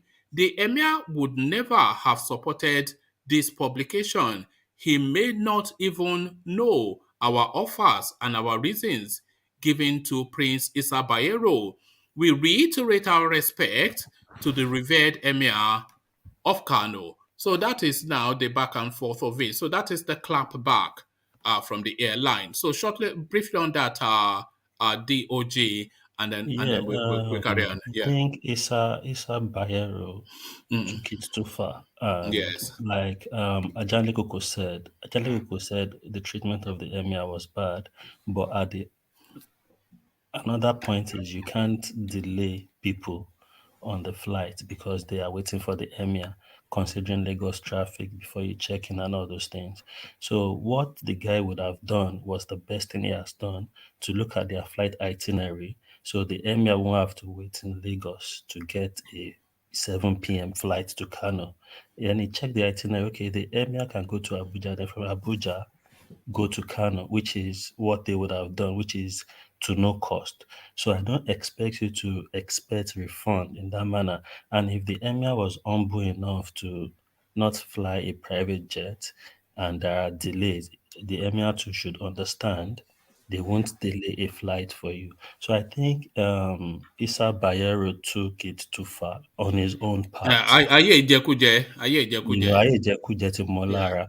Ó fẹ́ fi position of emir or Ojuola, anything right there. And Abiola. I think even if the airpiece owner, the business owner himself, was even angry the guy was talking like that on the phone, that is what they would have written, like, oh, he didn't believe that he said that, you know. But obviously he's probably telling them, I am hopeful that it was a breakdown in communication. I am hopeful that Issa Bayero would not have been informed that a plane was already parked and taxiing, and he's asking them to stop the plane. But the Nigeria will know so that he man. can leave the international Nigeria airport will know and while he was drive. shouting. I'm hopeful that he did not say While that, he was because it would shouting, disappoint me if he did. I'm sure the guy would have repeatedly said I will that. deal with you. I will deal with you. Said that. But why the guy was trying to tell him, obviously they will keep repeating that, oh, we can get the emir a flight, because they will be thinking about the position too. Any sane person in Nigeria working in a place like that would think, the emir.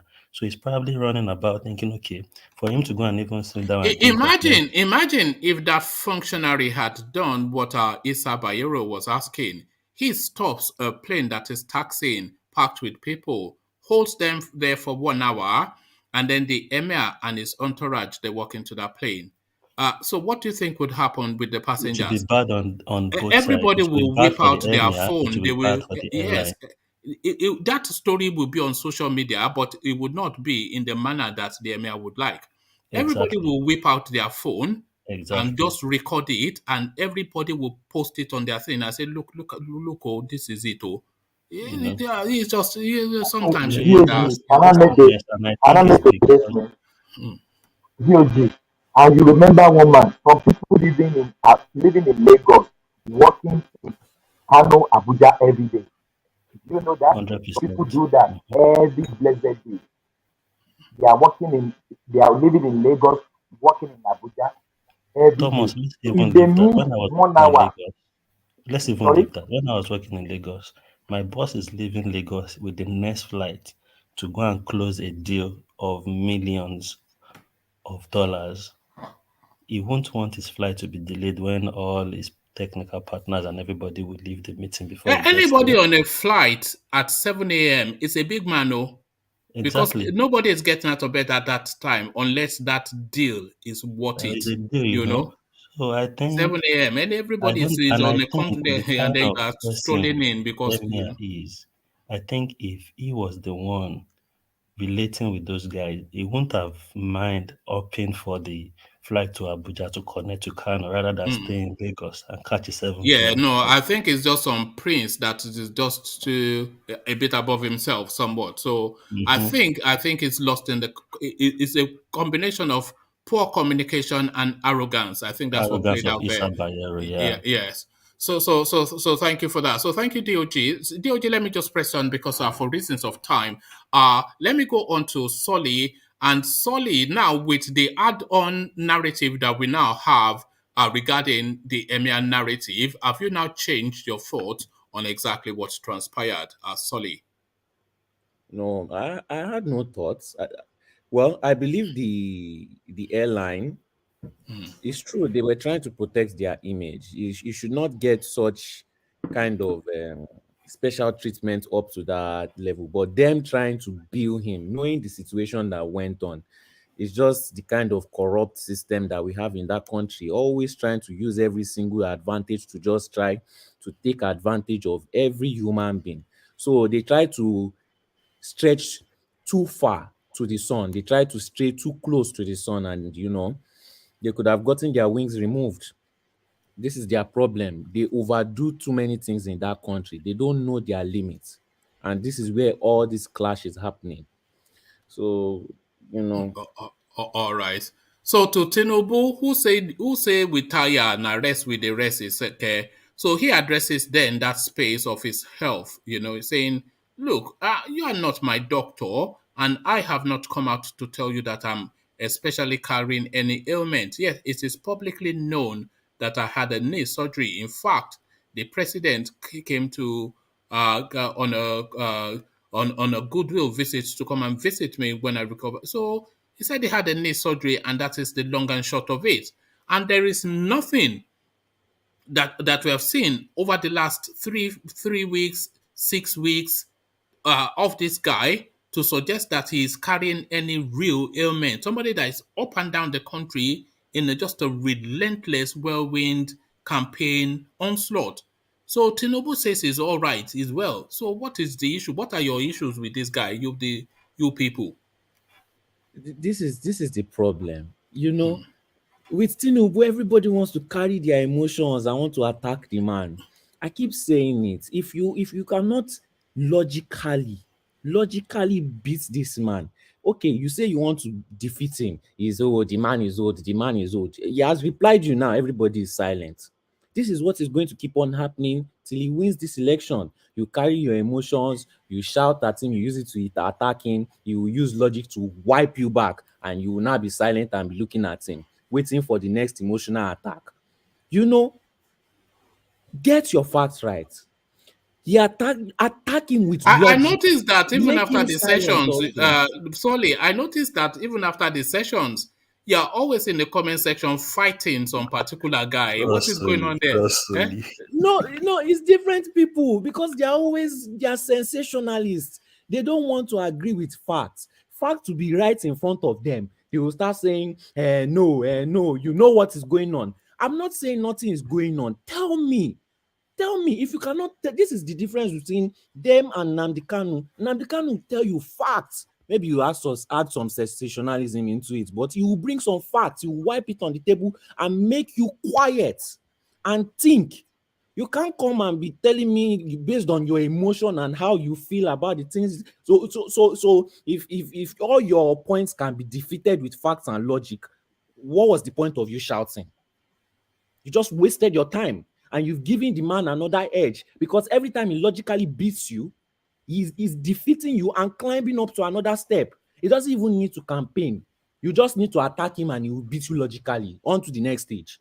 So dumb. Like, where did these people learn politics? It's so appalling. And Tinubu is not that great, but he's beating everybody.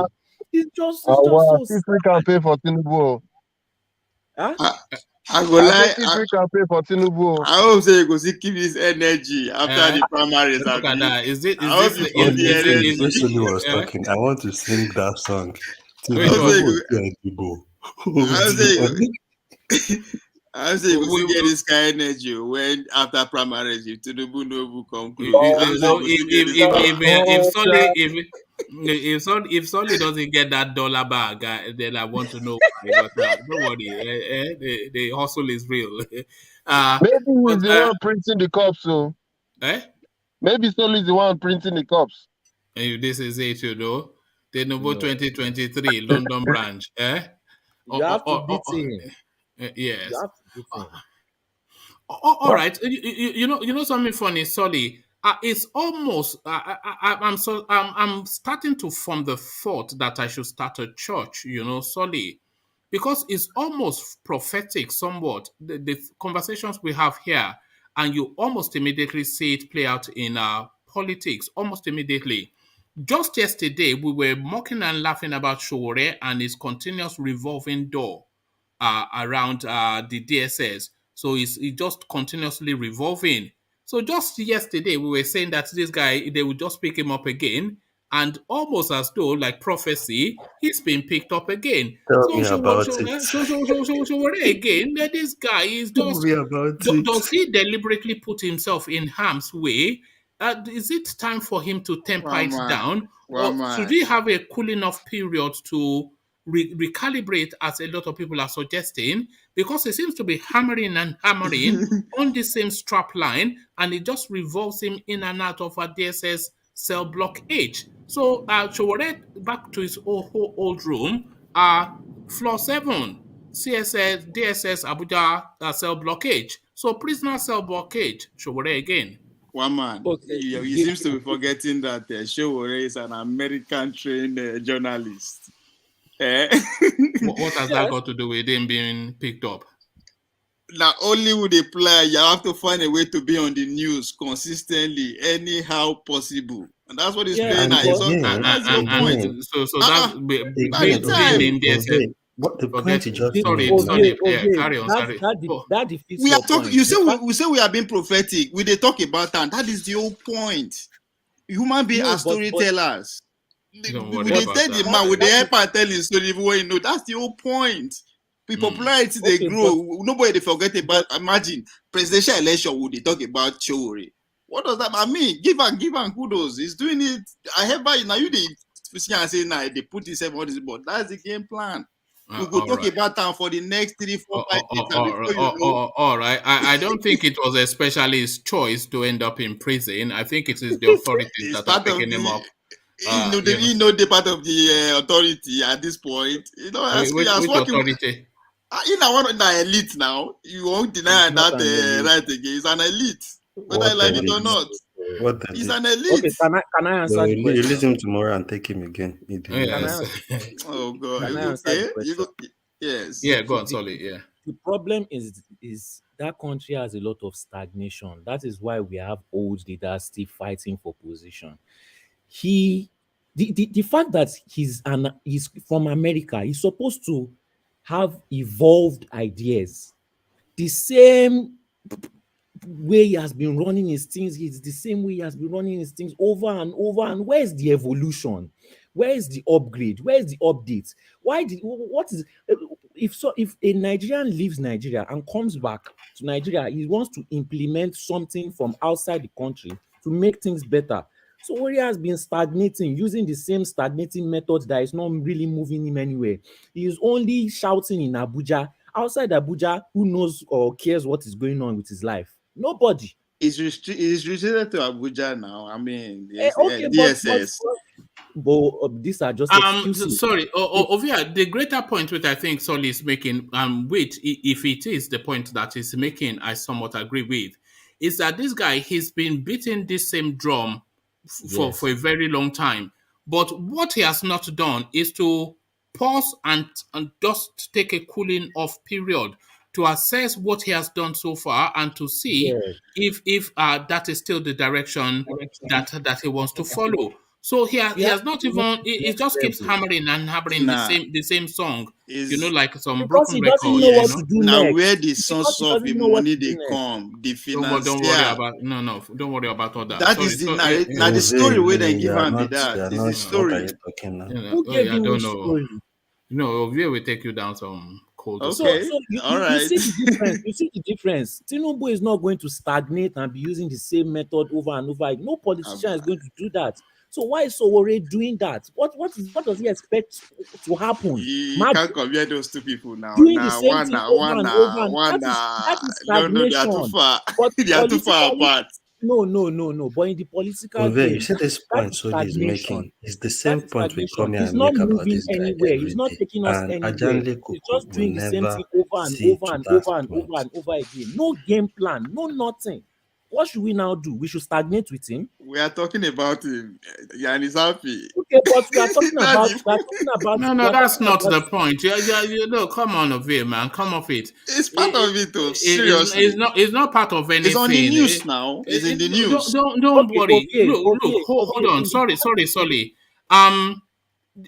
Sowore, I don't know if you know the backdrop to it because but Sowore was arrested and released. But when he was arrested, I think the powers that be, they wanted him retained in prison, but they released him. So those powers that be, and in this instance, it was Abubakar Malami and Ned Nwoko, Mr. Regina Daniels. They then went and procured a court judge. They got a judge to pass some legality to have him arrested and taken into custody to take him out of circulation. So that is not Sowore's orchestration. That is outside of Sowore's influence. That is the powers that be that are vesting upon him. So I'm not quite sure why you are saying he's just doing it to put himself in the news. No, now I see where you are coming from now, but you don't see him from the other way around. Maybe which is what? If they won't give one offer, they won't give assignments as they need and sober into custody. Those two people where you call so, especially the first one we mentioned. They want to do. They want to do what? Yeah, I mean, now election period we did now. Give her an assignment, give her an offer. He's not a journalist. That's his profession now. And they need him in custody. They need him in custody to make him an offer. One man. I don't know how this people operate. Yeah, making comment. Sorry. See from angle that I'm not saying that is the that's not an angle. I agree with what you are saying. I'm not saying that is the yeah, but what you are saying is not anything. What are you saying now? They want to take him into custody to make him an offer. One man. No. What are you saying? They picked him yesterday. They didn't make him the offer. They pick him again to continue. Why do they even need him in custody to make him an offer? It's trying to say Sowore is working for the government. Listen, this is it now. Trying to say Sowore is working for the government. Can you listen from what one man just now from the story where you talk about how they arrested him yesterday, they released him, and you see as if they want him back. I mean, I'm just feeding off your story. Am I getting anything wrong from the way you put it? I think you are getting it totally wrong because you are indicating that he is orchestrating to keep himself in the headline.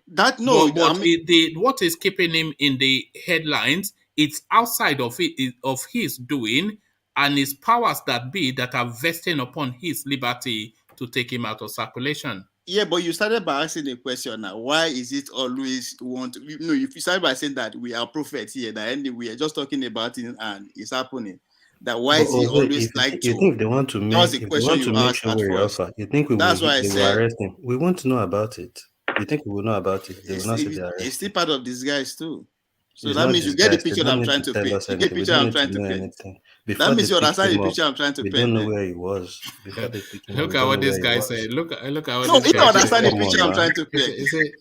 People talk like drunkards. You see what you are not letting them insult us over here with your yam talk. I don't drink now. I'm giving my life to Christ. I don't drink. I don't drink. I only drink water. All right.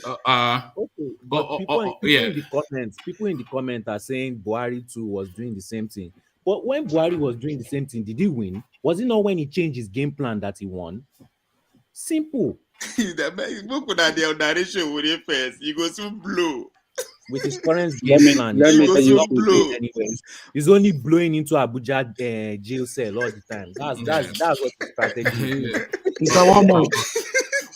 All right. All right. Thank you. Can I make a little contribution here, please? Yeah, go on. Good evening, everybody. I regards to everybody. Please, there's something I don't understand. Last time I came on board here, there was this same issue of Sowore. Yeah. I made a point that the struggle is not a love affair. It's not a romance affair. You might not like Sowore. It's not our girlfriend. It's not our wife. You might not like the person of Sowore. You might not like his character. But can anybody point out anything that is the way he's doing that is not right? The cause is fighting. He's not a judge. He's He's writing a course for everybody. He's doing what we cannot do, most of us cannot do. So when he's taking risk, most of us don't have the courage to face. We see it as a show for him. Mr. Mori, Mr. Mori, Mr. Mori, let me ask you a quick question. Mr. Mori, in the last 2 years, what has Sowore done that has really make any difference, even in the impact of people going to vote and who they want to vote? How do you see Mandela in South Africa? How will you rate Mandela? A hero? Forget Mandela. Why are you comparing Sowore to Mandela? It's a whole different story. It's almost ludicrous. It's ludicrous comparing Sowore to come on. All right. Thank you, Mr. Omori. The atrocities Mandela committed against the authorities. That's almost blasphemous. That's almost blasphemy what you're doing, man. All right, okay, settle down. Thank you. That's blasphemy. Can you settle down, please, Mr. Omori? Yeah, you need to understand that Nigerians are traumatized. I agree with you 100%. You have a guy who is righteous, who is putting forward a good fight, but somehow we can't seem to give him the light of day where most people are cheering on non-criminals like Tinubu at all. People are cheering them on. When you have a guy and Sowore is not a criminal. Who is righteous? Has he stolen from you? Has he stolen from anybody? You have a guy who is righteous, who is courageous, who has a vision and has a vision. What vision? Come on, man. What vision does he have? They say we are traumatized. Now we traumatized. This is what happens in the last 2 years. What generational whatever he's been doing, what impact has it Nigerians, we have generational trauma.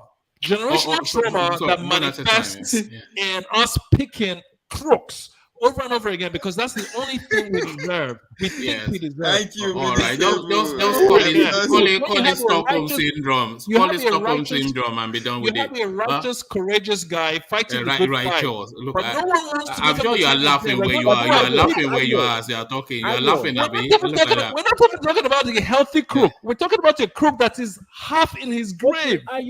This is unbelievable. It's unbelievable. You see,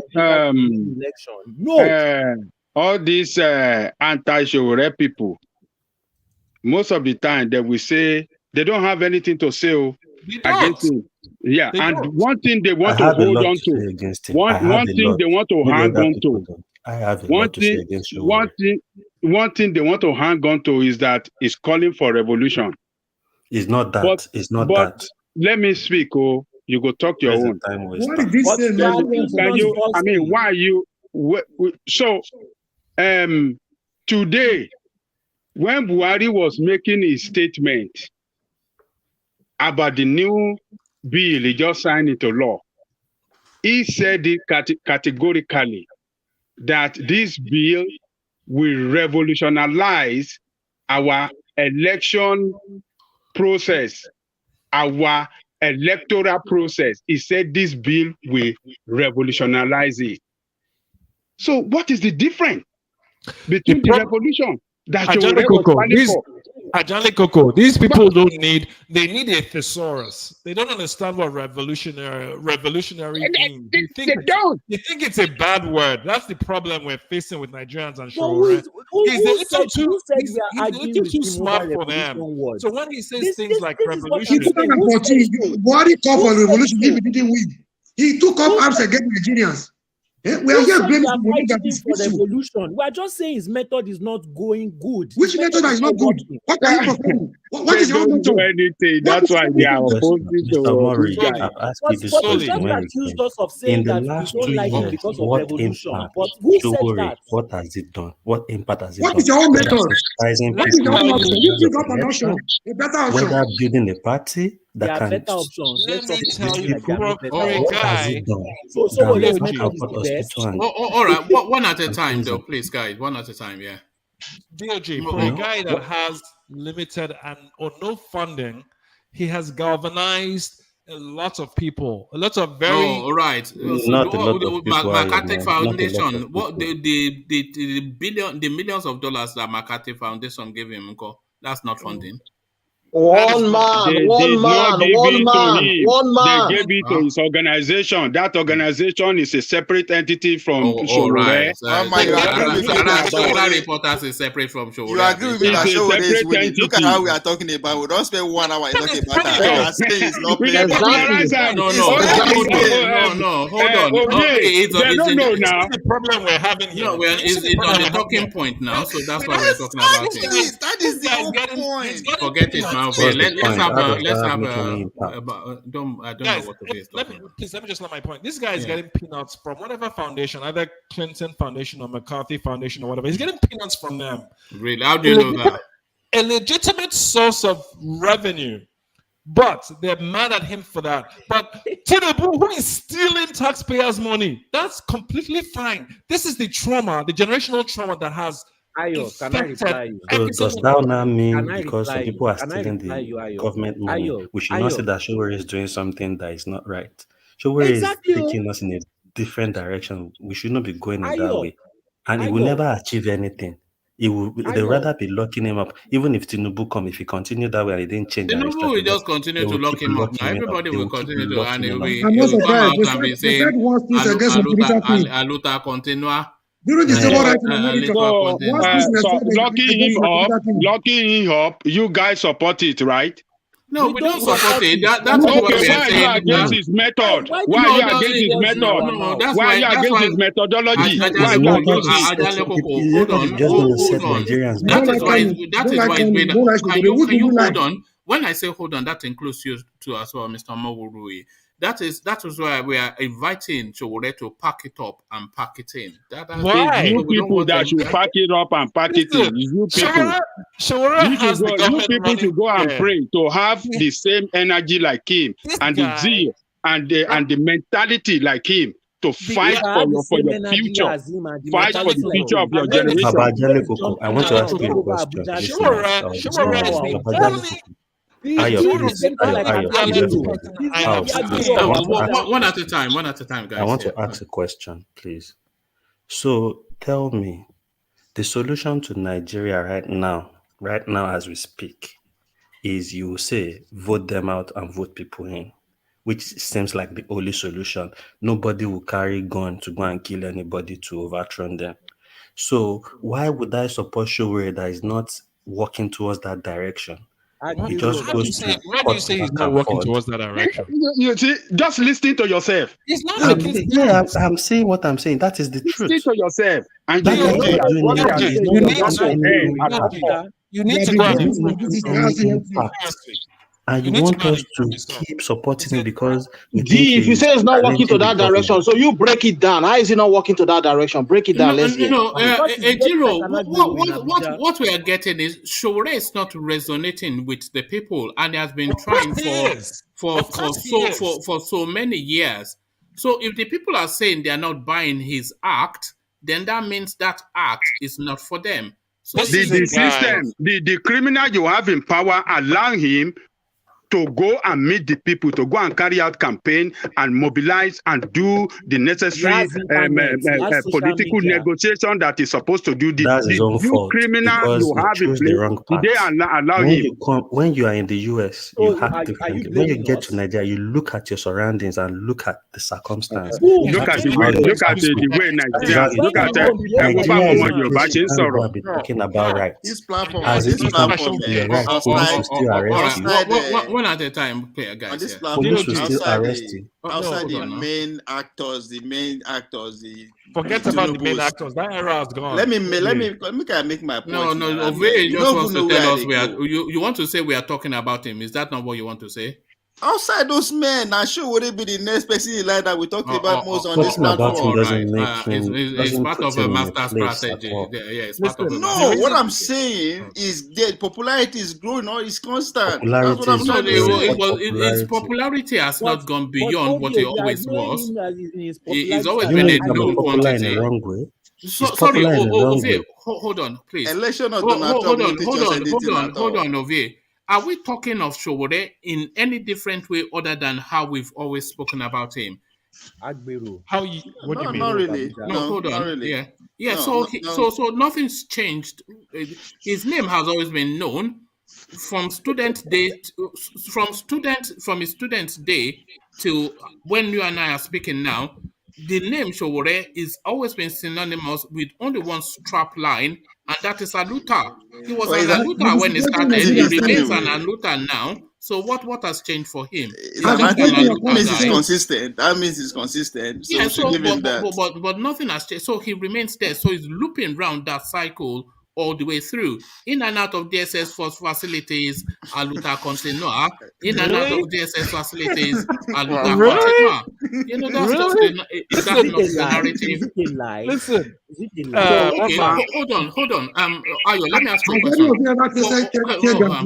I'm going to have. No, I don't want to be removing people now, so you have to let conversations take place. Ayo, when Sowore was a student at Unilag, was he being picked up by the police and locked up for this Aluta sort of narrative? Was he being picked up and locked up by the police? Was Gani Fawemi being picked up and locked up by the police when he was a student? I'm asking now. Was a student at Unilag? Was he being picked up and locked up? This is the answer to your question. When Gani Fawemi was a student, was he being picked up and locked up or not? I wasn't asking about Gani Fawemi. I was asking about. Yeah, because your question is funny. That's why it's answering you like that. It's a funny question. What about Martin Luther King? When you have a righteousness for justice, it doesn't just spring on you in your 50s. It's with you. It's something you are born with. And this guy has a righteousness for justice. Now, certain people are born with that.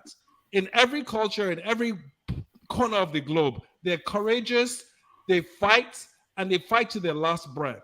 Sowore is the only guy that I have seen right now that is worthy of any attention when it comes to being courageous and actually understanding what that country needs. And this is why they keep on arresting him, because the Nigerian government isn't stupid. They know this guy is smart, and they know his message is resonating, not with only people in diaspora, but the youth who can see through their bullshit. But it's not. How can you say that now? His message is not resonating with the youth now.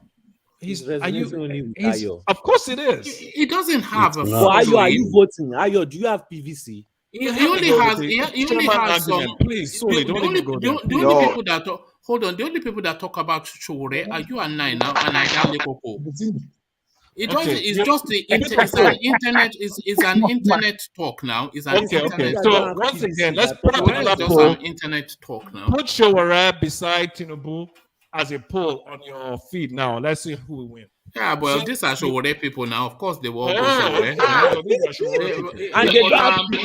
Let INEC put it on their feed. Which can fraudulent INEC? Which can fraudulent INEC? This now becomes a duty.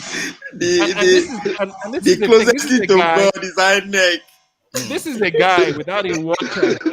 He's a guy without a campaign war chest, like all these other criminals. And that's why he's losing. They're running scared because of him. That's why they keep on locking him. Who is running scared? All right. Okay. So are they scared that his votes will increase from the 35,000 he got to 40,000 this time around? Is that what? Is that One man. I mean, what are we talking about? One man, do you personally know Sowore? Just a random question. You know the guy personally. No, I just find his narrative ludicrous. Winning number, Mallam Buhari number. I don't know Atiku number, but I know Sowore's own. You know why I will never forget it, because I was swept up in the let me just give you this, Ovie. I was swept up in the excitement of Sowore in that space. And the way he was campaigning, I was with him. Every single way we went, I was following him. So when they announced the results and it scored less than 40,000 votes, so I knew they were writing results, but I knew it was rigging. but it couldn't be that low unless that coheres with. So what that told me was that when he got to the polling, they all listened to him, but when they go to the polling booth, they went with who they considered to be serious politicians, and they just saw him as an aluta guy. But when I no agree vote for him now, everybody saying I support or I support. Nobody voted. One man, were you following him in a positive? One man, were you following him? One man, were you following him in a positive way or in a negative way? What way were you following him? All right, so hold on. Hold on. So can you hold on? Ovie, just mute yourself for a moment. Let me answer your question, Ejiro. I was following him in a positive way. You know, I was so optimistic. You remember when Sowore, when they were having the presidential debates and they wanted to exclude Showore's name from it, and there was a lot of outrage, and there were so many people pushing that he must be on that rostrum to debate with everybody else. So I thought he had this mass following, you know, because that was all of the outputs that we were getting. But then a lot of the feed that I was that I was gorging on at that time were Sowore feeds. So apparently I was swept up in the narrative. So when the results came out and I saw what he got, and I accept that of course they just wrote results. But read or not, if you're scoring less than 40,000 votes, that tells me that it doesn't carry through. Let me just respond to what one man just said, guys. Please. Let me just respond to this. For one man. Guys, it seems like it seems, guys. Let's take this after Showore's election. Sorry, Ayo. After the election, let anybody here tell me what has Sowore done after then that will make him build on that. He has been there fighting for you on the street. He has never done revolution now protest. This is a guy without a war chest. Secondly, it seems like one man is blaming Sowore for projecting his hope onto him. How many times did Buhari campaign and run for president before he won? How many times? He won because that guy has his people to vote for him. He only need coalition with somebody to beat PDP. And good for them that time, people don't want PDP anymore. Listen, and they were able to make it. I was saying, we always come to this platform every day. And you think people saying that APC and PDP this time around? Is that what you think? Sowore should have built on that ACN. If he had been working properly, making alliance with people, coming with people. I'm sorry, I just need to say this. Not like I hate Sowore. I really supported him, but he didn't build on that. It changed the direction, diverted from that I want to be president to go and be doing something else. And if you look at the system of Nigeria, nobody does it that way. There is no way they will pick you up and lock you up, regardless of whoever is the president. You're so trapped in the past. You can't see the future. You're so trapped in the past. This is the most successful. No. Hold on. Let Ayo speak, but Ayo, don't personalize it just to the topic. I'm not talking about him specifically. I'm just talking about us as a collective entity. We're so trapped in the past that it's almost like we're scared to see the future. And you can see all the things that are going on now in Nigeria with the youth, whether it is the tech or entertainment or whatnot. But still, we still struggle to see the future. So the point I'm trying to make is Sowore has gotten this far. He's the only grassroots candidate Nigeria has ever seen. That is my own point. He has not gotten any far. Hold on. Let Alio follow through. Please. Yeah. This is the only grassroots candidate Nigeria has ever seen. He doesn't have a war chest. He doesn't have Tinubu or Obasanjo or Buhari's kind of money. His support is 100% organic. And this guy has done nothing wrong. But even though you know he hasn't done anything wrong, your next argument is, what has he done right? Seriously? What has he done right? All right. I have sorry, hold on. I have a question, but this question I want Black League to first tackle and then later Ovie. And that question is coming off the back of Ayo's commentary, but I want Black League to tackle this. So Ayo, Black League rather, every politician has a constituency. They tell us that Buhari has this bank of mass of 10 million voters, which we are dues to the Talakawas in the north. So who is Sowore's constituency? Ayo described him as a grassroots politician, but is he grassroots? Is Sowore's constituency, is it the everyday grassroots man, or is it the educated, somewhat intellectual sort of person? So who relates to Sowore? Is it the man on the street or the man on the internet? Who is there? Who is his constituency? Black League. Well, the group that Sowore appeals to the most is diaspora, people outside of Nigeria. He's gaining grounds in Nigeria, some parts of Lagos State, Ondo State, Edo State, sure, some parts of that he has gained grounds, but I don't know, maybe in the East he has somewhere, but largely though his target demography and the people who and the people who even fund his campaigns, the Nigerians in diaspora. You and I. So Ovie, yes. So that same question: is it Iyaileja and Baba Eleron that are following Sowore, or is it you and I? So Ovie. I would say internet warriors like us. And does it have grassroots appeal, as Ayo suggested? No. Is it known amongst the grassroots, really, apart from just a random voice that they hear? As a politician, no. Do the people on the ground, the grassroots people, the bus driver, the small business person, shop around the corner, the everyday Nigerian, do they relate to him in any way? Do they understand his language, or does he even understand theirs? No. Is Sowore a man of the people? Or is Sowore a man of the people, or is he a man for you and I? Is a man for you and I. That's why I say internet warrior like us. So this is it now. He doesn't have a constituency. And has he done anything to even achieve that? And no. That is what one man, you know what you just did now? You are biased. One man, you are biased here. You are just being biased here. Now let me you are just being biased here. Can you hold on over here. So let me just make one last statement and I'll shut up. So all the questions that I was asking you is around 40,000 votes. So that is the 40,000 vote right there. But over here, yeah, carry on. I'm somebody that from day one, I never like his antics. I suspect that right from day one. But as time, I even went ahead to prove it to some people way they close to me, because during that time when they always go live, you understand, people are donating, commenting. I go ask so many questions back to back. The guy will not respond. But as soon as I say, Ovie, donate $100, he go begin scream my name. Now I suspect this guy is scam.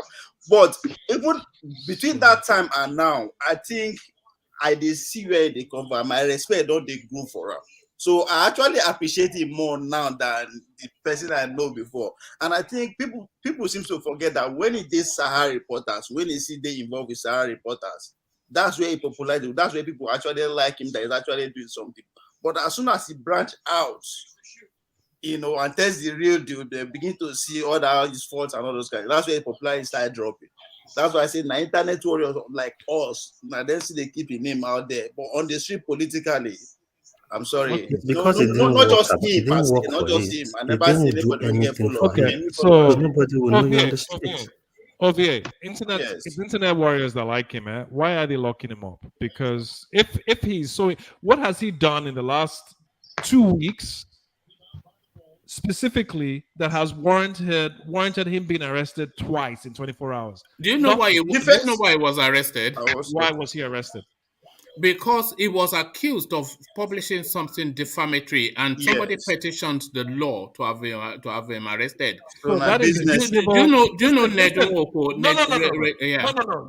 You said your point. You said he defamed someone. That is a civil offense. It's not a criminal offense. If someone defames you, let me finish, please. If you are defamed in the news or the press, you sue for damages, money. You don't arrest. It's not criminal. So, for you to come This here is and say that he Nigeria, was... and that's what I'm saying about the guy.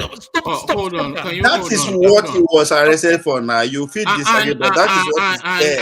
And he wasn't arrested by the state. It was an individual that petitioned his arrest, not You the can't state. petition anyone's arrest. You have to commit a criminal offense anywhere in any judicial system. You have to commit a crime, or at least be suspected of committing a crime before you can get arrested. So he wasn't arrested.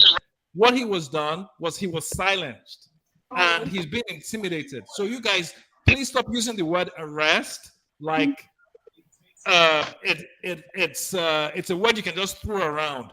He was silenced. He was picked up, and he was. No, are you asking us to hold on? Are you asking us to ignore facts and tell tales? You said yourself that he was arrested because he defamed someone. Yes. That is a contradictory statement. If you know anything about the law, and I am not a lawyer, you can't arrest someone for defaming you. I agree, but that was what happened. It wasn't the state at act here. You know, this same guy, just to give you a bit more backdrop to it, this guy is called Nedunwoko. This guy is called Nedunwoko. You may or may not be aware of him. He's married to an actress called Regina Daniels. So they are very controversial figures within the Nigerian social circles, and a lot of people run commentaries about them. So there's this woman from Adamawa called Jaruma. She goes under that moniker. I don't know what her real name is. She calls herself Jaruma Empire. She was saying she sold Kayamata to this woman's this man's wife, and that was what she used to ensnare him. And he got her picked up and locked up just last week. And then to where he said, and that's just defamation as well. So that was the rumor. And then the same applies to Sowore, that he published some stories in his publication, and this guy got him picked up and locked up. So it's not the state at act here. It's a private individual abusing his power. But one man arrest somebody. One man. Wait, Ayo. Defamation is not a criminal offense. It's a civil offense. No, hold on. Can we all hold on now? Why are we all talking at once? Adanle Koko, we don't want to go down that road because nobody is saying it's a criminal offense. We're just saying that was what played out. So yeah. We don't want what I'm saying. His own newspapers, Harry Potter, spotted that he was being arrested. I don't know how they argue about because that. he was being silenced by tyrannical government.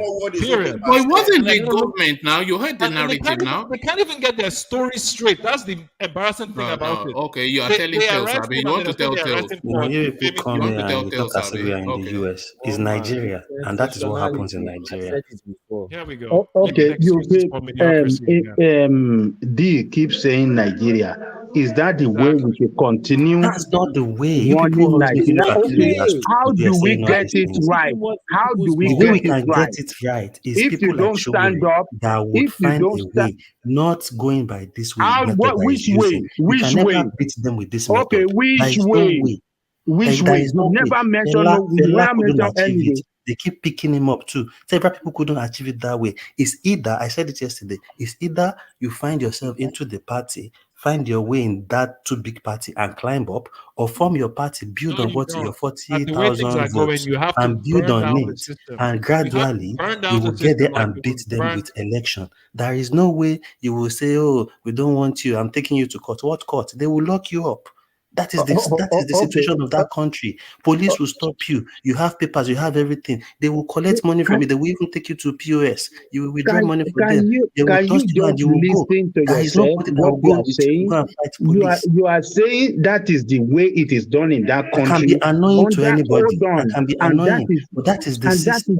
We are not in the US. Nigeria is not the US. You keep saying this is the system. So we should continue running that system like that under democracy.